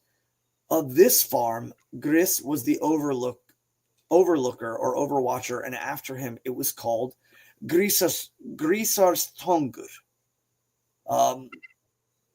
Thus, Skallagrim's wealth had many legs to stand upon. Sometime after Skallagrim's coming out, or at least traveling over to Iceland, a ship put into Borgarfjörð from the main, commanded by a man named Oliver, or Olevi Holt. With him was his wife, his children, and other of his kinsmen. And the aim of his voyage was to get him a home in Iceland. Oliver was a man of wealth, highborn, and foreseeing. Skallagrim asked Oliv and all of his company to his house and for lodging, so he invites them to stay. Oliv accepts this and was with Skallagrim for his first winter in Iceland. But in the following spring, Skallagrim showed him to a choice piece of land south of White towards from Grimm's River to Folkadale River. Olaf accepted this and moved there with his household, set there his homestead by Warmbrook, as it was called, and he was a man of great renown. His sons were Rai in Hot Springdale and Thorarin, Ragi's brother, who took the law speakership next after Hrafna Heingsson. So because remember, Hein, the first Gothi, was his youngest son, Raven. So now of Olaf, his son Rai took that position after. And they dealt at Warmbrook, and he had a wife. Her name was Thordis, daughter of Olaf Shai, sister of Thorth Yeller, loud Thorður Yellis. So now we just get to see some kind of names and their kind of relations to each other. And even though Skallagrim had settled this land, he doesn't chase off Olaf, but instead bids him to stay the winter. And then when the thawing towards spring, he says, I've already, scoped out all this land, but there's really good land over here. So let's go and check it out. And Olaf took it, and they became all kind of a clan, if you will. Chapter 30, of the coming of Ingvar and of Skallagrim's iron forging. So again, Egill's saga goes all the way back to his uncle and his grandfather, and now this is his father and the focus on him. So King Harold Fairhair took for his own all those lands that Kveldolf and Skallagrim had left him in Norway, and all their other property that he could lay his hands upon. He also sought diligently after those men who had been in the councils and the confidence, or in any way helpers of Skallagrim and his folk, in the deeds which they wrought before Skallagrim went abroad, and so far stretched the enmity of the king against the father and the son, that he bore hatred against their kith and their kin, and any whom he knew to have been their dear friends. Some suffered punishment from him. Many fled away and sought refuge. Some within the land, some out of the land altogether. Ingvar, Skallagrim's wife's father, so his father-in-law, was one of these men aforementioned. This reed did he take. So he finds out that this is going on, that this decree against Skallagrim's kith and kin has been made. So he turns all of his wealth that he could into movables, and then went seagoing on a ship with a crew thereto, and made ready to go to Iceland. For he had heard that Skallagrim had taken up an abode there, and that there was no lack of choice of land. So when they were ready and the fair wind blew, he sailed out to sea. His voyage went well and speedy, and he came to Iceland on the south coast. He held on westwards to Reykjanes, or Reykjavik, and sailed into Borgarfjörð, and entered the long river and went up even to the falls. There they put up their ship to land. But when Skallagrim heard of Ingvar's coming, he at once went to meet him and bade him to his house with as many men as he could. Ingvar accepted this offer, and the ship was drawn up, and Ingvar went to Borg. So he went back down, and they stayed there in the winter at Skallagrim's house. And in the spring, he offered him choice land. He gave Ingvar the farm which he had on Svanes, the great house there, and the land inwards up to Mudbrook and outward to Stromsfirth. Thereupon Ingvar went out to his farm and took the land, and he was a most able man and wealthy. Skallagrim then built a house on Shipness, and this he kept for a long time thereafter. Skallagrim was also a good ironsmith, and in the winter he wrought much red iron ore. He had a smithy set up some ways out of Björk or Bork, and close by the sea, at a place now called Rauversness. The woods, he thought, were not too far from thence, but since he could find no stone there so hard or so smooth as he thought good for hammering iron on, for there was no beach pebbles, or the seashore being all of fine sand. One evening, when others were gone to sleep, Skallagrim went to the sea, pushed out an eight-oared boat that he had, and rowed to Midfirth Island.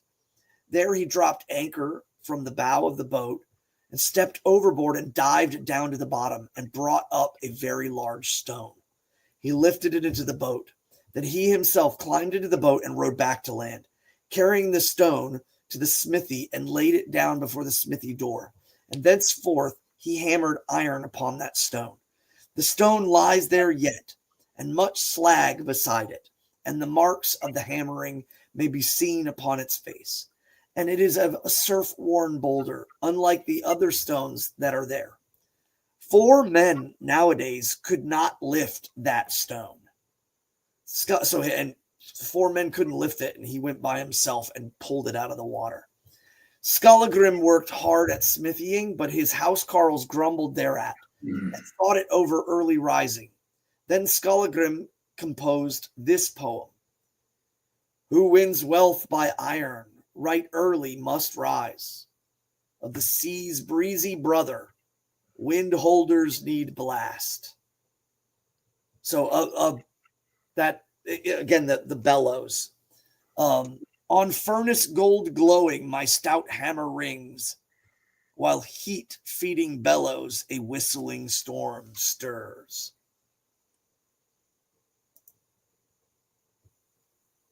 And then we move to chapter 31 of Skallagrim's children.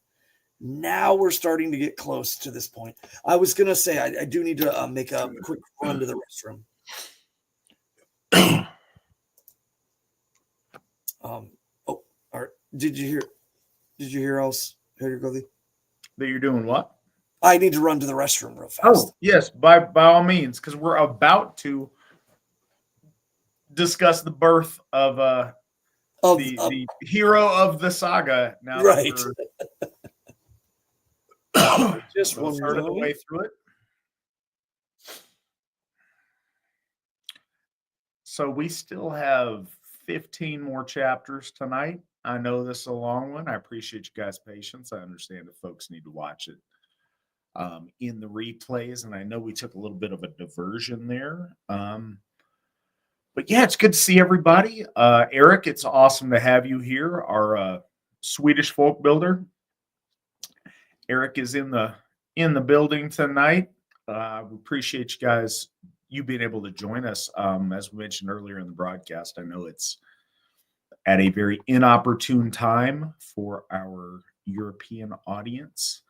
It is no perfect time, but we appreciate that.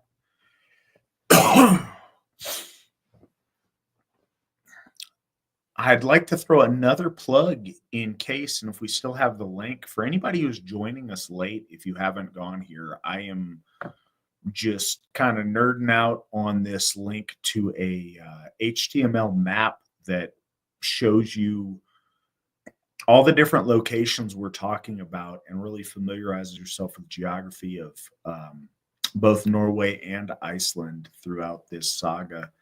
And it's cool. This source for map has this for all or a great many of the Icelandic sagas. I haven't looked at all of them, but I think that's the purpose of it, which is pretty cool.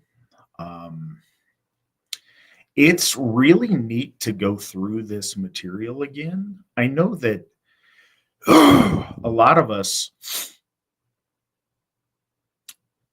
when you first come home to Asatru, there is a wealth of lore and sagas and stuff to read and familiarize yourself with. But when you really get into it after a while, you start running out, and it's very, very beneficial, I've found, especially with this program, to come back to stuff that you've already read, years later in a different season in your life, and you pick up different pieces and you learn different stuff. You return to it with a different understanding, a different amount of knowledge gained in your own life. And it's surprising how many things that may not have stood out to you the first time, or, whatever your previous run through of it, stand out to you differently down the road. And it's really been fun to go through this and the other lore materials that Svan and I have gone through. It's been really nice to go back through that. This saga is one that I've not read in its entirety for, probably 20 years or more. So it's neat to go all the way back through it, line by line. I'm really enjoying it. I hope you guys are too. Yeah, there's so much stuff that I'm picking up now that I did not when I was younger.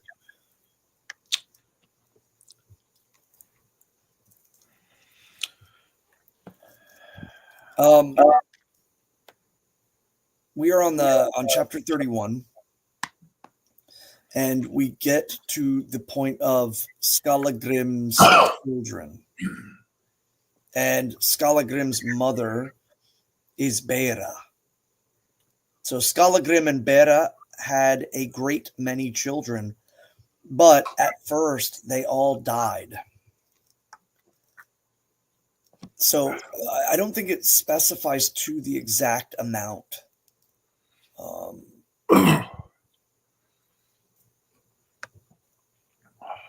out, or they had 8 children.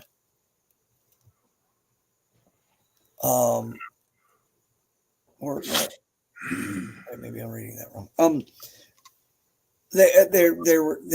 They all passed away, but finally they had a son who they had sprinkled with water and named Thorolf. So they here it says too, thou gatur thou son og vaur vatni ausen or ausin og het Thorolfur. So they are of our faith, they are of the Asatru faith, and they sprinkle and do the name fastening of The Alsavatni, the sprinkling of water. Mm-hmm. That's the beauty of it too, is you get to see these things. And as a child, he grew up to be tall and was of fair countenance, much like his uncle. It was the talk of all that he would be just as such another as his Thorolf Kveldofsson, after whom he was named. Thorolf was far beyond children of his own age in strength. As he grew to manhood, he became doughty and most accomplished in vogue among those who were well trained.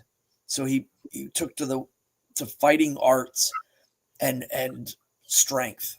Thorolf was of a right cheery mood, early come to such full strength as be deemed fit for warlike service with other men. He was soon a favorite with all. His father and his mother loved him very well.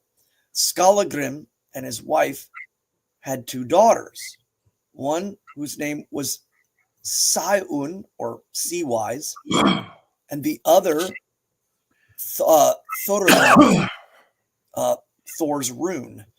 They were of great promise as they grew up as well. Then Skallagrim and his wife had yet another son. He was sprinkled with water and named, and his name was Egill. But as he grew up, it was soon seen that he would be ill-favored. Like his father, he had dark black hair. When but 3 years old, he was as tall and as strong as other boys who were 6 or 7. He was soon talkative and word-wise. Somewhat ill to manage was he at play with other children. So quick to temper, but wise with words. That spring, Ingvar went to Borg, his errand being to bid Skallagrim to a feast at his house. So Ingvar, remember, is Skallagrim's father-in-law, or Bera's father. And he wanted to hold a feast.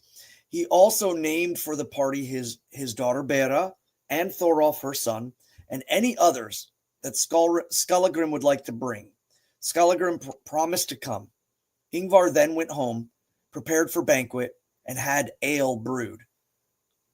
But when the set time came that Skallagrim and Bera should come to feast, Thorolf made him ready to go with them, as also the housecarls.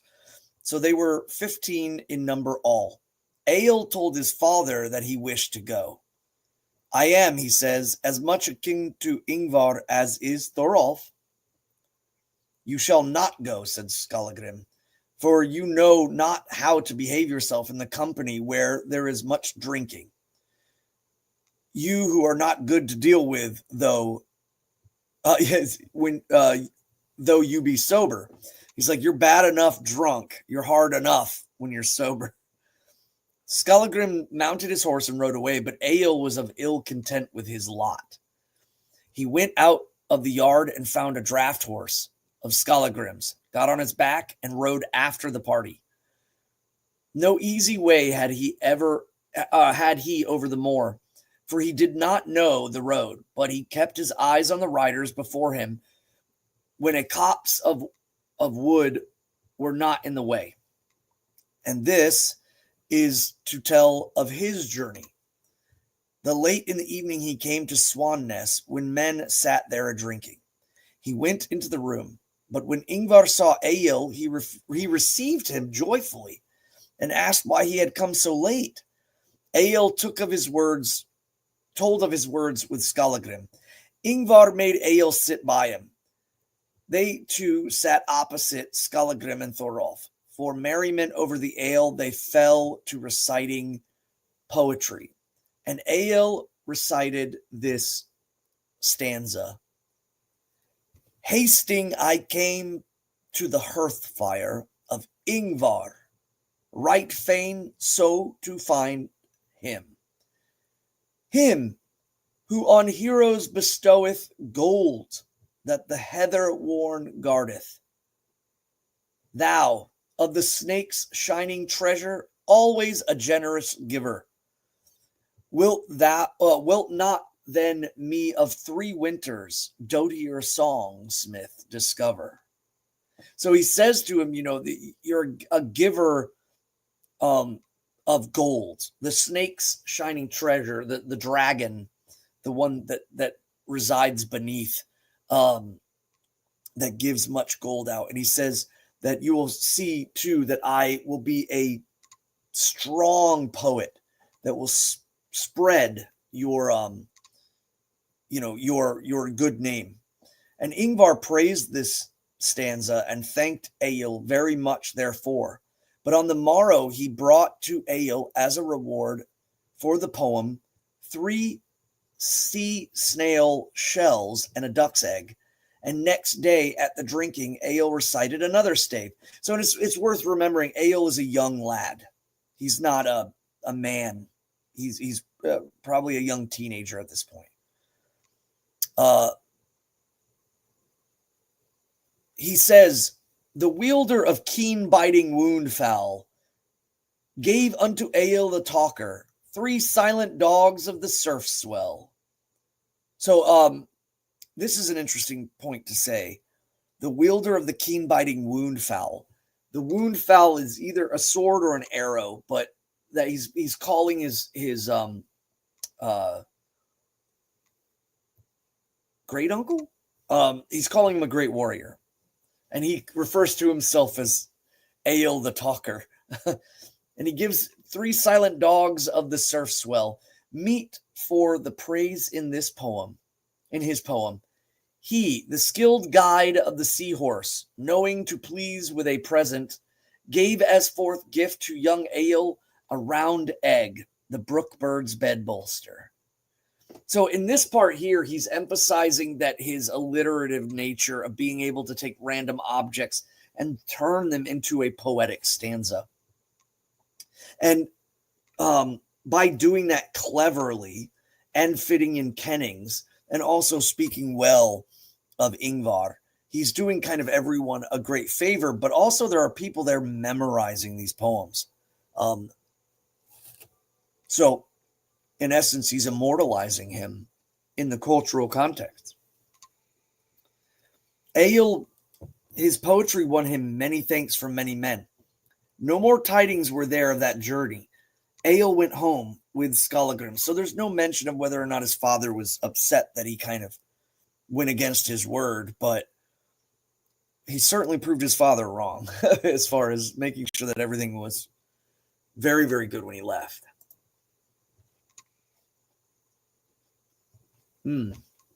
Chapter 32 of Lord Brynjolf and Bjarn, his son. There was in Son a lord named Bjarn, a rich man. He dwelt at Aurland. His son was Brynjolf, who was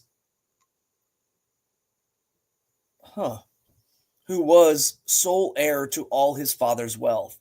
Brynjolf's son was Bjorn. Okay, that's the part that got me confused. It's like, oh, so his father, and he named his son after his father. And he had another son named Thordur. They were young when what has been just told happened. Bjorn was a great traveler, sometimes on freebooting or going a Viking, sometimes on trading voyages. He was a right doughty man, or a tough, strong man, It was so chanced that one summer Bjorn was present at a banquet attended by many. He saw there a fair maiden who pleased him well. He asked of what family she was, and was told that she was the sister of Lord Thorir Hroaldsson, and was named Thora, with the byname Lacehand. So she had gained a moniker, a title, and she was again a creator of lace, which is no small task. And again, being a highborn woman, creating lace for other highborn women. Bjorn made his suit and asked Thora to be his wife, but Thorir refused his offer. So he said that his daughter would not marry. He's not gonna give the blessing. And with this, they parted. But that same autumn, Bjorn took men and went with a cutter, a type of ship, well equipped northward into the fjords, and came to Thorir's when he was not at home. Bjorn took Thora away thence home. So now, I mean, it's not, she probably didn't resist, but this is going to start causing some issues. They too were there for the winter, and Bjorn would fain hold a wedding with her. Brynjolf, his father Ill, liked what Bjorn had done. He thought there was dishonor therein. So Ill liked, so he did not like what Bjorn had done. Whereas there had been this long friendship between Thorir and Brynjolf. Yeah, the usage of the word ill, not meaning sickness, but of incorrect or moralless action. So far, said he, Bjorn, from your holding a wedding with Thora here in my house without the leave of her brother, she shall be here as well respected as if she were my daughter and your sister. And all had to be as Brynjolf ordered in his household. Whether Bjorn liked it well or ill, Brynjolf sent men to Thorir to offer him an atonement and redress for what Bjorn had done, kind of whisking his daughter off in a what do they call it again? Like a shotgun wedding. An annul. I always forget the term for it. But when spring, or to offer atonement, Thorir bade Brynjolf send Thora home. No atonement could there be else than that. But Bjorn would in no wise let her go, though Brynjolf begged it. And so the winter wore on. But when spring came, then Brynjolf and Bjorn were talking one day on their matters. Brynjolf asked that Bjorn meant what Bjorn meant to do. Bjorn said 'twas likeliest that he should go away out of the land. Most of my mind it is, he said, that you should give me a long ship and crew, and I go a Viking. There's no hope in this, said Brynjolf, that I shall put in your hands a warship and a strong force. For I know not, but you will go about just what is against my wish. Why, even now already, I have had enough trouble with you. A merchant ship I'll give you wares within, and you go southward across the sea to Ireland and to Dublin. That voyage is now more highly spoken of, and I will get you a good crew. Bjorn said he would take his father as his father willed, so he had good merchant ship ready and got men for it. They went now and made him ready for his voyage, but was some time about it. But when he was quite ready and a fair wind blew, he embarked to Ireland on a boat with 12 men and rowed into Ireland not Ireland, but Ireland in Iceland. And they went up to the homestead and to his mother's bower. She was sitting there with many women. Thora was there. Bjorn said Thora should go with him to Ireland, and they led her away. But his mother bade that the women not dare to let them know this was within the hall, so not to speak outside of this. Brynjolf she said, would be in a sad way if he knew, and this would bring about great mischief between father and son. But Thora's clothes and trinkets were all laid there ready to hand, and Bjorn and his men took all with them. So at this point, Bjorn and Thora, quite keen on each other. He's not about to leave and go to Ireland without his new wife. And so he takes her, with him. And this isn't a settlement thing. This is for business. But once Brynjolf, the father, would find out about this, he would be very, very upset, especially considering he's now taking the situation between him and Lord Thorir. He's taking Thorir's daughter out of the country. Then they went that night out to their ship and at once hoisted sail and sailed from Son Sea and so to the main. They had an ill wind, and before which they must needs run, they were long tossed about upon the main, because they were bent and shunning Norway at all hazards. And so it was that one day they were sailing off the coast of Shetland during a gale and break their ship in making land at Mossy. They got out the cargo and went into town that was there, carrying thither all their wares, and they drew up their ship and repaired their damages. So thankfully they didn't sink, but it was not going to as according to plan. So now they're in the Shetland Islands. Chapter 33, Bjorn goes to Iceland. So Svan, a little before your soothing sounds have calmed young Irene. We are joined by Githia Anna in the chat.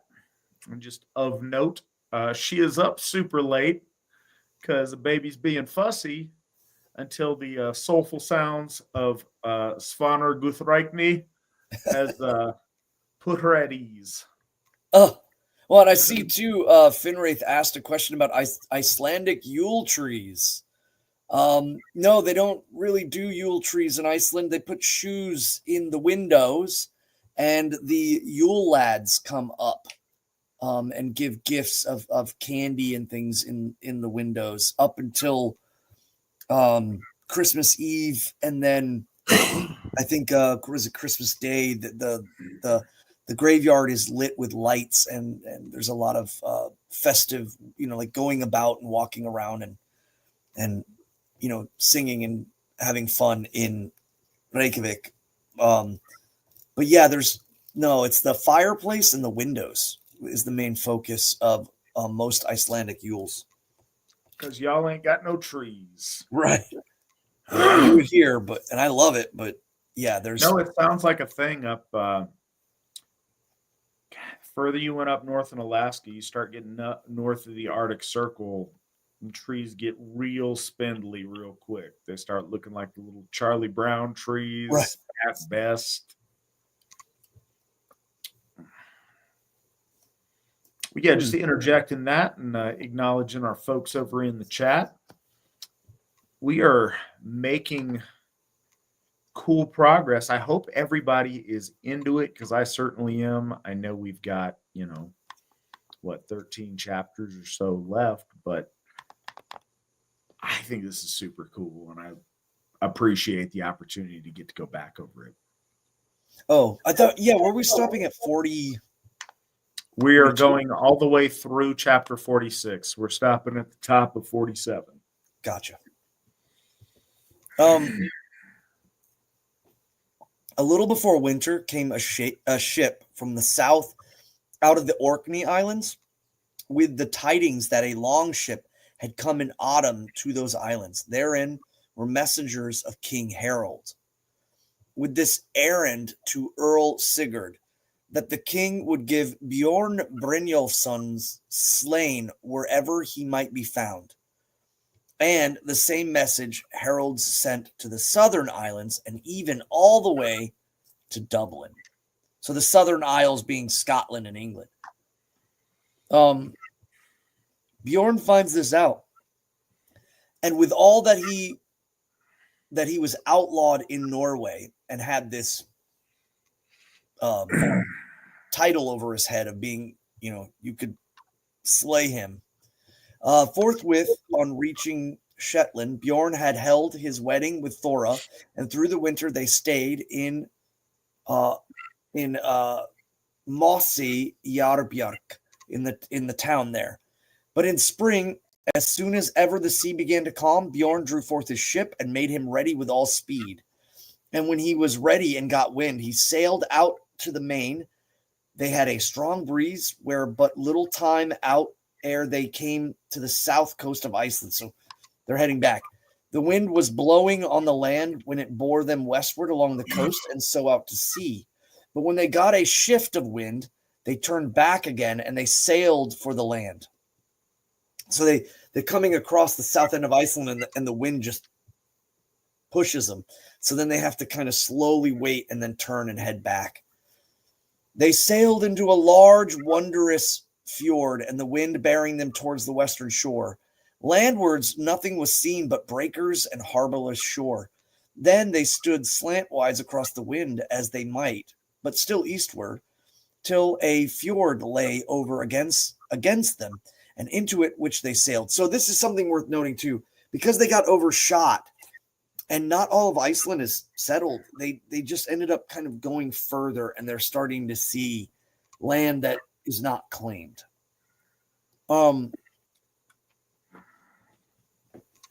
Let's see. They lay over against them, into which they sailed, and there were no more skerries or piers, and the surf had passed. They then put in by a ness. An island lay opposite of this, and a deep sound was between them, and there they made fast the ship. A bay ran up west of the ness, and above this a bay stood a good-sized rocky hill. Bjorn and some of his men with him got into a boat, Bjorn telling his comrades to beware of saying about their voyages aught they might work them trouble. They rode to the buildings and found their men to speak to. First they asked where had they come to land. The men told them that they had that it was now called Borgarfirth, that the buildings they saw were Borg, and it was owned by a good man named Skallagrim. Bjorn at once remembered him, and he went to meet Skallagrim, and they talked together, and Skallagrim asked who they were. Bjorn named himself and his father, but Skallagrim knew only Brynjolf well. So he offered to Bjorn such help as was needed. This Bjorn accepted thankfully. Then Skallagrim asked what others were in the ship, persons of rank. Bjorn said that there was Thora, his wife, Hroald's daughter, sister of Lord Throrid. Oh, that's right. Sorry. He's not the daughter of Throrid. He's the sister and the daughter of Hroald. Skallagrim was right glad for that and said that it was his bound duty to give to the sister of Throrid, his own foster brother, such help as such needed. So he doesn't really know the marital drama. He's just like, oh, wow, now I'm even more, inclined to just help you all out. So the cargo was moved from the ship and to the homestead at Björk, where they set up booths. Let me see here. This part of the camera is in the way. But the ship was drawn up into the brook hard by, and where Bjorn's party had the booths is still called Bjorn's homestead. Bjorn and his shipmates all took their abode with Skallagrim, who never had about him fewer than 60 fellows. So much good popular sense of what's going on, that Skallagrim is now seen as a very giving host. Of Skallagrim and Bjorn. It befell in autumn, when the ships had come to Iceland from Norway, that this report came over. Now Bjorn had run away with Thora without the consent of her kin, and for that the king had made him an outlaw. But when Skallagrim got to know this, he called Bjorn to him and asked him how it had been that with his marriage. Had it been made with the consent of his wife, and his wife's kin? He said, I never looked for consent from her kin. In a son of Brynjolf, that I should not know the truth from him? Bjorn answered, truth only told I to you, Grim, and you may not rebuke me for this, though I told you no further than you asked.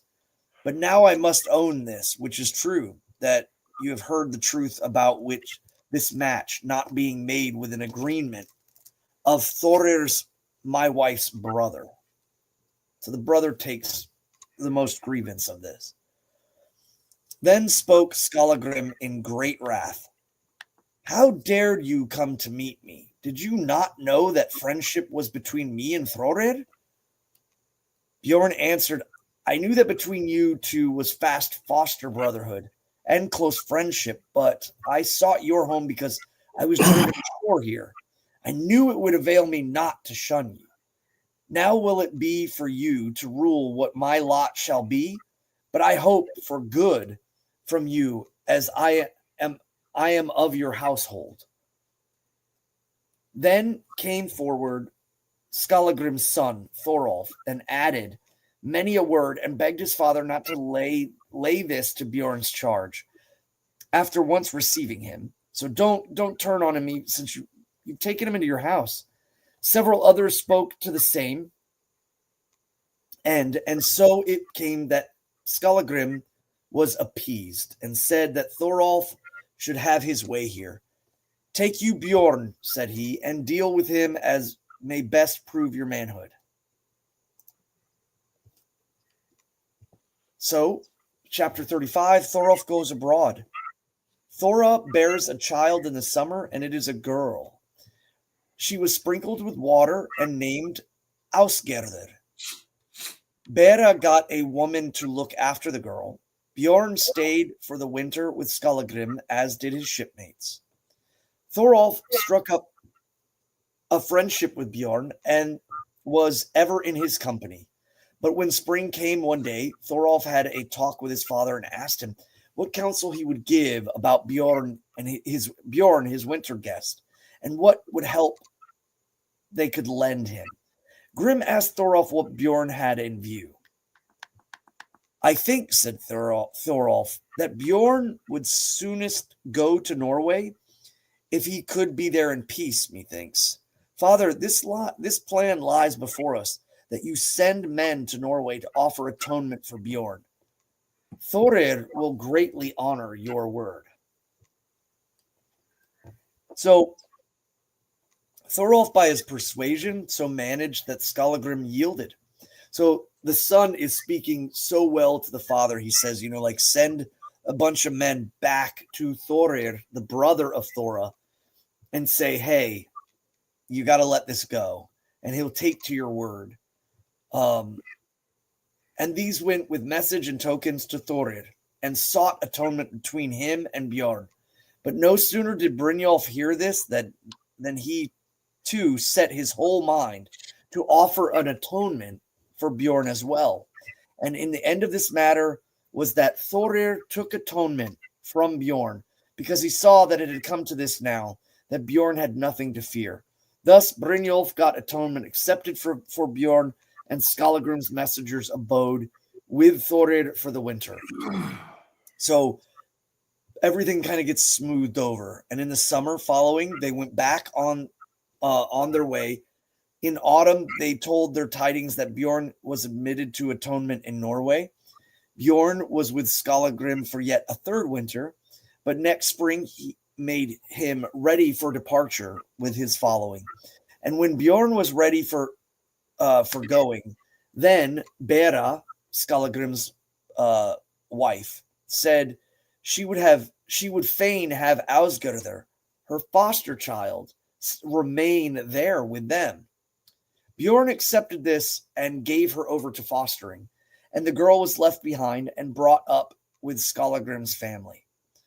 Thorolf, Skallagrim's son, settled to go with Bjorn, and Skallagrim gave him mean for the journey. So he went abroad in the summer with Bjorn. Their voyage sped well, and they came off the main of Son Sea. Bjorn then sailed into Son and thence on home to his father, and Thorolf with him into Norway. Brynjolf received them joyfully. Then word was set to Thorir Hroldsson, the brother of Thora. He and Brynjolf set a time for a meeting. To this meeting, Bjorn also came, and he and Thorir there ratified their grievances with atonement.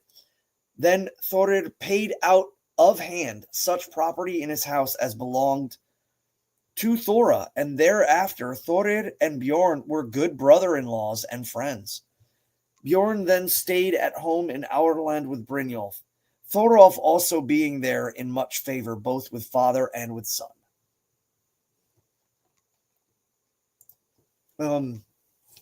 Okay.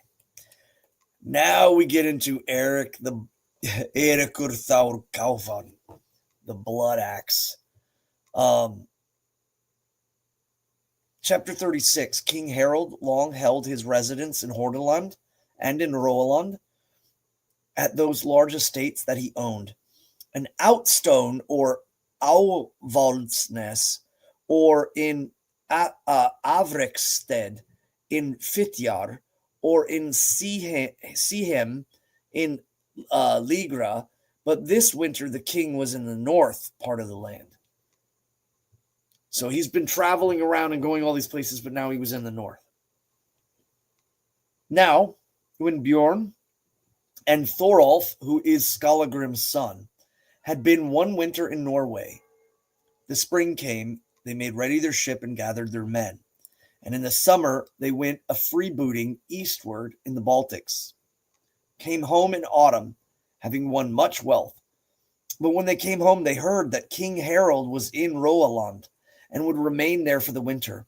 King Harald was beginning to age much and fail in his strength, but many of his sons had come to vigor. One of his sons was Eric, by the name Bloodaxe, was then quite young. He was being fostered by Lord Thorir Hroldsson. The king loved Eric above all of his sons. Thorir was most intimate terms with the king by then. So now we have Thorolf traveling with Bjorn. Bjorn's wife is Thora. Thora is the sister of Thorir, and Thorir is the foster father to Harald's beloved son, Eric. Bjorn and Thorolf, remember, Thorolf's father has not good terms when it comes to Harald the Fairhair in Norway. When they came home, went first to Aurland, but afterwards turned their way northward to visit Lord Thorir at his home. They had a certain galley rowed by 13 or 14 oarsmen on either side, and they had about 30 men with them. This ship had been taken in their summer while they were freebooting.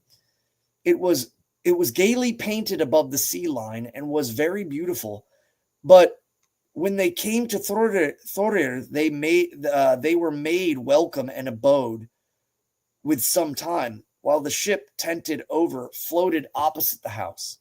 It happened one day that as Thorolf and Bjorn were going down to the ship, they saw that Eric, the king's son, was there. He went now out onto the ship, now up to the land, and stood there looking at the ship. Then Bjorn said to Thorolf, "The king's son admires the ship. Do you offer it to him as a present? For I know it will much help us with the king if Eric pleads our cause to him. I have heard it is said that the king bears a heavy grudge against you and your father. Thorolf said that this would be a good plan. They then went down to the ship, and Thorolf spoke. Dost thou regardest my ship carefully, Prince? How dost thou like it? Right well, said he. It is a perfect beauty. Then I will give it to thee, said Thorolf, if thou wilt take it as a gift. Take it I will, said Eric, and thou wilt deem it but poor payment, therefore, though I should offer thee my friendship. But this thou mayest look for if I live. So he says, it shadows in comparison, but I will give you my lifelong friendship for it. Thorolf said that he thought that the ship were thus far overpaid. They then separated, but thenceforth the king's son was always right cheerful and kept Thorolf as his friend. Bjorn and Thorolf, talking to Thorir, Bjorn's brother-in-law, asked him whether he thought it's true that the king bore a heavy grudge against Thorolf. Thorir did not deny that he had heard this as well. Then I would fain, said Bjorn, that you should go and plead Thorolf's cause before him. For one lot shall befall me and Thorolf. He did as much for me when I was in Iceland. The end was that Thorir promised to go to the king and bade try whether the king's son would go with him. But when Thorolf and Bjorn spoke of this with Eric, he promised his influence towards his father. After that, Thorolf and Bjorn went their way to Son. But Thorir and Eric, the king's son, set in order the newly given galley and went south to meet the king and found him there in Hordaland. He received them joyously, and they remained there for a while, watching for a fit time to approach the king when he is in good humor and broach the subject. Then they opened this matter before the king and said that there was a certain man who had come named Thorolf. He was Skallagrim's son, and that we would pray to thee, O king, to bear in mind this, that his kinsman had done good to thee, and not to make him pay for what his father did in avenging his brother. Thorir spoke here in soft words, but the king answered rather shortly that to him and his much mischance had come from Kveldolf and his sons, and 'twas to be looked for that this Thorolf would be like-minded to his father and his grandfather. They are all, said, overbearing men who know no measure and care not whom they deal with. Then Eric took to word. He said that Thorolf had made friends with him and given him a noble present, a ship, which they had here. I have, said he, promised to make a hearty friendship with this man in payment for such a glorious gift. There will be few to become friends with me if this man get nothing by it. Thou will not let it be so, father, with him who has the first to give me such a treasure. The end was that the king promised them before they parted that Thorolf would be in peace with him, and he would give him no harm.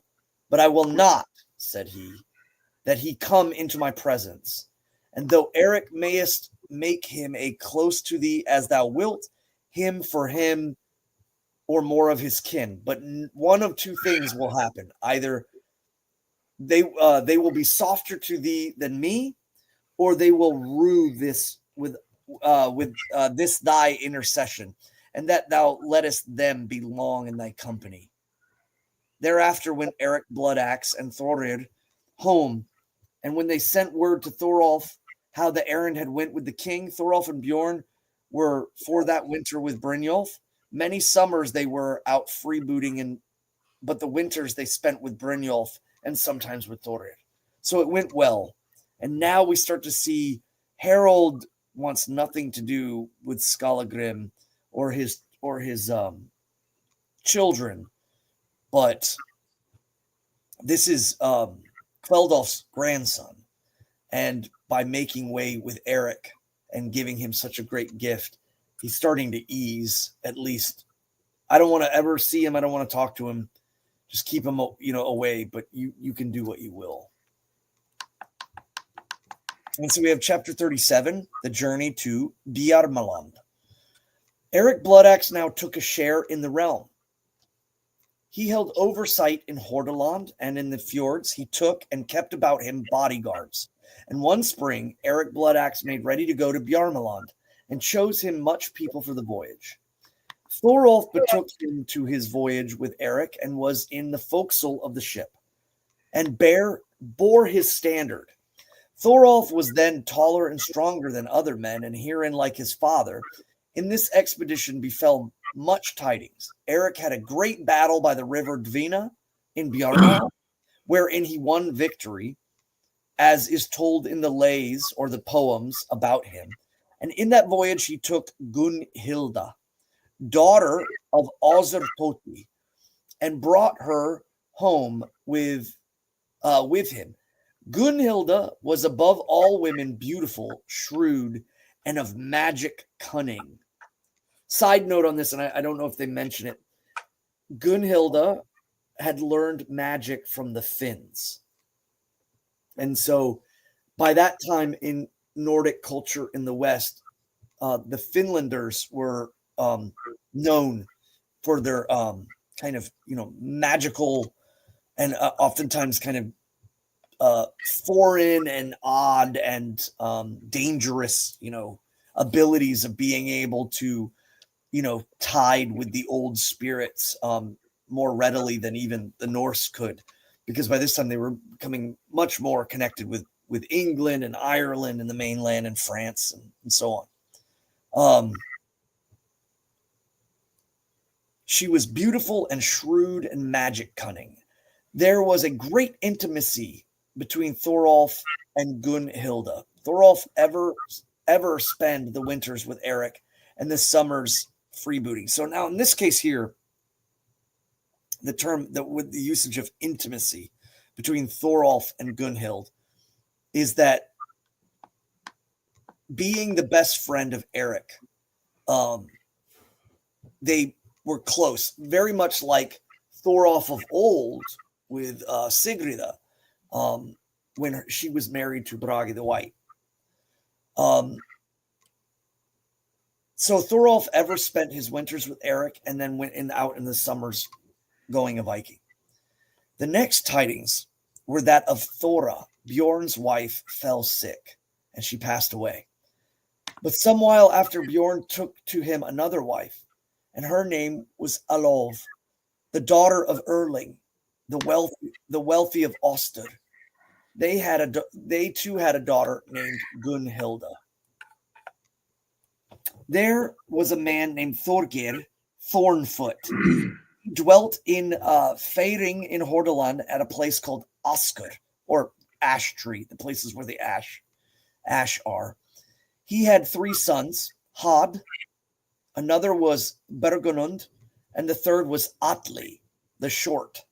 Bergunund was beyond other men tall and strong, and was grasping and ungentle. Atli the short was for a small stature, square built, of sturdy strength.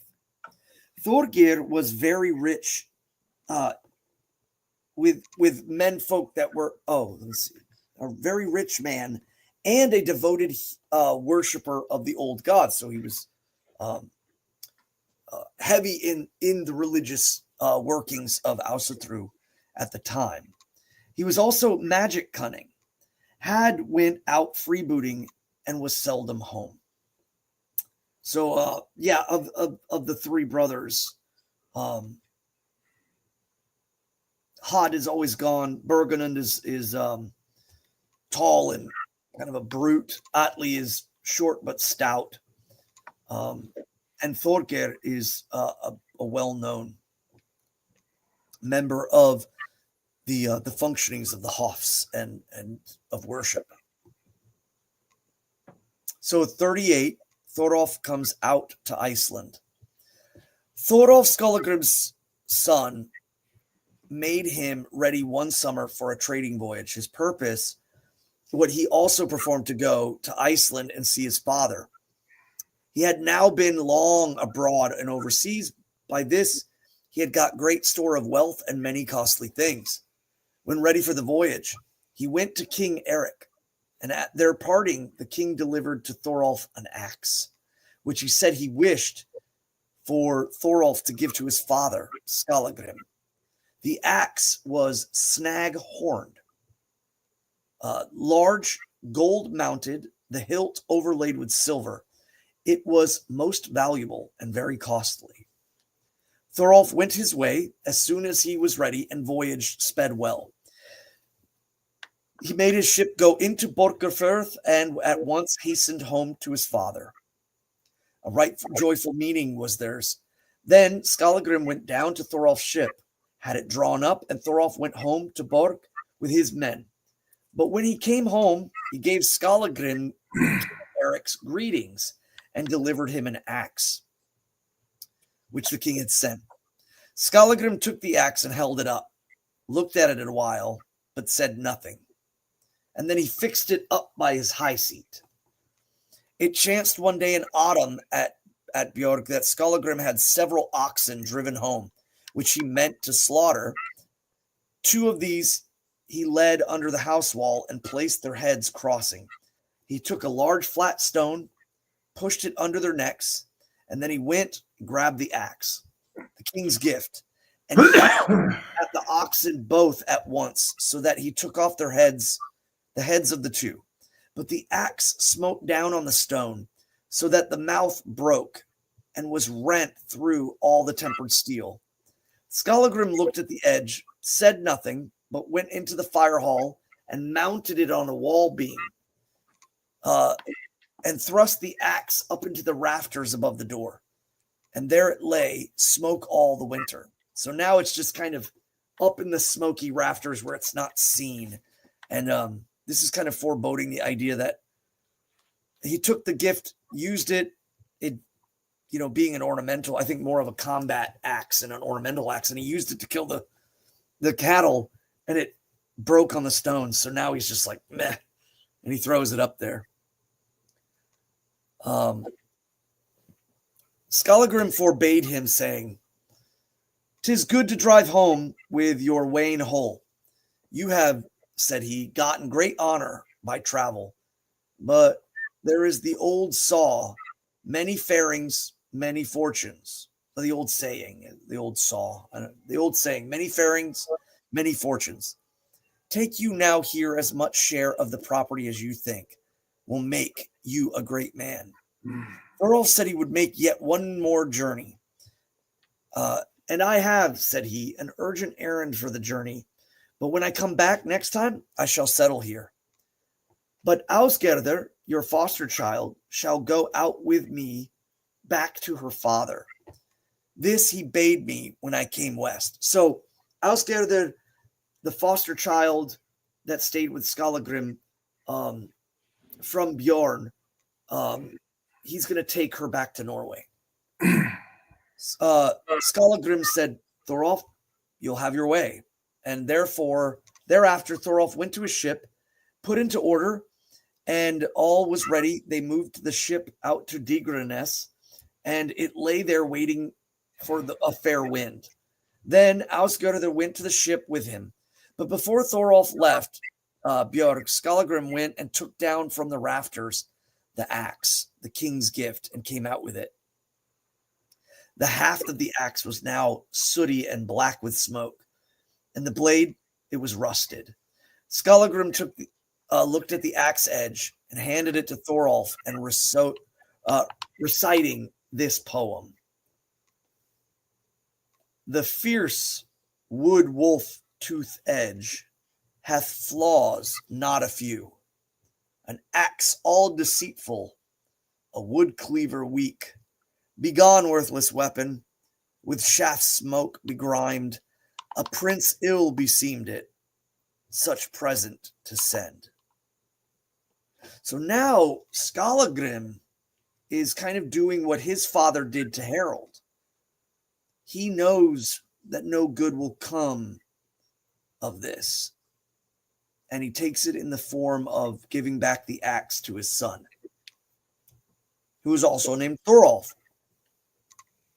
And the cycle kind of continues in a weird sort of way.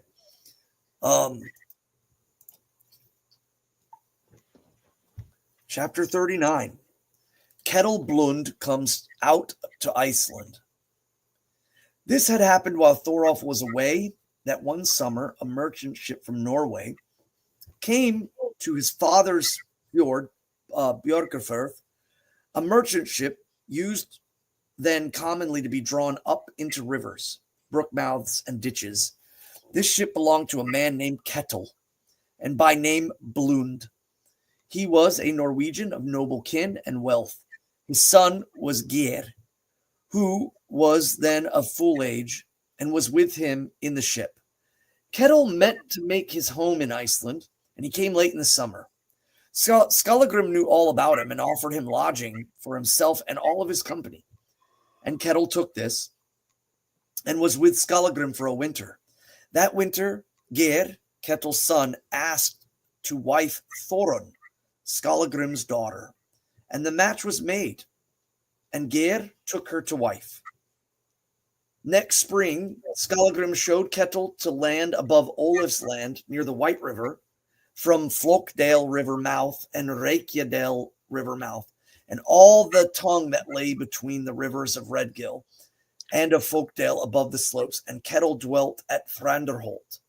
Geir's at Geir's live, and he had another farm in Reykjadale at Upper Reykjir. He was called Geir the Wealthy, and his sons were Blund Ketil and Thorgeir Blund. A third was Hrisa Blund, who first dwelt in Hrisa. So at this point now, Skallagrim is a mighty landowner, and he's giving out land and building kinships with nobles from Norway. So I think that's just more or less of significance and showing the spread of his influence and power. Chapter 40 of Egill and Skallagrim's games. Skallagrim took much pleasure in trials of strengths and games. He liked to talk about such. He liked there. So this is not lekker is kind of like baseball and field hockey, and it's very, very violent. It's like almost like lacrosse.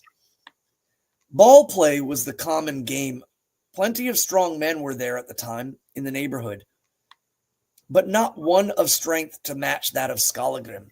He was now somewhat stricken in years still. There was a man named Thor, son of Grani, at Granasted, who was of great promise. He was then young. Very fond he was of Egill Skallagrim's son. Egill was often engaged in wrestling. He was headstrong, hot-tempered, but all had the sense to teach their sons to give way to Egill. A game of ball was held at the White River Dale in the early winter, to which was a great gathering of people from all over the countryside. Thither went many of Skallagrim's household to the game, and chief among them was Thor, Grani's son. Egill asked Thor to let him go with him to the game. He was then in his 7th winter. Thor let him go. So Egill, really young. Egill mounted behind him on the saddle, and when they came to the play meeting, or the play area, the arena, the men made up sides for the play. Many of the small boys had to come there too, and they made up a game for themselves. And for this, sides were chosen. So the kids are kind of mimicking the adults.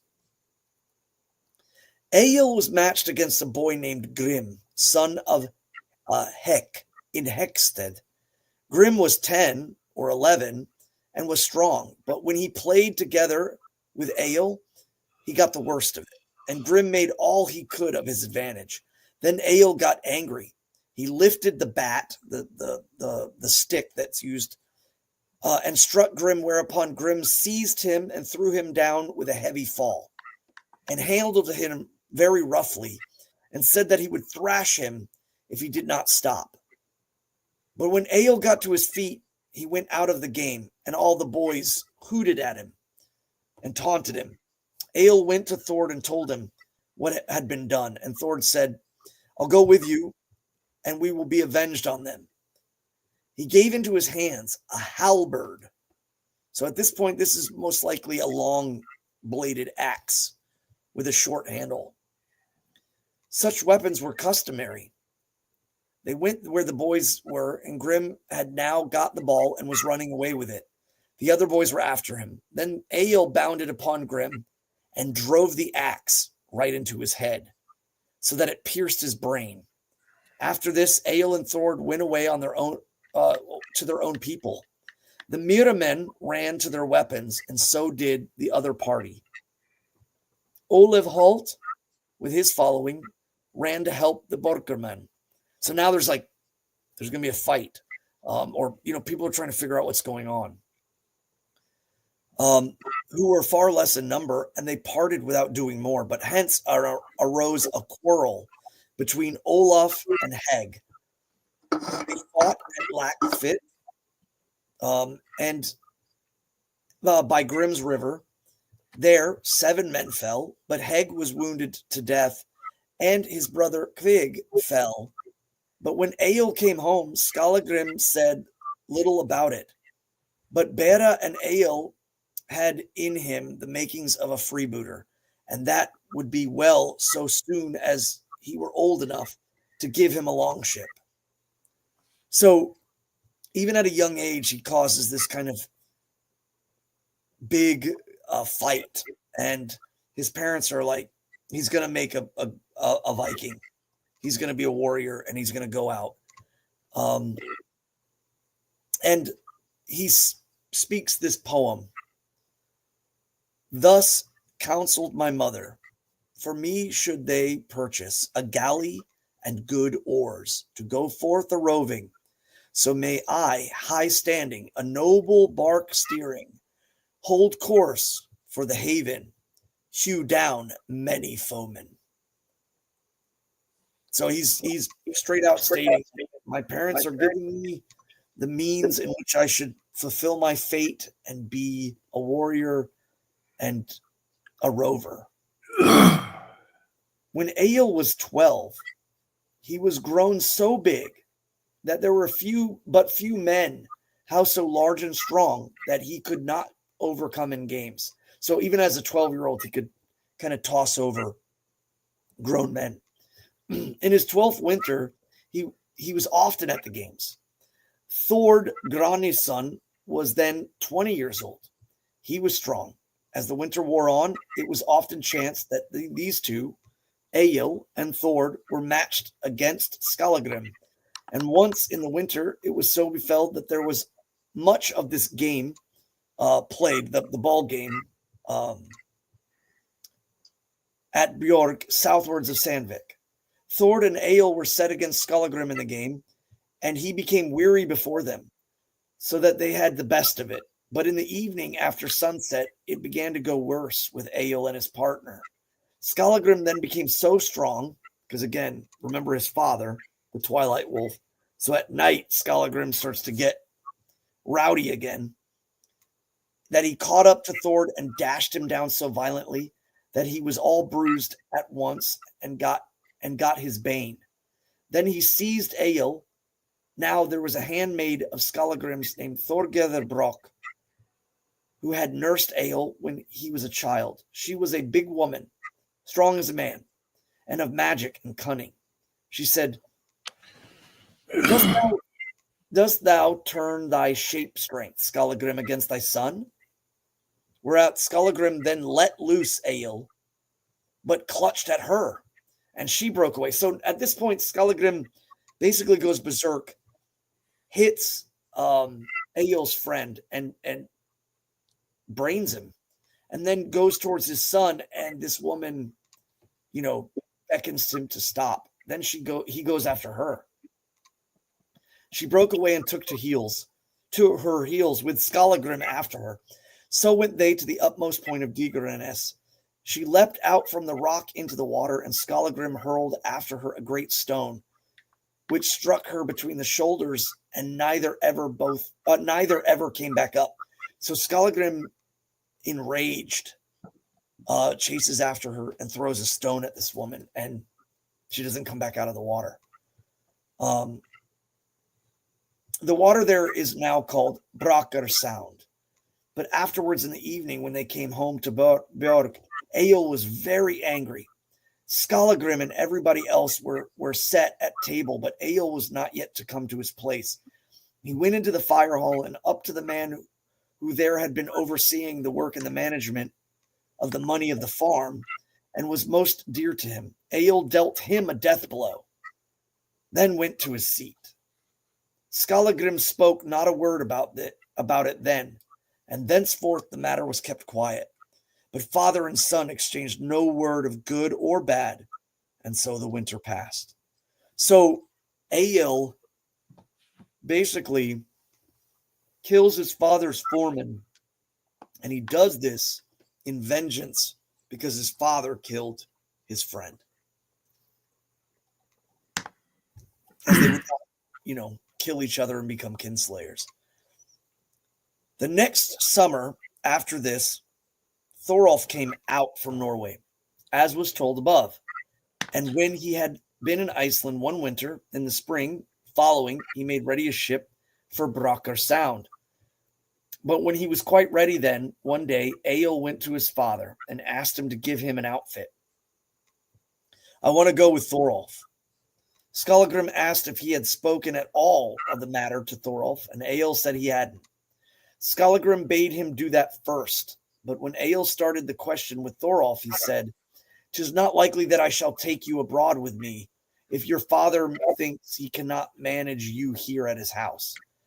I have no confidence for this, to take you with me into foreign lands, for it will not do to show there's such a temper as you do here. If Dad can't control you here, I can't control you abroad." "Maybe," said Egill, "neither of us will go."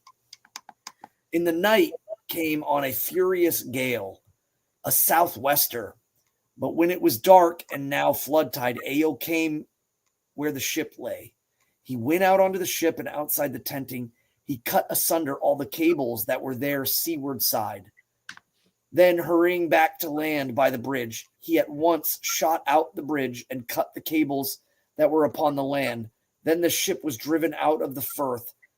But when Thorolf's men were aware of the ship was being sent adrift, they jumped into a boat, but the wind was far too strong for them to get anything done. The ship drifted over to Duckkill and the islands there, but Egill went home.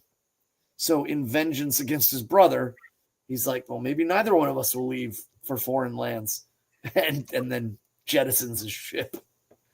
So already Egill is starting to show he is just a fierce, ferocious person. He's not one to be crossed, even at a young age. It's kind of a point to make here. In our mind, we get all excited about the idea of berserkers. In the sagas, they are awesome as long as you are engaged with a foe. They have a murderous rage that if you can point it at your enemies is fantastic. Mm-hmm. The second that there's not conflict, they have to express it in some way because by their very nature, they're out of control. They're wild. And when you have that element in them and there's no outlet for it, it gets expressed in ways that are not safe to be around or have around stuff you like. They are the reason we can't have nice things. And you see that in a lot of ways, and you see it's not like they're so out of control that it has no restraints, but you watch it here in a couple of different cases get directed at bystanders because they don't want to unleash it upon their kinsmen. Like they've got enough to just kind of keep it at bay and direct it at targets, but you've got a father and son with the natural animosity and competition that's there. And then you have both of them being in, high percentage of that berserker inheritance. And you can also see that that doesn't necessarily, it's strange sometimes where you see brothers that are of such very different temperaments. But you do. Genetics is a strange thing, and it's not always 50% mom, 50% dad equals the kid. It's interesting how different traits come through and different strengths, and the character of these two brothers is very different in that regard. And so it's just kind of interesting to,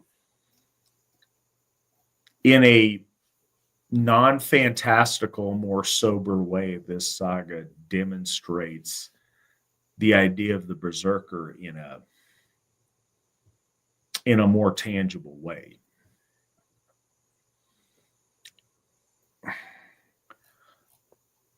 It's not quite the same, but what this reminds me of, and this is kind of an odd, like, rando reference, but take it for what it is. It's like when it's like watching Legends of the Fall. You've got three brothers that are very, very different in their temperament. And they're brothers, and they've got all the familiar love of brothers, but you have the one Tristan that he's got to go out and get his crazy out. And I think it's kind of telling that, he ends up meeting his end like in a knife fight with a bear, because he doesn't have that stillness. He's got to be out a Viking, as it were. And this is kind of an interesting bridge we see get crossed here. Because and as we look at the saga more, and you see Egill get an outlet for his crazy, what would have been like if he just stayed home? What if you didn't get to go and you got to stay home with dad on the farm? What would that have looked like for Iceland? Would there be people left in Iceland? And Skallagrim himself, too, also being of ill temper. Yeah, you see those two clashing heads. I think this is a really pivotal moment in Egill's life here, is watching the next couple of chapters. Well, the chapter ends with after he jettisons his brother's boat, and he runs back to the home, but the men had already seen that it had been jettisoned out. When the people got to know the trick that Egill had played, the more part blamed it. Egill said he should, before long, do Thorolf more harm and mischief if he would not take him. So he's like, I can do far, far worse if you don't take me. So they mediated between them about this, and by the end of it, in the summer, Thorolf had decided to take his brother. And they leave. When Thorolf came on shipboard, at once taking the axe that his father had given him, that was a gift from Eric, he cast it into the water outside of Iceland so that it never more came up. He went his way that summer, and his voyage went well. They came out to Hordaland. He at once stood northward to Son, where there it happened in the winter that Brynjolf, the father of Bjorn, had fallen sick and died. And his sons had shared the heritage. Thrord had Aurland, the estate on which his father had dwelt. He had become a liegeman for the king and had made baron. Thord's daughter was Randveig, the mother of Thord and Helgi, and Thord being the father of Ingrid, whom King Olaf had to wife. Helgi was the father of Brynjolf, father of Sirk, Son, and Svein. So it kind of ends just laying out some lineage.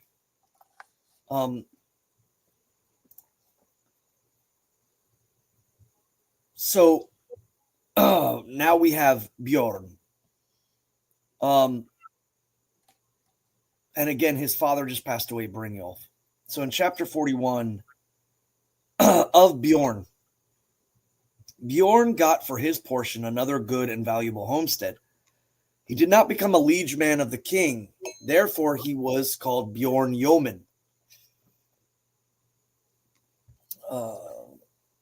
Holder, that's what they call him. He was right wealthy, a great man. No sooner did Thorolf come off the sea than he went at once to Bjorn, his friend, and brought him Ausgerder, his daughter that was with Skallagrim. There was a joyful meeting. Ausgerder was a most beautiful and accomplished woman now, and wise and right skillful. Thorolf went to see King Eric, and when they met, Thorolf greeted Eric from Skallagrim and said that he was very thankful for the axe. He then brought out a good long ship sail, which Skallagrim had sent to the king in return for the gift. King Eric received the gift well and bade Thorolf be with him for the winter. For this, Thorolf thanked the king, but said, I must first go to Thorir with him. I have an urgent errand. Then Thorolf went to Thorir, as he had said, and met there a right hearty welcome. Thorir bade with him. This Thorolf said he would accept, and there is, he said, one thing we must, with me, who must have lodging where I am, my brother, and I would, and he has never before been away from Iceland, and he needs that I look after him. Thorir said Thorolf had every right, if he would, to bring more men with him to his house. Your brother too, he said. We thinks better our company if he be at all like you. Thorolf went to the ship, had it drawn up and made snug, whereafter he and Egill went to Lord Thorir. Thorir had a son named Arnbjorn, who was somewhat older than Egill. Arnbjorn early showed himself a manly fellow and quite doughty. With Arnbjorn, Egill struck up a good friendship and was his follower, but between the brothers was a rather coolness between Thorolf and Egill. So Egill kind of focuses his drive towards becoming kind of like a follower of Thorir's son.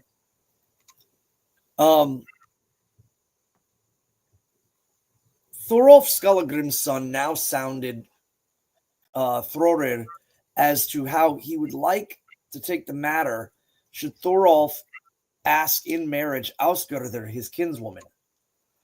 So at this point, Ausgerder was a foster staying at his father's farm. When she had grown up, and Thorolf the whole while was out going a Viking. He comes back and she's a woman.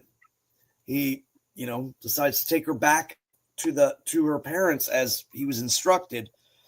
But no doubt that travel probably sparked some sort of attraction, or he wanted to be with her.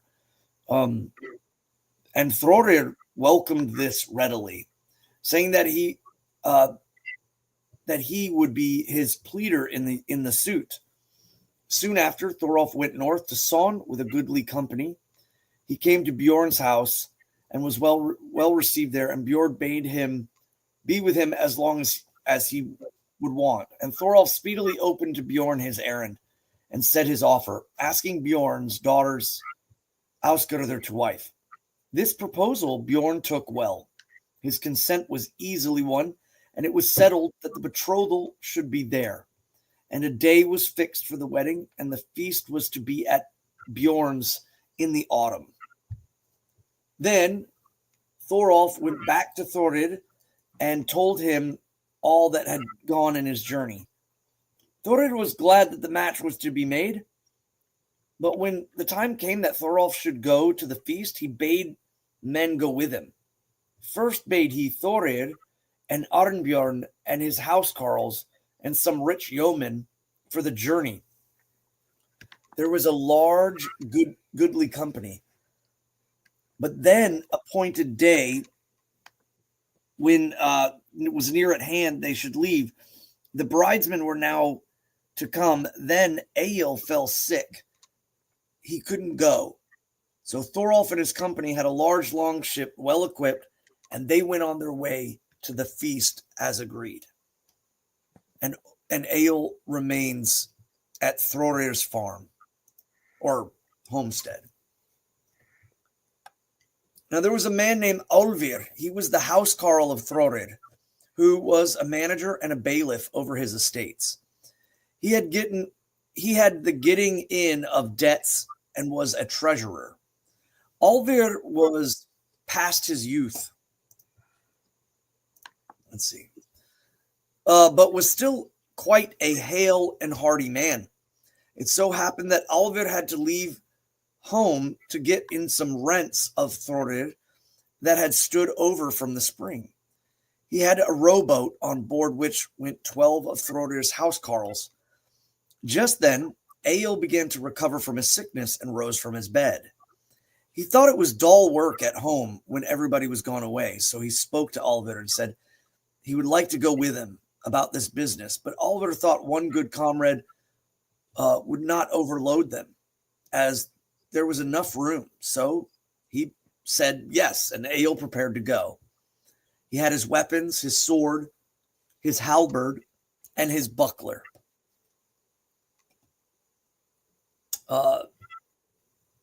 They went their way, and when they were ready, they had the wind blowing hard against them and sharp gale, and it was troublesome. But they pursued their journey vigorously, taking their oars. And they came to Atla Isle. There they put into land, and in the island, not far from the shore, was a large farm belonging to King Eric. The overlooker thereof was a man named Bard. He was called Bard of Atli Isle, and was of good businessman and a worker. But he was not of high birth, but much prized by the king and by his wife Gunhilda. Olvir and his men drew up their ship beyond the flood tide mark. They then went to the farm buildings and found Bard outside.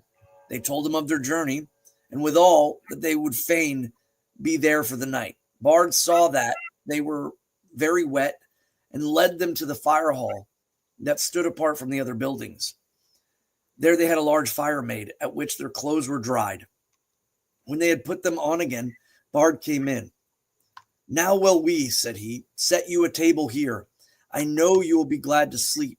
You are weary from all the wetting." So, all the foul weather. Olvir liked that well. Soon the table was set and food was given. Bread and butter, large bowls of curd. Bard said, "Right sorry that I am that there is no ale in this house, that I might receive you as I would. You will have to make out with what there is." Olvir and his folk were very thirsty and drank up the curds. Then Bard had oat drink brought in. They drank that. I should like, said Bard, "to give you a better drink if I had any." There was no lack of straw in the room, and then he bade them to lie down to sleep. So Bard is giving what he has, though he doesn't have any ale brewed.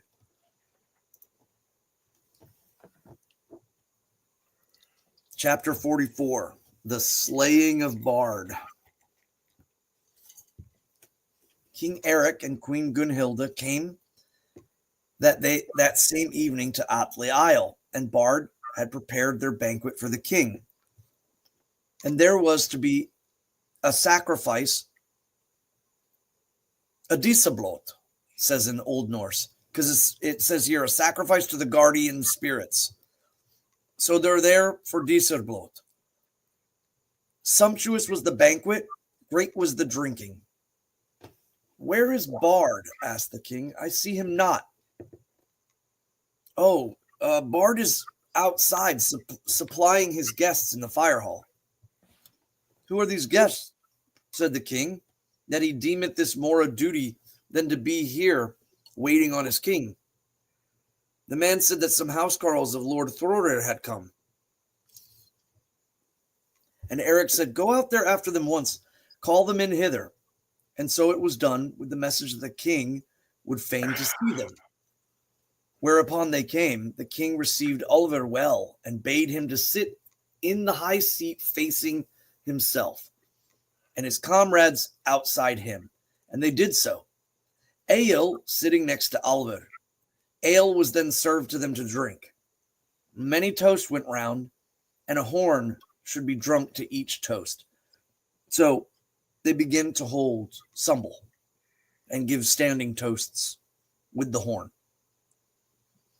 As the evening wears on, many of Oliver's companions became helpless. Some remained in the room, though sick, and some went out of doors. Bard busily plied them with drink. Then Egill took the horn from which Bard had offered to Oliver and drank it off. Bard said that Egill was very thirsty and brought him at once a horn again filled and bade him to drink. This time Egill stood and took the horn and recited this poem.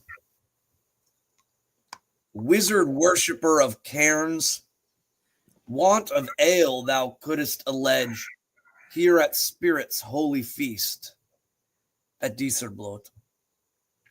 False deceiver thee I find, stranger guest thou didst beguile, cloaking thus thy churlish greed. Bard, a niggard base art thou, treacherous trick on such to play. So he's saying he was greed. It was greed. He wasn't willing to give them ale because he was hosting the king in another house. And then the king asks them to come over. Oh, and now the ale's plenty good. Bard bade to him to drink more and stop jeering. Ale drained every cup that came to him, drinking for Oliver likewise. So now he's drinking for two men. Then Bard went to the queen and told her that there was a man there who put shame upon their house, for whosoever much he drank, he still said that he was thirsty. The queen and Bard then mixed the drink with a poison, and they bore it in. Bard consecrated the cup, then gave it to the ale maid, the horn bearer. She carried it straight to Ale and bade him to drink. Ale then drew his knife, pricked his palm, and took the horn, scratched runes thereon, and smeared the blood, and sang this Golder song, or this verse. Write we runes around the horn, redden all the spell with blood. Wise words chose I for the cup, wrought from the branching horn of beast. Drink we then, as drink we well. Draught that cheerful bearer brings. Learn that health abides in ale, holy ale that Bard hath blessed.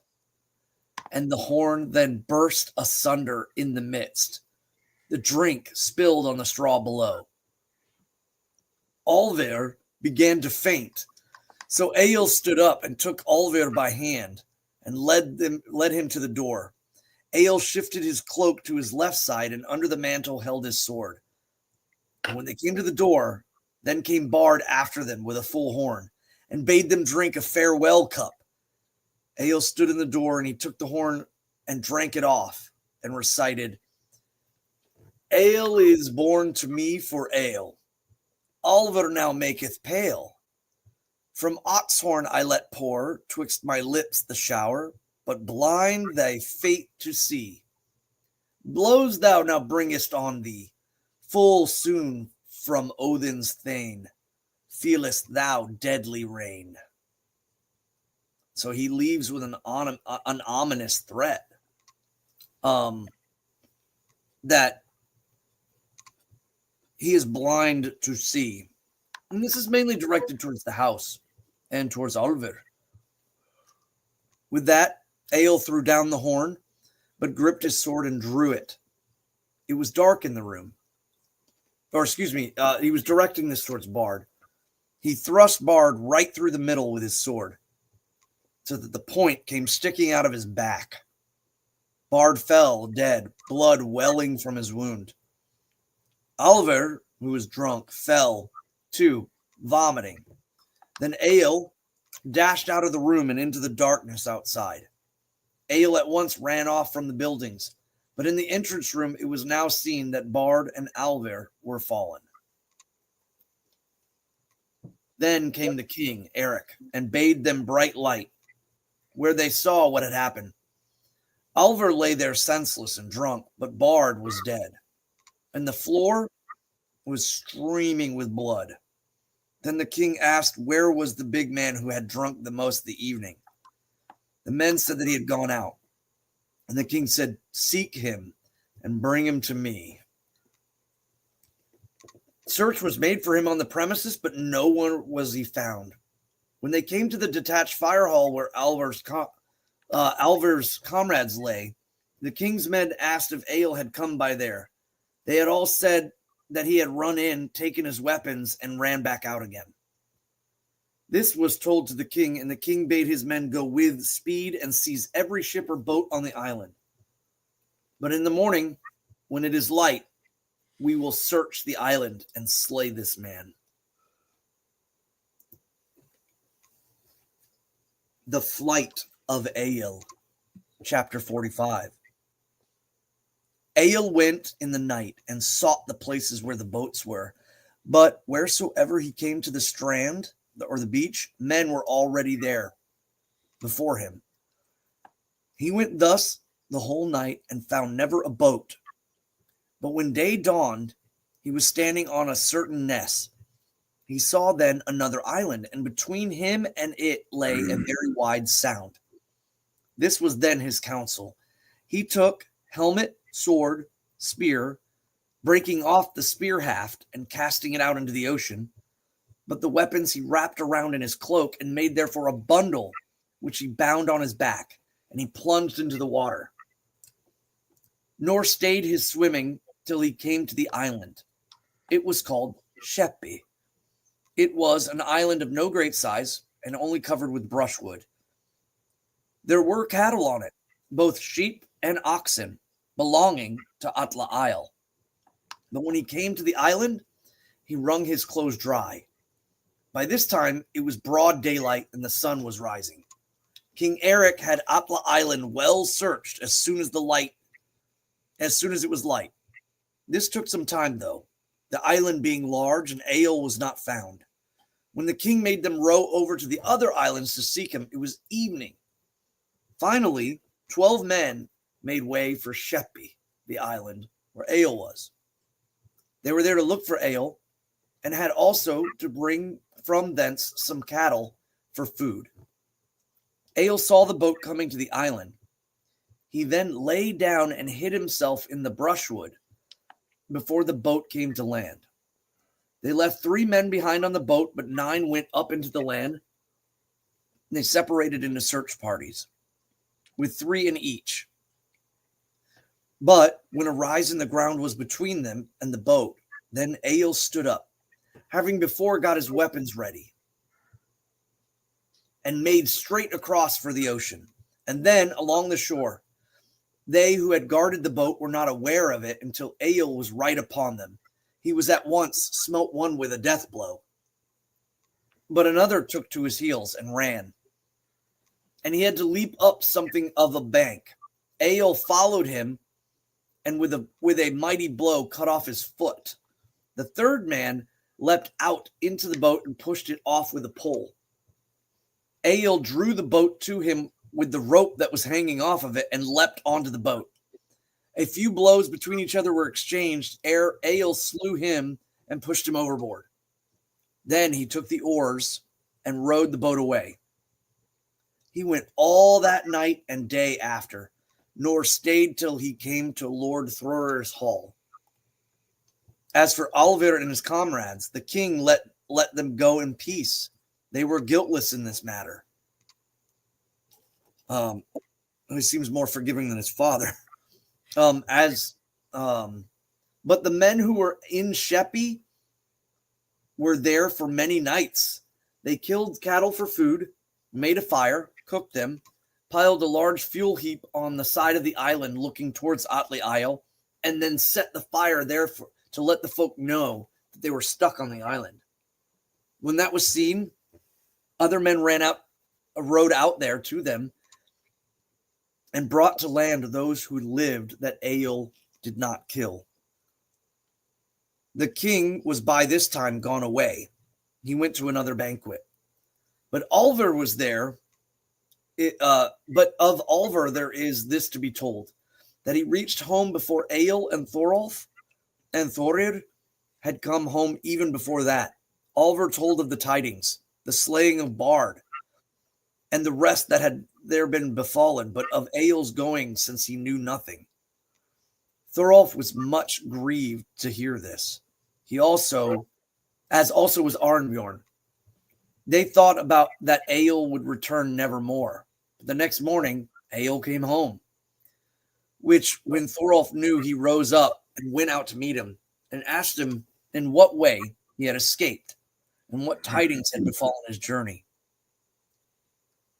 It was then that Egill recited this poem. From Norway's king's keeping, from craft of Gunhilda, speaking of the poison that she put in the horn. So I freed me, nor flaunt I the feat overbold, that three, whom but I what not, the warrior king's liegemen lie dead, to the hall of Hela's down sped. So I sent three of the warriors' liegemen down to Hela. Upon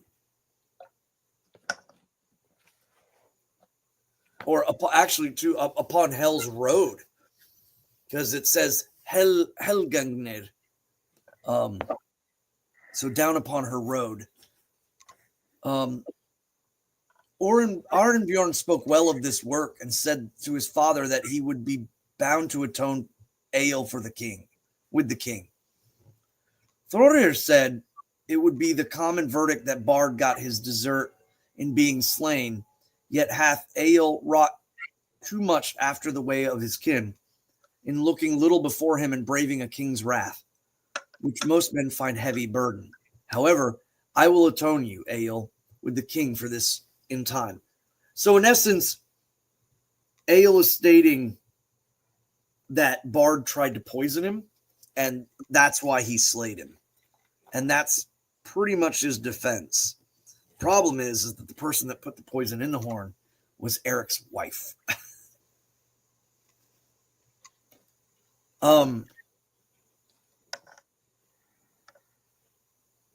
So Thorir went to find the king, but Arnbjorn remained at home and declared that one lot should befall them all. But when Thorir came to the king, he offered terms for Egill, his own bail, while the king should doom the fine. Or when he says doom the fine, it means, like, oftentimes it's mentioned that the gods meet or measure out the doom of men. It's judgment. So he says, the king should ultimately judge what fine Egill should pay. But King Eric was very wrathful, and it was hard to come to speech with him. He said that what his father had said would prove true, that the family would never be trustworthy. He bade Thorir arrange it thus: though I accept some atonement, Egill shall not be long harbored in my realm. But for the sake of thy intercession, Thorir, I will take a money fine for this man. The king then fixed such a fine as he thought fit, and Thorir paid it and went home. So Thorir is kind of getting Egill out of trouble, but he's not allowed to remain in the land. So, chapter 46 of Thorolf and Egill's harrying. Again, that use of the word harrying to kind of attack. Thorolf and Egill stayed that winter with Thorir, and were made much of it. But in the spring, they got ready for a large worship and gathered men there too. And in the summer, they went eastern by the way and harried. There they won much wealth and had many battles. They held on even in Korland and made a peace for half a month with men of that land and traded with them. But when this was ended, they then took to harrying again and put in at divers place. One day they put in at the mouth of a large river, where was an extensive forest upon the land. They resolved to go up into the country, dividing their forces into companies of 12. They went through the wood, and it was not long before they came to populated areas, peopled parts.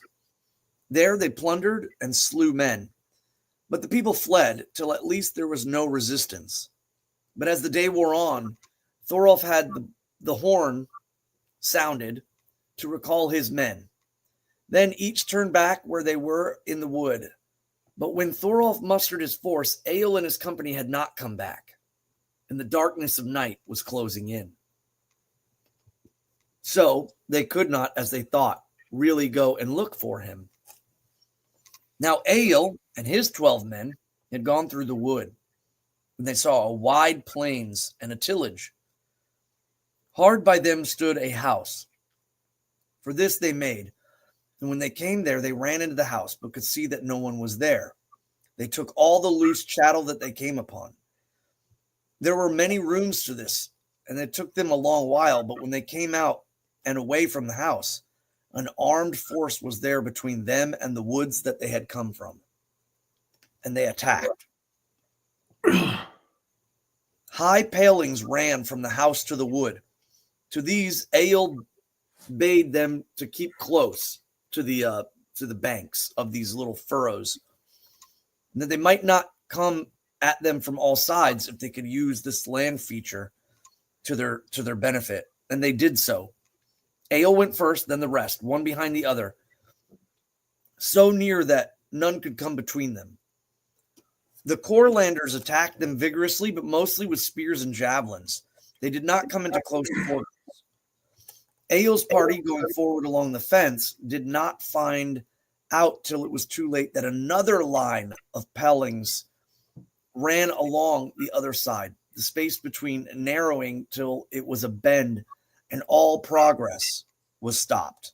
The Korlanders pursued them after as if it was into this pin, while some set on them from without, thrusting javelins and swords through the palings, while others cast clothes on their weapons.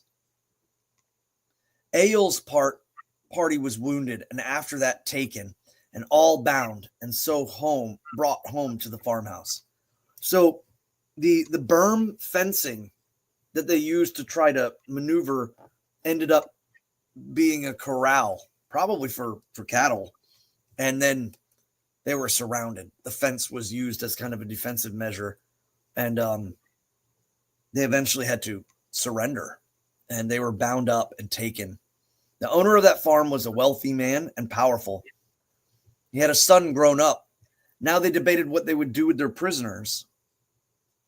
The goodman said that he thought this was best counsel, to kill them one on the heels of the other. His son said that the darkness of night was now closing in, and no sport was thus gotten by their torture. He bade them be let bide till the morning. So they were thrust into a room and strongly bound. Egill was bound hand and foot to a post. Then the room was strongly locked, and the Korlanders went to the dining hall. They ate and drank and were merry. Egill strained and worked at the post till it loosened it up a little bit from the floor. Then the post fell. Egill slipped himself off of it. Next, he loosened his hands with his teeth. But when his hands were loose, he loosened wherein the bonds from his feet. And then he freed his comrades. When they were all loosened, they searched around for the likeliest place to get out. The room was made with walls of large wooden beams. But at one end there was smooth planking. At this they dashed at it and broke it through. They had now come into another room. This too had walls of wooden beams. They had heard men's voices below under their feet. Searching about, they found a trapdoor in the floor. Thereunder was a deep vault, and down in it he heard men's voices.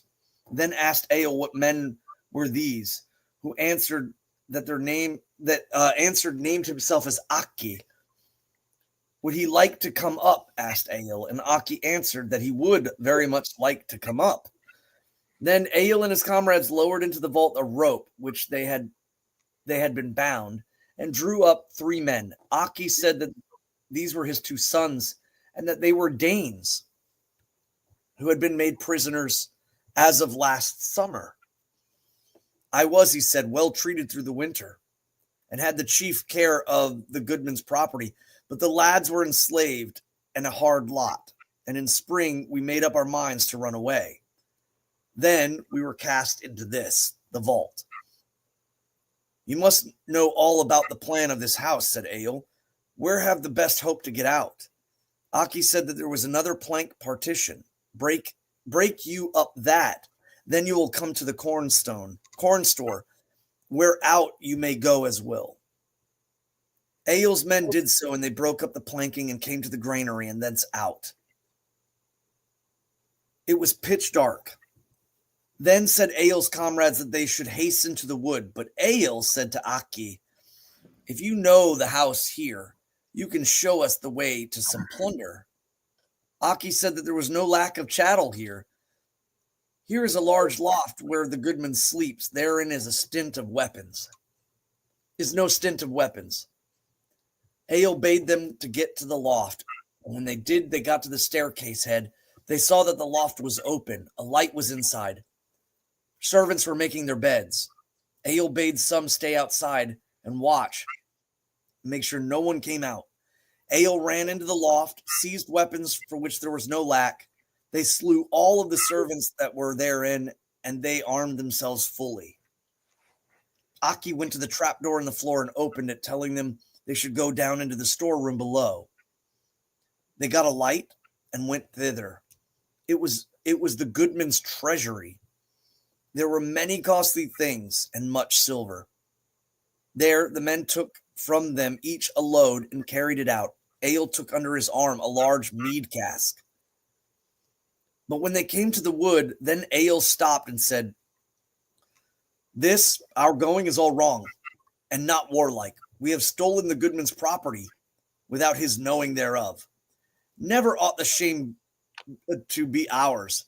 Go we back to the house and let him know what has befallen.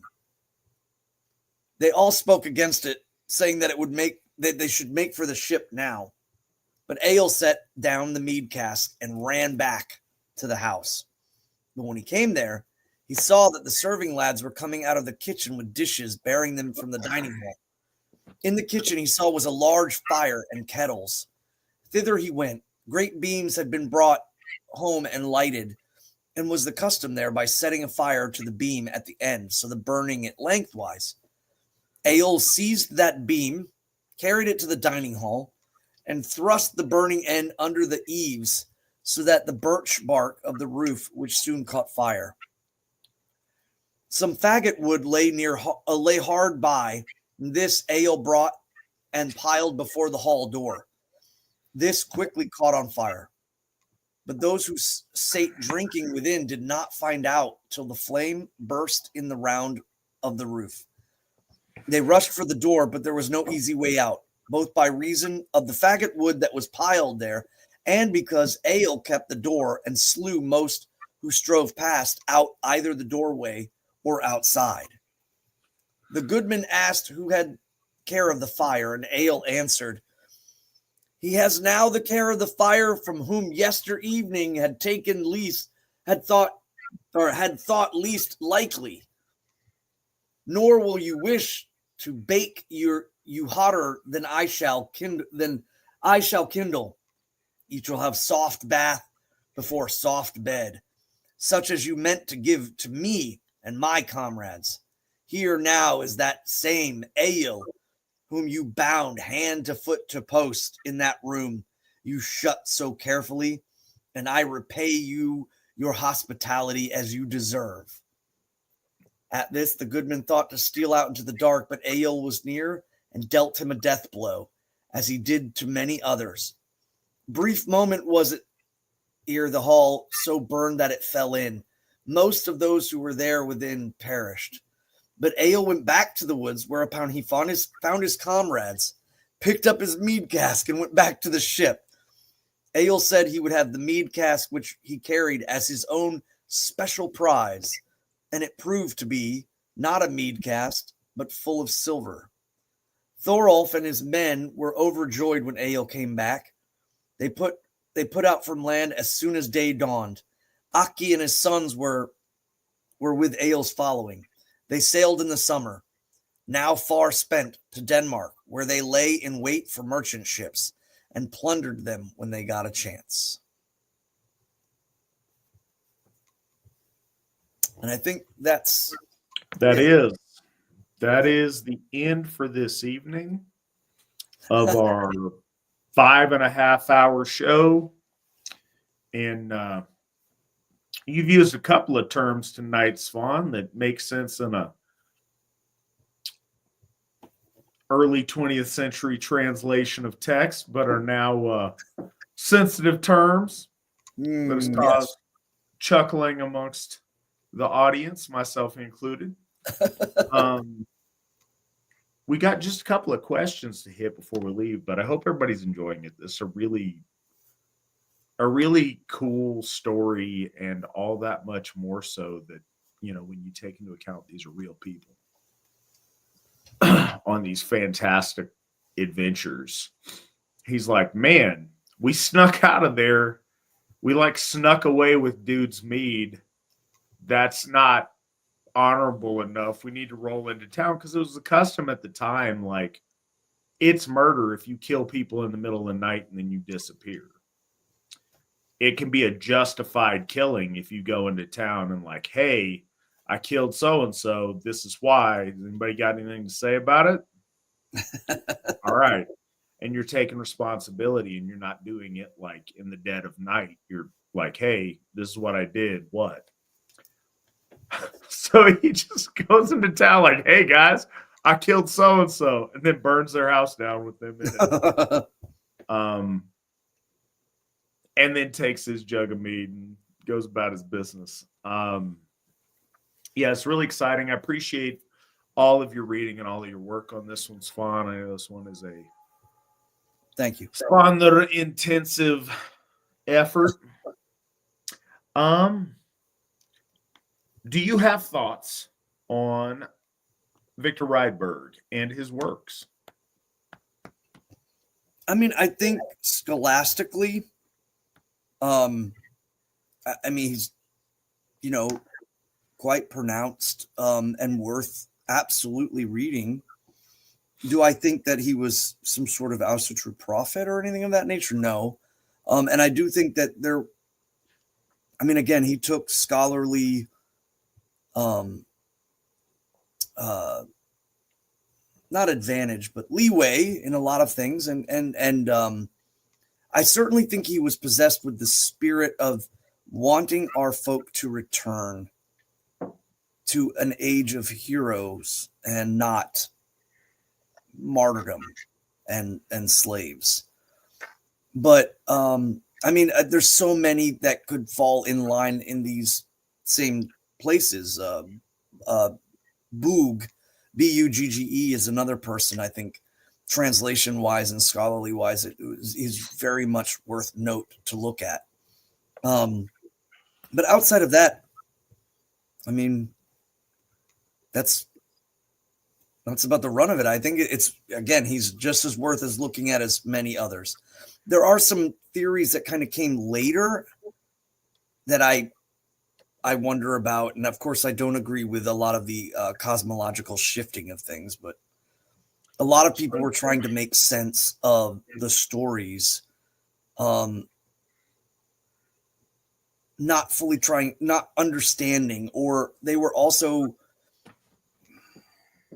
trying to make comparison to the point where they wanted the ancient religion to either make more sense and be more like Christianity, or at least, open up with a more sensible person, more sensible to them than what would seem like kind of nonsensical to them from their ancestors. So they definitely crammed a lot into boxes and made, many theories about a lot of things, but nothing particular of note, good or bad. Yeah, any of the scholars who did any of the early work of translating our lore and helping to bring our lore to the greater, I don't know, Anglosphere in their translation work and anything else that way. I respect that. I appreciate it. And a lot of that's foundationally the reason that we have access to some of the things we have access to today. I think trying, and here's my thing, I'm not an expert on Victor Rydberg, but I respect him as a scholar. I respect his, scholastic intentions and his like academic integrity. I don't think he is a significant Asatru sage or anything for that matter. And here's something else that I think is important for us to digest. Even if he were, we learn, we grow, and we evolve, and our relationship and our understanding of the Aesir increase over time as we continually engage in worship in the gift cycle and as we mature in our understanding of our faith and as more is revealed to us. There are men like Alexander Rudd Mills or like Meister Guido von List that I do revere as holy men of our faith, as ascended beings that, sit in the halls of our gods. That doesn't mean I'm trapped by ideas that they had that are wrong. They did the best that they could with the information they had at the time that they had it, and they brought us much closer than we were to a genuine understanding and relationship with our gods, and I'm forever grateful to that. 100 years from now, undoubtedly, All's Harrier Gothi number 5 or 6 is going to sit here and say nice things about me, I hope, and about Svan, I hope. But I also hope that he has a better understanding than we do of our gods, that he has a closer, that he stands upon what we're doing today, and from that vantage point is able to reach up further and closer. That should always be the hope. And I think when we get trapped, you can revere and celebrate your heroes. In our faith, it's not idolatry or inappropriate. You can worship your heroes, but you do them a disservice and the efforts that they put forth a disservice when you view them as perfect, because I don't think that they would present themselves as perfect. I think they would always want us to get closer to perfection. What Svan and I are bringing to you and presenting to you is the very best that we have and the truth as we know it. But I really hope that those that come and follow after us get even closer. And if that means that Svan or I were off in some way, then so be it. Right now, if after this broadcast, the Aesir were to come to me and say, hey, listen up, you screwed up here. This is what, we meant this and didn't mean that. Cool, I welcome it. That's not exactly how things work, often, but no, we all have the mission of wanting to be in a closer and more perfect understanding and relationship with the Aesir.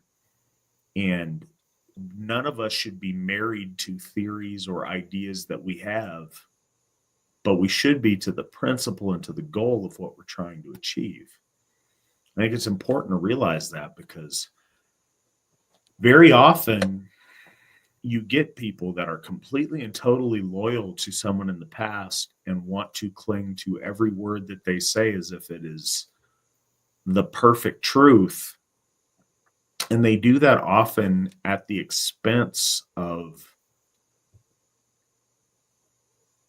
carrying that person, their hero that they revere's mission forward and achieving what they want to achieve. I would love to have people 100 years from now talking about how awesome I am and quoting me all the time and saying, Matt's great. Everything Matt said is wonderful. That's fantastic. I'm not going to lie. That's great. And I hope that happens. But I hope more that they're able to build a better relationship with the Aesir. I hope even more that they're able to say, hey, Matt brought us here, and from there we were able to get here. That's what I want more than anything. And if we can have both, awesome. But if what we can do helps project those people closer to a better understanding,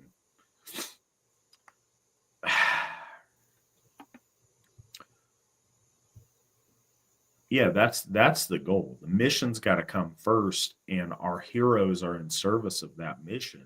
And because I've seen a lot of people do that, and I think you get this fine line where people are like, oh, well, the problem is you're worshiping a man, and men are fallible, so don't do that. We don't do hero worship. No, you can do hero worship and also acknowledge that their understanding wasn't perfect. And inspired by the steps they took, you can bring it even closer to perfection. That's the best way to honor your heroes, And that's what I hope that folks do continually. Just got a couple more here. It is late, and especially for Svan. I just got a couple more.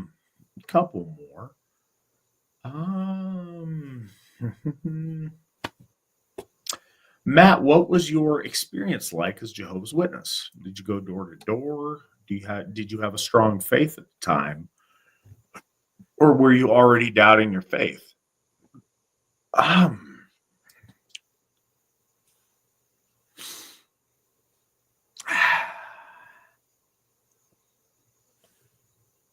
So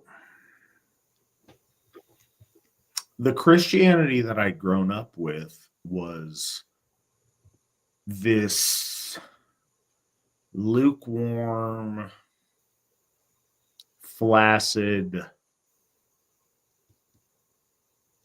I guess we're Christian.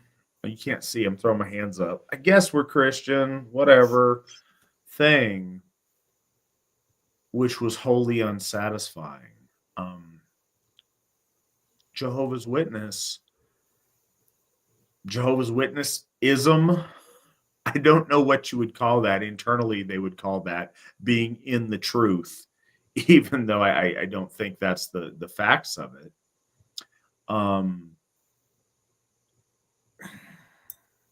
Was much more fulfilling in the fact that they took it seriously. They vigorously studied their Bibles. They actively purged the elements of their practice that were not biblical and that were of pagan origins. They were very serious about their worship of Jehovah and trying to live in the way that Jehovah had prescribed through his prophets. And I respect that tremendously, and that was tremendously appealing. And I tried really hard. Faith is a strange word.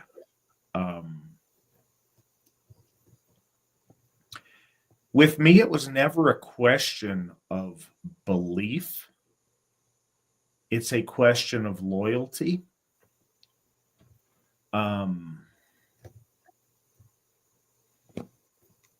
Because when I broke with the Jehovah's Witnesses, it wasn't because I discovered that it was untrue. I realized that it was ignoble and alien. So it wasn't an issue of faith or not faith, but it was noble or ignoble. Being ignorant at the time and not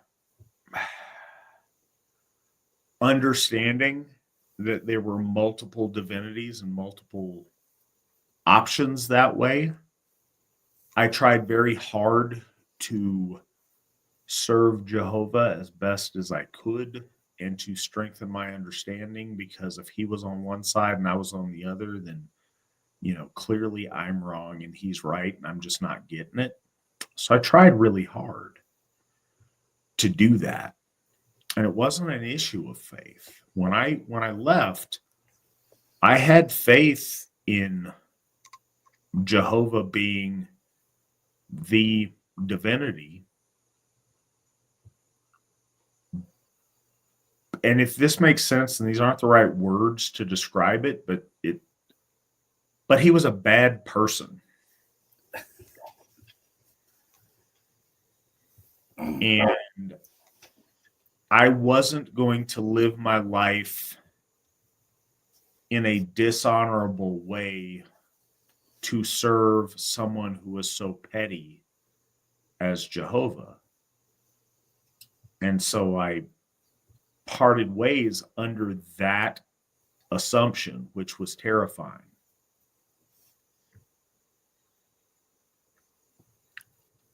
But there was an element there of, I recognized the need to connect with divinity and that there's more out there than our worldly existence. I knew that was true. And as strange as this sounds, I don't know how to put it in words. I knew that there was something more, even if this, strange desert genie was ignoble, that there's also more. I didn't know what that more was until I made a hard break with it. And again, the break wasn't like, okay, I'm going to do the opposite. Jehovah says, do these moral principles, so I'm going to be a Satanist and do the opposite of it wasn't that at all. So I started, okay, wow. So I realized this is bad, but I know there's something more. My soul tells me that there's something more. What is that? Okay, well, all right, looking at it, he's not my God. He's the God of the Jews. We had gods. What gods did we have? And very quickly, I felt that space between myself and the divine closed. There was a connective tissue there.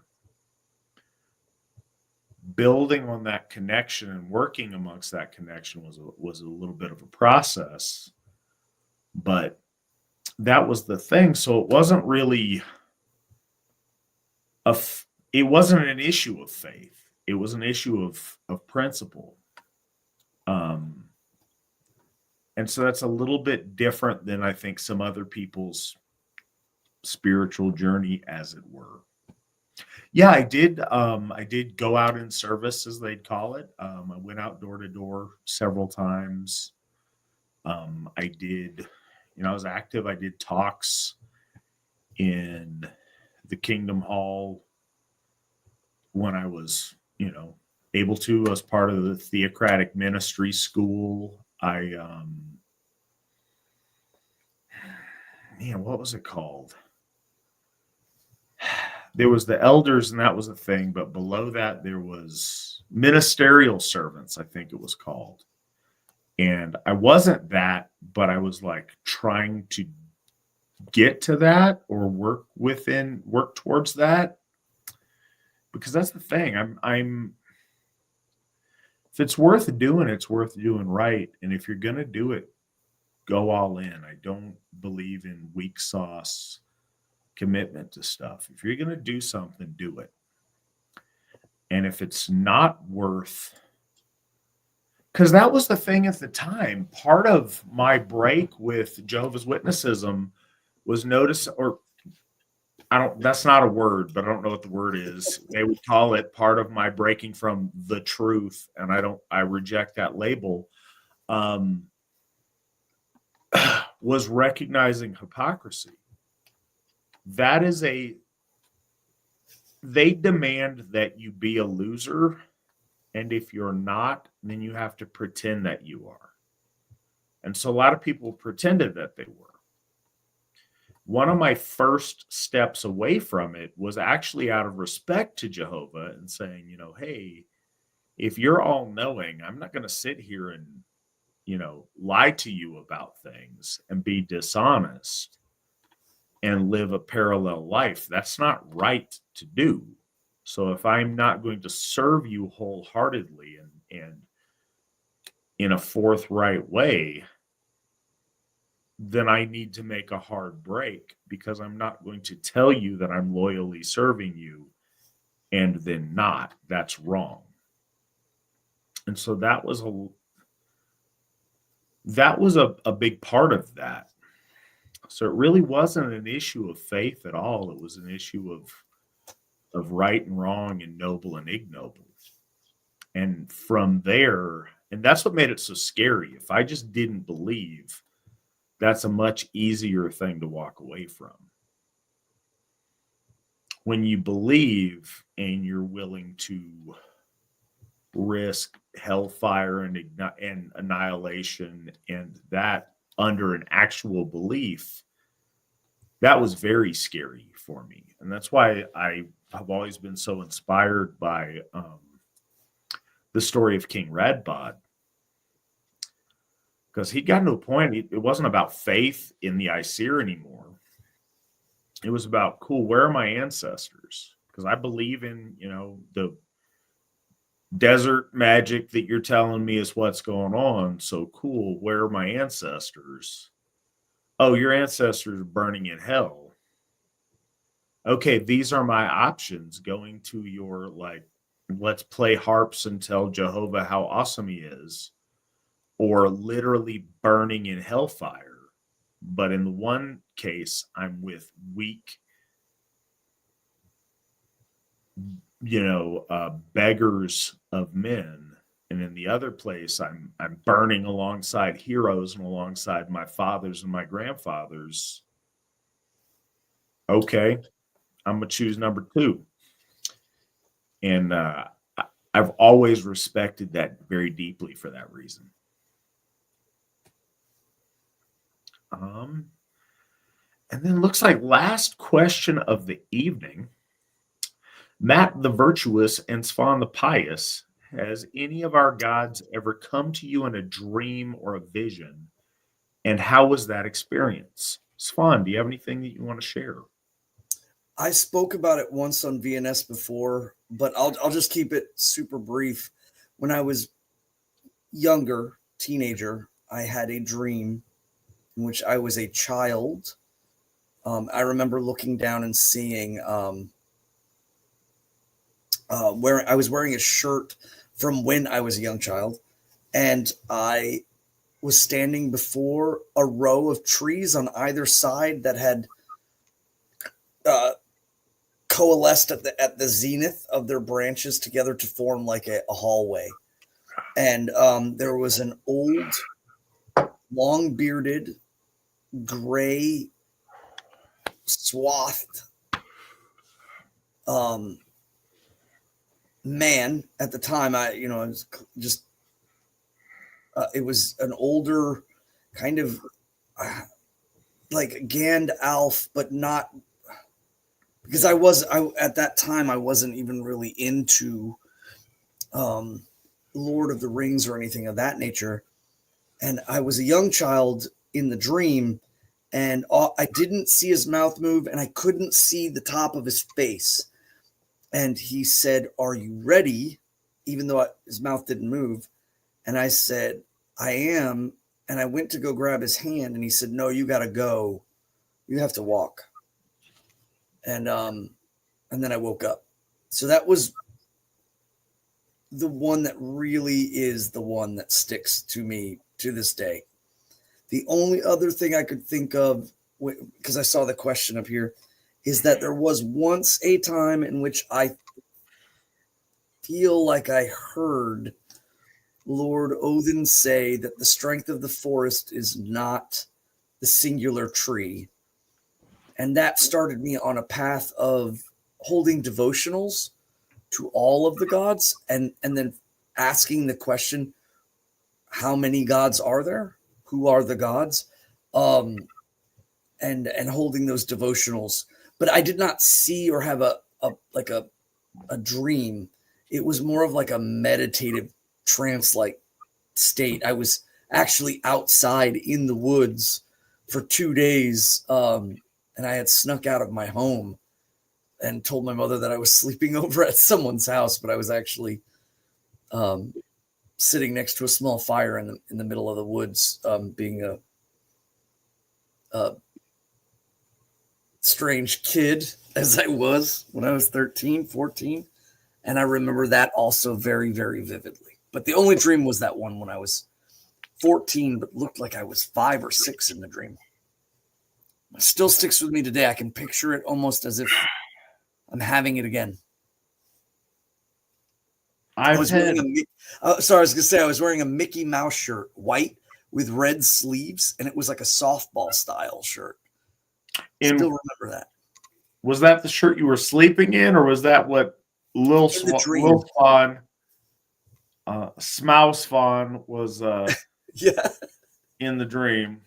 Yeah, in the dream, the little me was wearing like a softball style shirt with red sleeves and a white front with a red neckband, and it was a Mickey Mouse shirt. I've had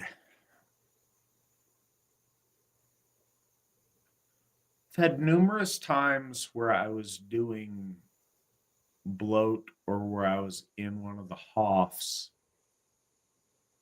and an ouse was present you could feel the gravity of them in the room. I say in the room or in the space. That's not like a specific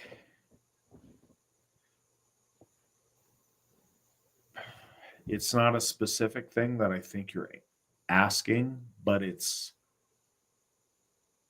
powerful to me nonetheless. I've had 2 really specific things that I feel confident in expressing.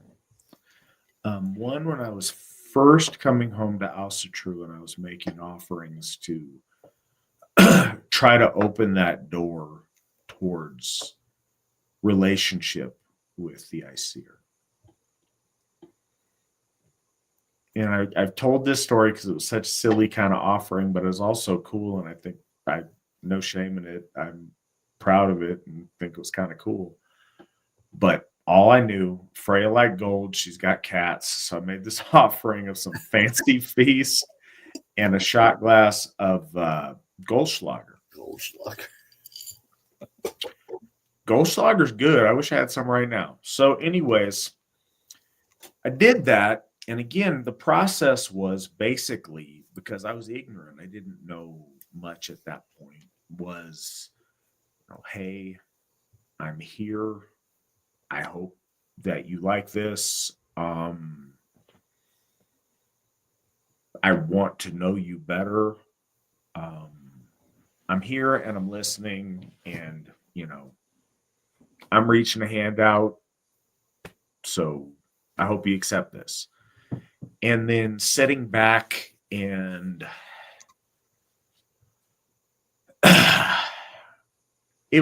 sometimes it was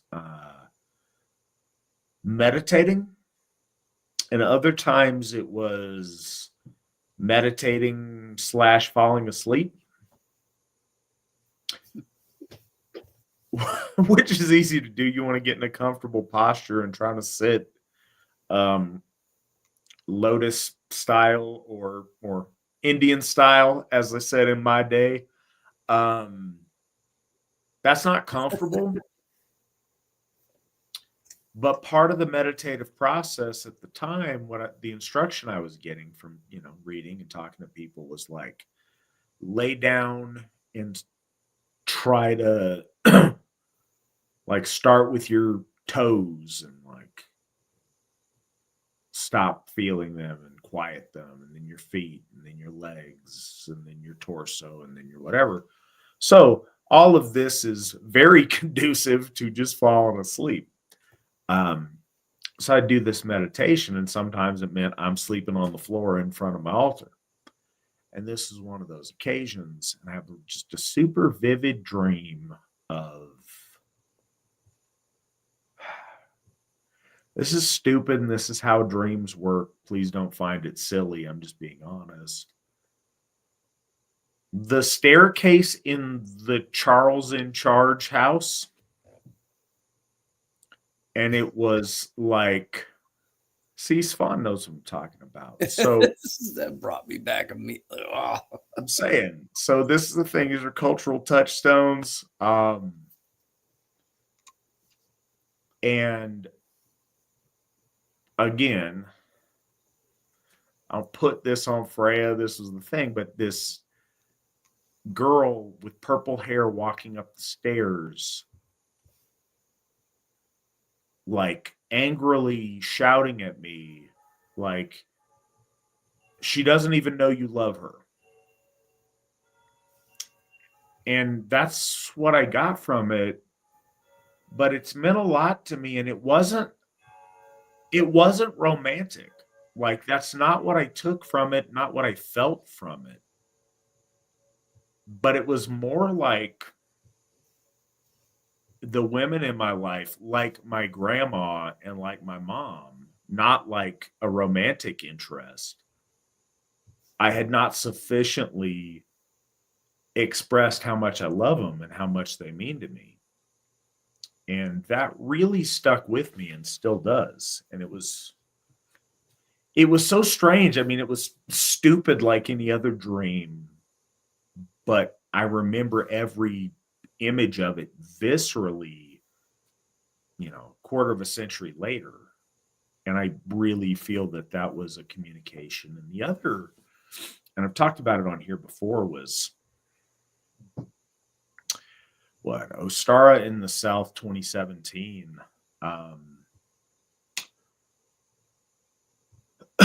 I officially became Alls-Herigothi in midsummer of 2016, but functionally, I was running the Asatru Folk Assembly from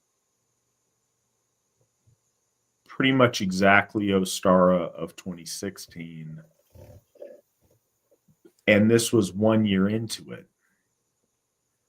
And it was a really tumultuous time in a lot of ways. There was a very real not knowing what this would look like without Steve McNallen running it. And, man, am I going to mess this up? Am I going to fumble the ball? Am I going to ruin, shoot, at that point,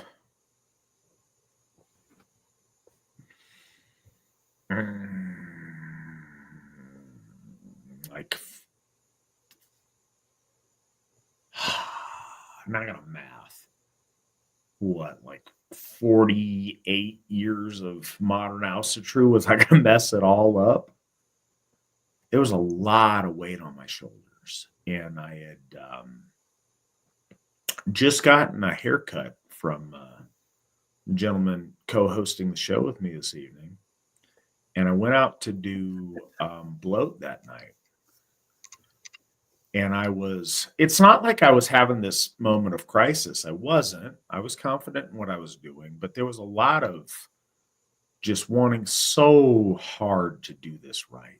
It's so hard to make the right calls and not mess it up. And I knew, and I still know, and I still feel that I'm always like one bad decision away from just really, really damaging what so many people have put their heart and soul into making work. And at that point, I don't know how I'm doing. I'm just hoping for the best.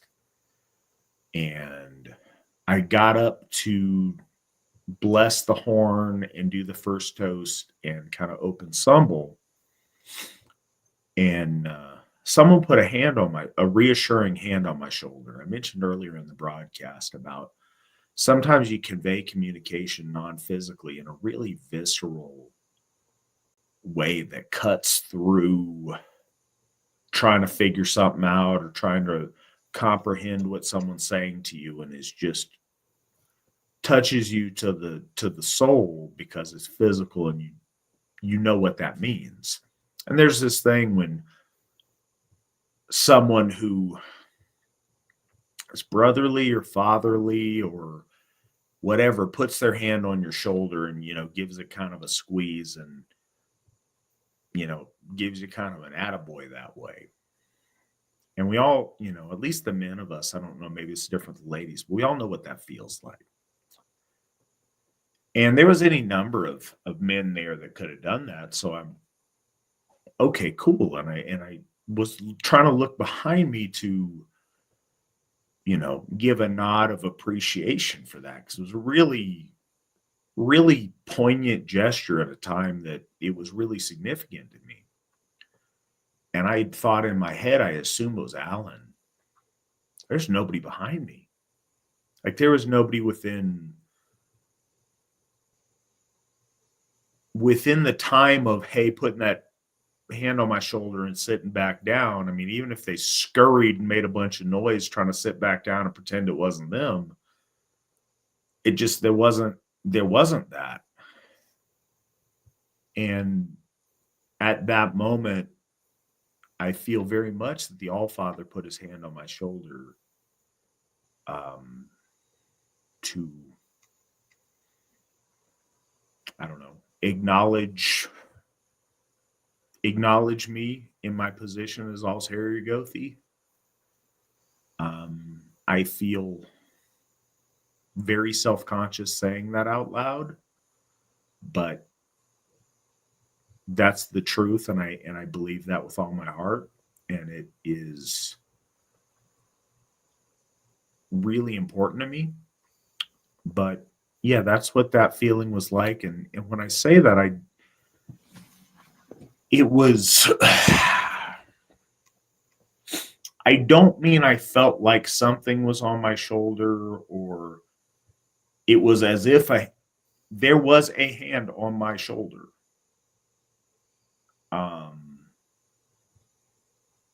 And it was a divine hand, and that I carry that with me to this day, and it means everything to me. But yeah, I think there is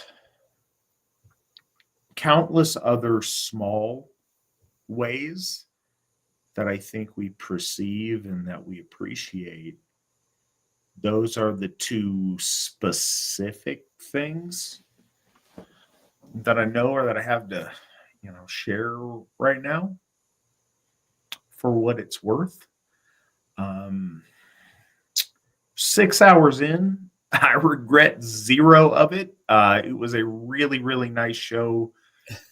It is, I hope everyone else is getting a lot out of this and enjoying it. We took like a 45-minute diversion to talk about the gods. talking about our gods is always time well spent, and I don't apologize for that. I just know it makes following the story maybe awkward or whatever. But I think that was a really good exercise for Svan and I, and hopefully for some of our listeners that maybe are looking for a place to start on understanding our gods and goddesses. But going over the lore, these sagas, with my friend Svan and with all of you at, a different stage in my life after, filling up so much of the empty space with knowledge, with understanding, with experience, and then coming back to it. It's really cool. And in a lot of ways, I feel like a kid again reading some of these things, and some of the things that didn't stand out in the same way stand out in a really different way now. So I'm very appreciative of that. And I am looking forward to next week for part 3. We're halfway done, but my little scroll bar doesn't look like it's halfway. So I think we have done a lot of small chapters, and we have some beefier chapters coming up. But numerically, we're at the halfway mark. And thank you guys for joining us on this. Like I said, I hope you guys are getting a lot out of it. I also hope that you and your families are gearing up for a amazing Yule. And I wish you guys all the best with your families celebrating Yule this season. Very thankful for our AFA family and for the listeners. And I say listeners, the listeners and participants in Victory Never Sleeps. This has gone on this is the 127th episode. You guys have been with us through a lot of this, and I'm glad and I appreciate it. So much of it's driven by questions and discussions from you guys, and we're very thankful for that. I love hearing from people who've listened to the program when I meet you guys in the real world. And,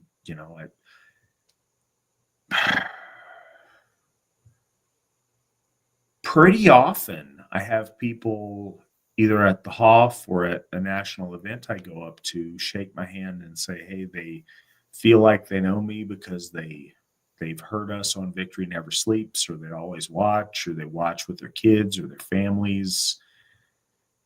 And I appreciate that so much. I'm glad this is valuable to you.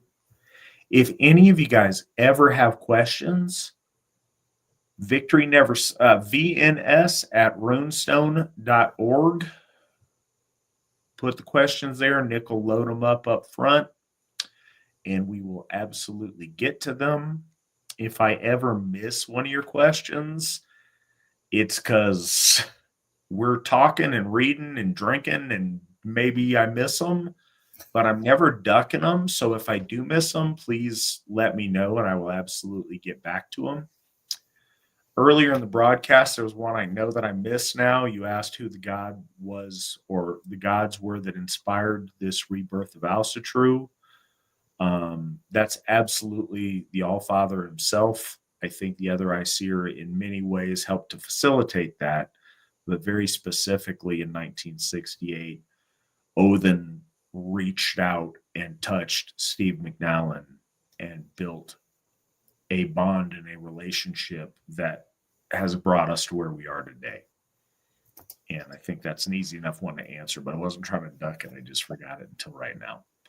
But yeah, thank you guys so much for being here. I hope you guys are having an awesome December. I hope you guys are starting out an awesome Yule, and I look forward to talking to you guys next week. Svan, thank you so much for reading 23 chapters of this a week with us. Usually you've got a break in between weeks, and you are every single week this month. Looks like you had something you were saying. What's up, Svan? Oh no, I just realized too, because my camera covers some of the screen. I guess Nick put Svan the Pious up there. I did not put that up there. That's all him. I just now noticed it when I saw the the way my camera's sitting, I was like, wait a minute. Svanar Guthreikni. Yeah, it got me. All right. Well, I hope you guys all have an amazing night. Until next week, hail the Aesir, hail the folk, hail the AFA. Remember, victory never sleeps. Good night, everyone.